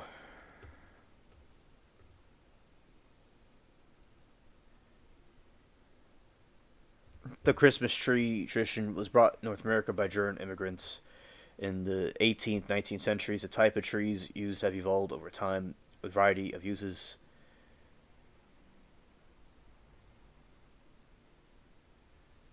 The Fraser fir, often considered most popular Christmas tree, especially in the eastern U.S. and Canada, is known for its pleasant scent, excellent needle retaliation, and strong branches that can hold heavy ornaments. Blossom fir, traditional favorite in Midwest and prized American classic in Christmas tree scents. Blue spruce, Scotch pine are also used. Blue spruce, popular for its silver foliage, concealing shape, and strong breech needles, are sharp and stiff, which help with its hanging heavier ornaments. While spruce, no, it is dense, conceal and shape, and excellent needle retention. Norway spruce, a European import that is popular for its beautiful shape but has relatively poor needle retention.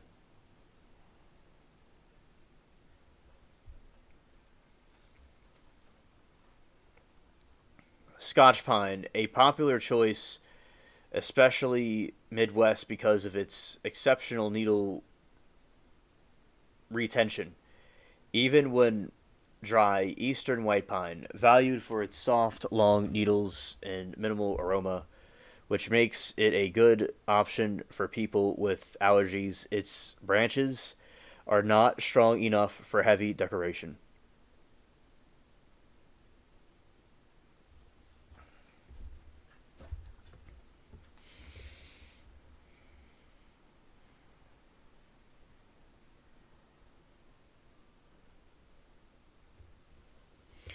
Virginia pine, a popular choice in South due to its durability and resistance to warmer climates.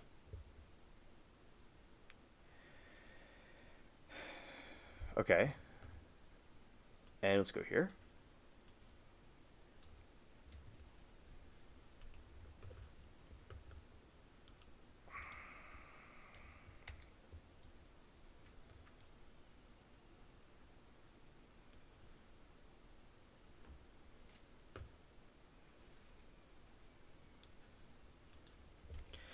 Some species, you are correct, Bob. Some spruce species can grow truly to enormous heights within the Sitka spruce, holding the record of the tallest species of spruce. Virginia pine would be black pine.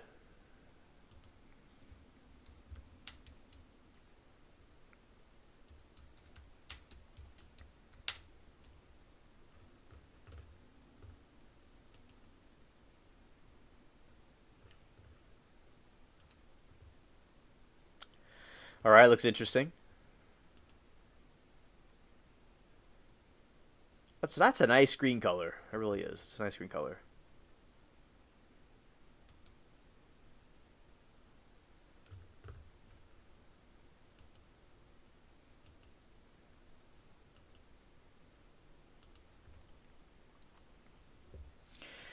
The Sitka spruce is the largest of spruce species and is considered a third tallest conifer in the world, surpassed only by the cost of redwood and Douglas fir. It grows in a narrow band along the Pacific coast of North America from Alaska to northern California, where it benefits from moist maritime air and summer fogs. I'll look that up right now, Lori.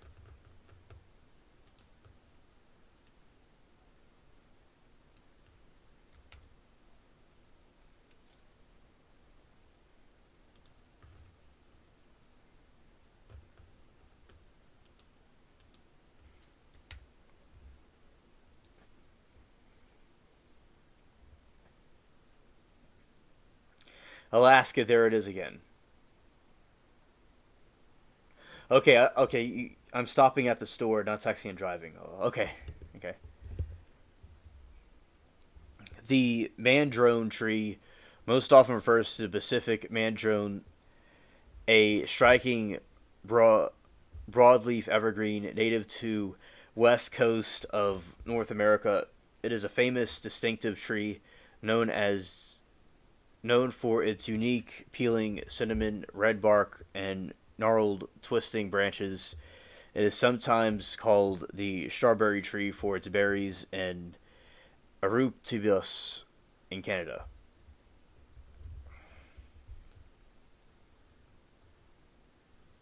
Yeah, we'll look up pictures of it. Let's go.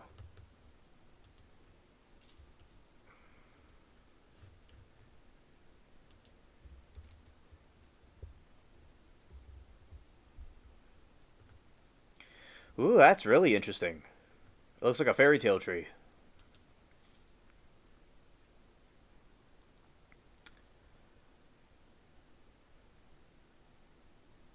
Looks like it's from Asia to me.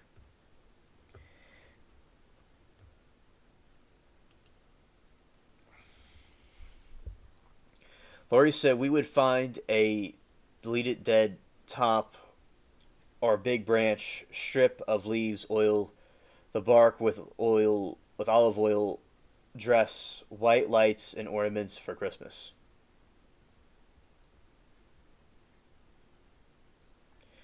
I called it our spirit tree. It was my late husband's idea. I like that. Thank you for sharing. Those don't grow in Las Vegas. Okay. I don't think they would.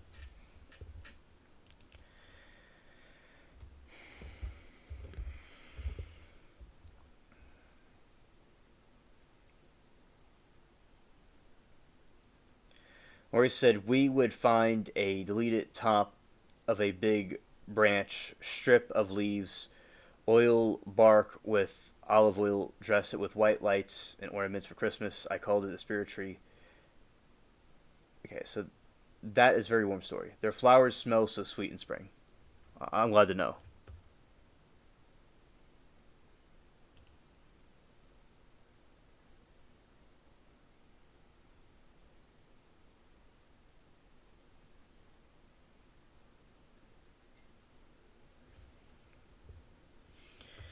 All right, yeah, that is a really cool tree. I like it. Looks like mountain laurel. Laurel. No, it's laurel, I mean.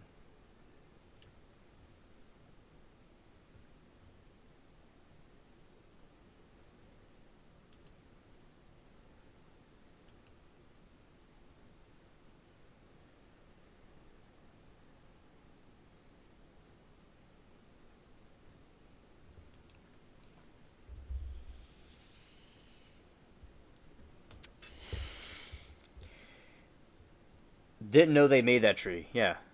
Yeah. It's so interesting. Look at the bark, and it sounds like a greenish color to the wood of the tree. Very fascinating. In the Pacific.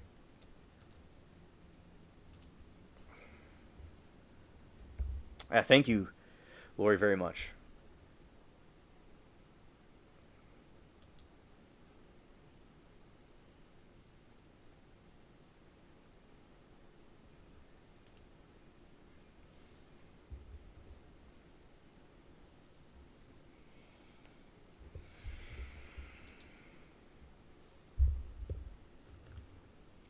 Yeah, those fruits look really delicious. Really, well, really fascinating. Okay, so let's find some more information about this tree.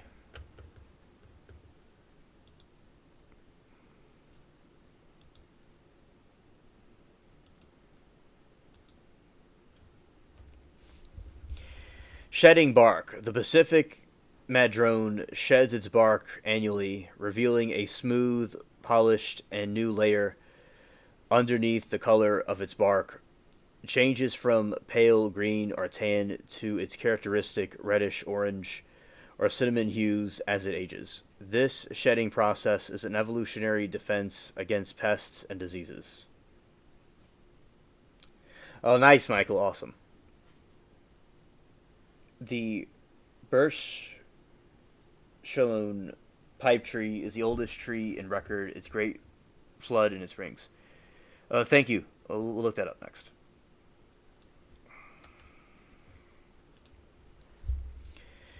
Alright, leaves. It has thick, waxy, and glossy green leaves with lighter underside, though evergreen. It sheds some of its foliage, particularly in the summer and fall. Flowers and fruits. In spring, the tree produces clusters of small, white, urn-shaped flowers that attract pollinators like hummingbirds. These are followed by bumpy red-orange berries that ripen in the fall and are food sources for birds and mammals.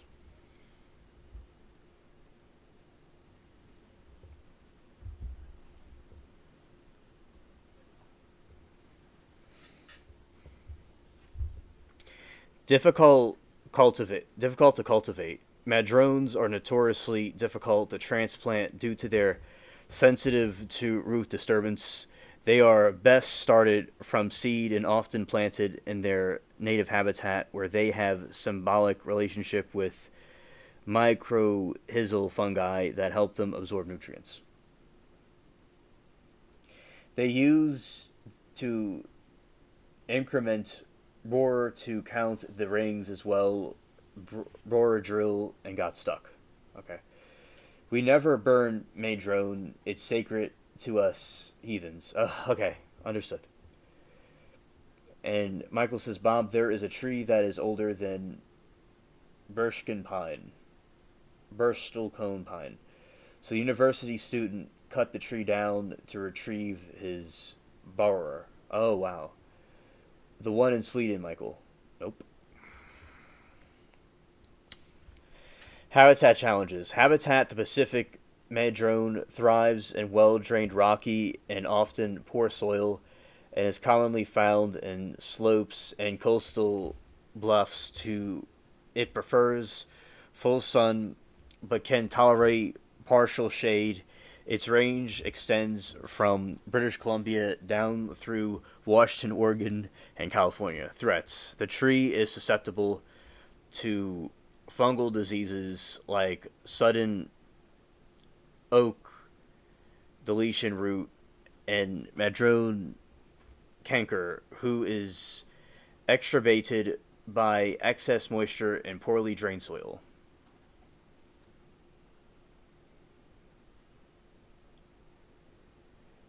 Michael, it's older than that. It's 7,000, they say. Bob, your family tree. Scared. Scared. Yeah, because family trees can go back from even farther back than that. Yeah. Yeah. Threats: the tree's susceptible fungal disease like sudden oak death rot root and madrone canker, which exacerbates excess moisture and poorly drained soil. Urban environment: it does not tolerate compacted or overwatered soil, making it challenging to grow urban or suburban gardens. Many of the environmental issues and lead its decline can be traced back to human development.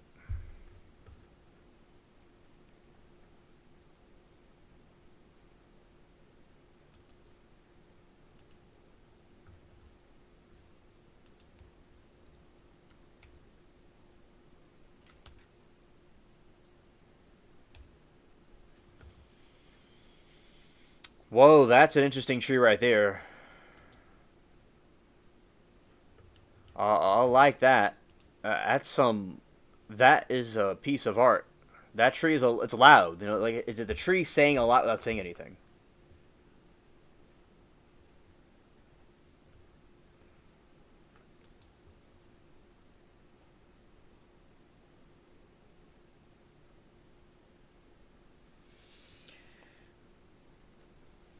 Okay, we have that, and that's very cool. Wow.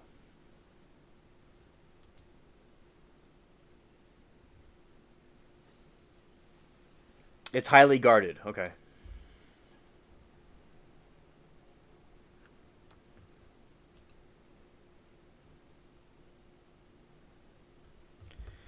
And we'll go here.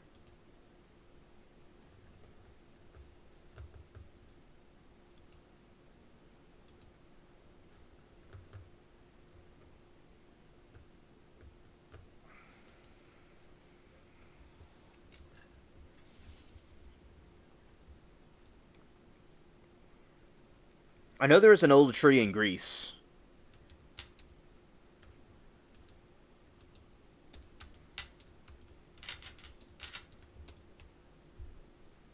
Yeah, gnarly indeed. Yes.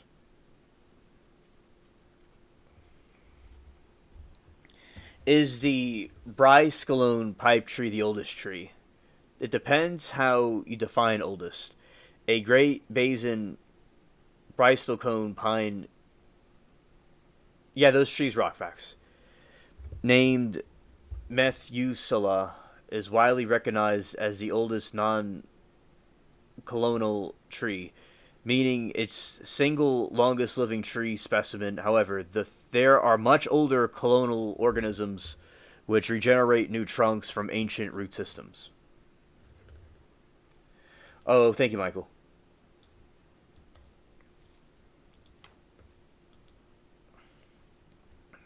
Oldest tree is in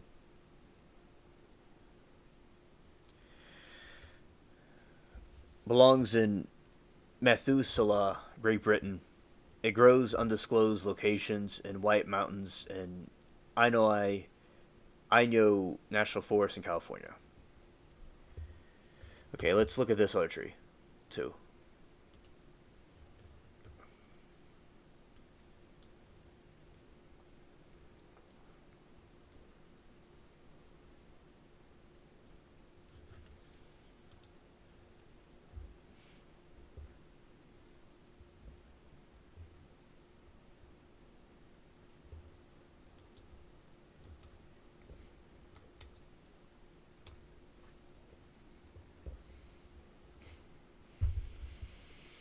Oh, that's a cool tree right there. Look at that trunk.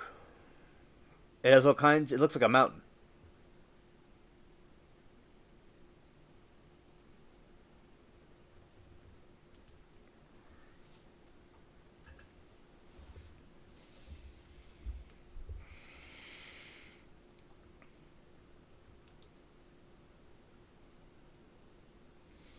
All right, so we have that right there. Looks like there's a face in it. Oh, it's massive indeed. Massive indeed.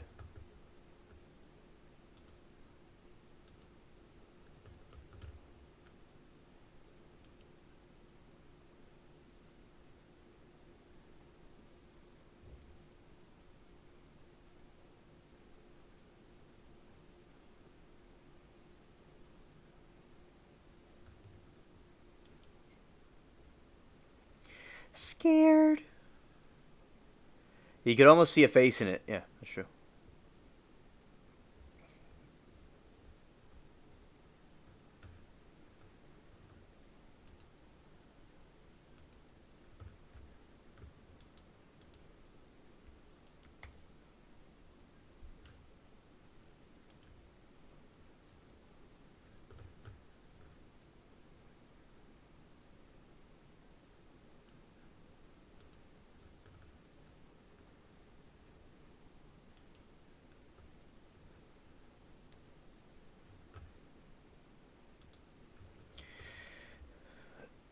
Jamon Sugi tree.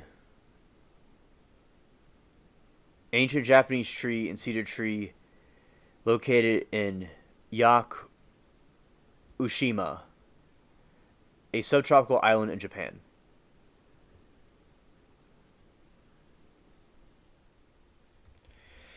Takes a long rope or a flip line to climb, yeah. It is considered the largest and oldest of the Yakusugi, or old growth cedar trees on the island. Its name is derived from Jomon period in Japanese prehistory, reflecting incredible age. Location: the tree stationed high mountains of Yakushima at an altitude of 1,350 meters. Is roadsides attracted but require a challenging 10-hour road trip hike through a lush, misty forest to reach. Height 25.3 meters. Age estimates vary, with some suggesting 7,000 years old, while more conservative tree ring dating processes it over 2,000 years old. The hollow nature of its tree makes precise dating impossible. Discovery and conversation.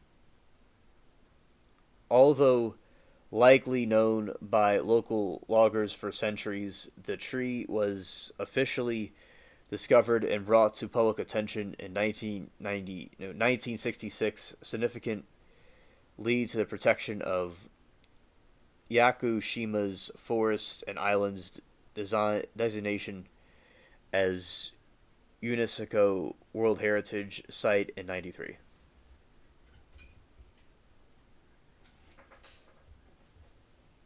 Shout out to Mary Toodles. That is 3,000 feet up Big Rose. Facts. Alright, and Dragon's Blood trees are cool. Saw a grove of them in 2001 when Summit Strawberry here in Oregon. Oh, we're going to look at that one. Facts.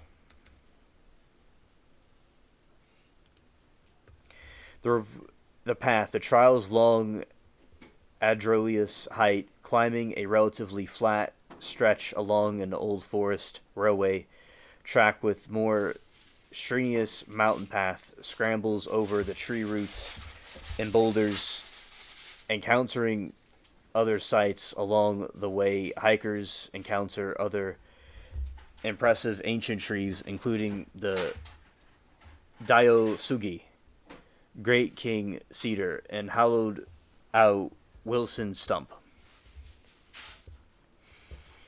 The reward for many, the sight of the majestic Jomen Sugi has humbling and moving experience, providing a powerful connection to Japan's ancient past and enduring power of nature. Chat says hello to Mary Toodles. Alright, that's good.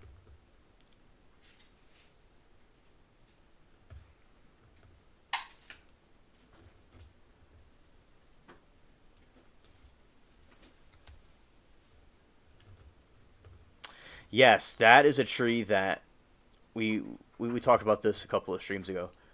This is allegedly a tree that was in the Garden of Eden. There's an island that they think is Garden of Eden that holds these type of trees. So that's what they think it is.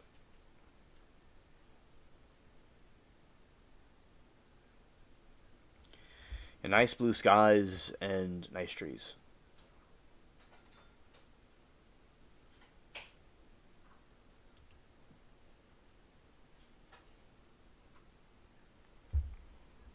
That's very cool you got to see that.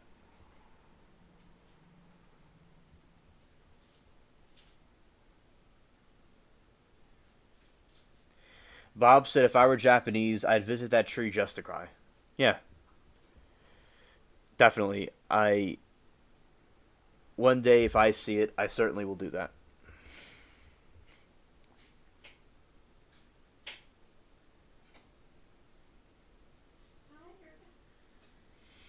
Bob says, imagine being raised in a place that's never heard of the Garden of Eden. That's Japan. Yeah. Yeah, it's a very interesting thing to ponder, yes.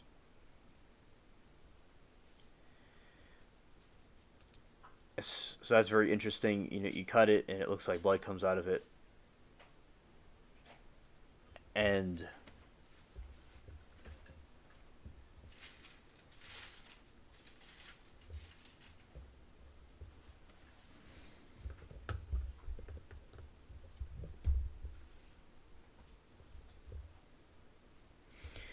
there, okay, and I'm going to go here. And we'll look at information about this tree.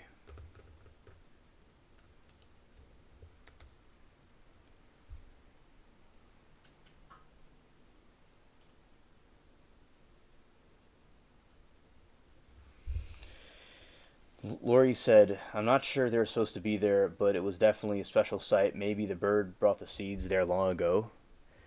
That's possible. I'm going to look up how they got to Oregon.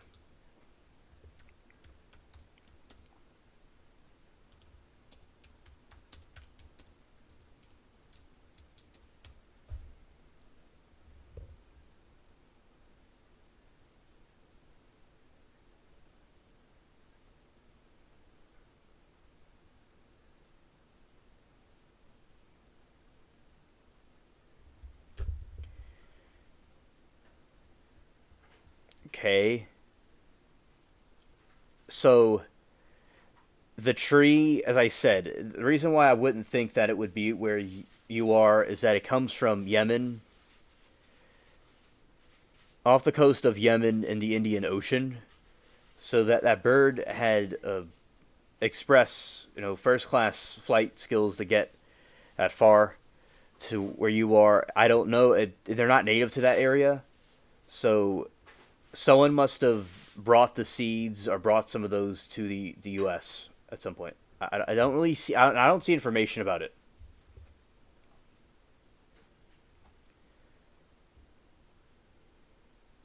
It might grow in Nevada. Okay. Well, interesting. So someone must have brought it over there. So let's see.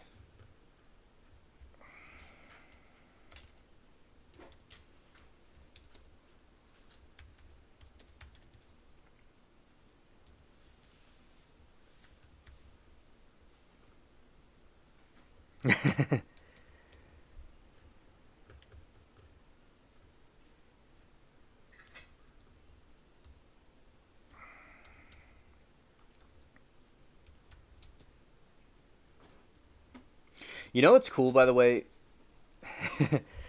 With the speaking of Oregon, a game that I like to play on the Mac was the Oregon Trail, and that's a very interesting story of perilous travels. Definitely.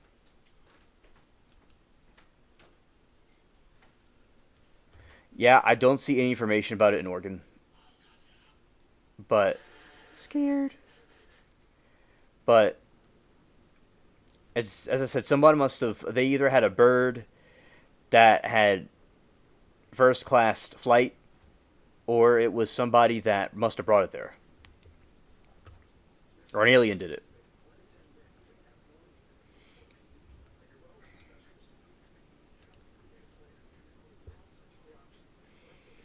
Mono is a single leaf pod. Or I said, it is eighth wilderness area, high alpha 800 feet estimate. Okay, thank you.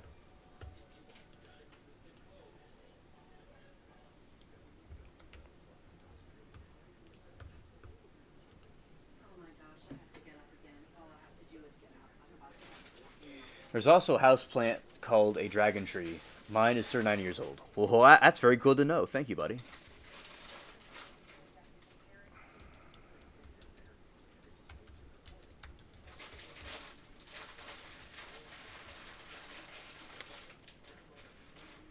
Yeah, yeah. I think it's what she's saying. There it is. Interesting. Yes, it's cool that somebody brought it here in the United States. You're clean and sober. Yeah, I'm seeing a picture of a mountain with the coordinates that you provided with that tree there.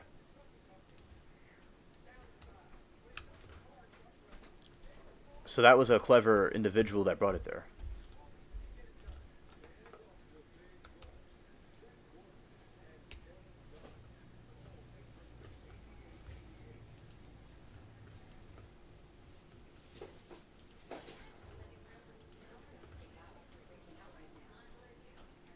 You're sober halfway there. Nice, Mike. I partied the Atlas and had trees on ship. Now I got to. All right. That's very fascinating that they must have brought them over to from the off the coast of Yemen around the Indian Ocean. All right, interesting. Okay, thank you. All right, so let's see. The voice again. Okay. There's a. Oh yeah, yeah. That's what I want to do.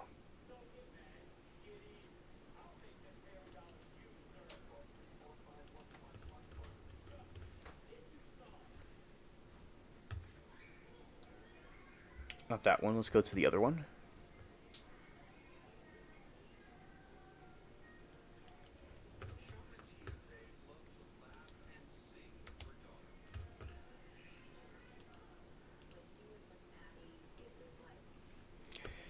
Read some of this. to you, this is something that was sent to me before.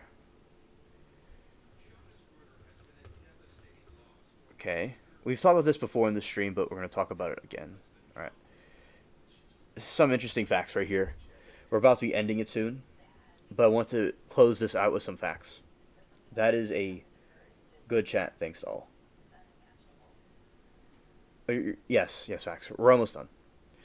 The Kai Wathuti.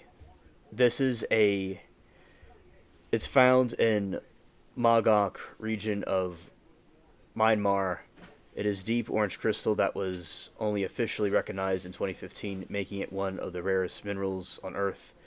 The only sample ever found is the 1.61 carat gem that was thought to be formed in pegmatite. The gemstone was found in the bed of a stream by sapphire hunters in 2015 and is now in Natural History Museum of Los Angeles County. Alright. And the Penetai Balisana.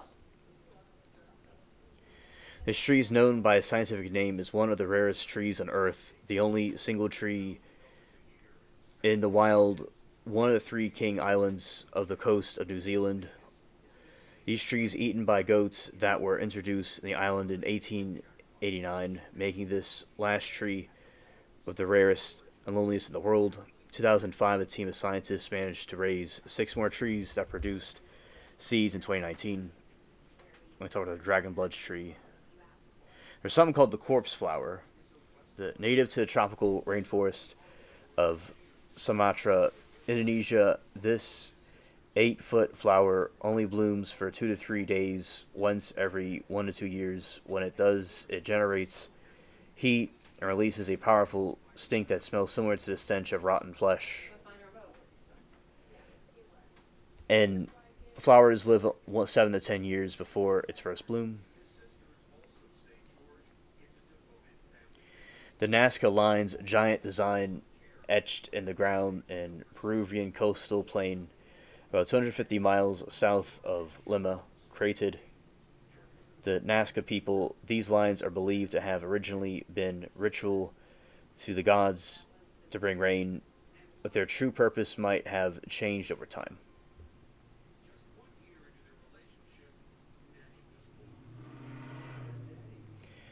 Designs of the lines usually plant animals like monkeys, a killer whale, and hummingbird.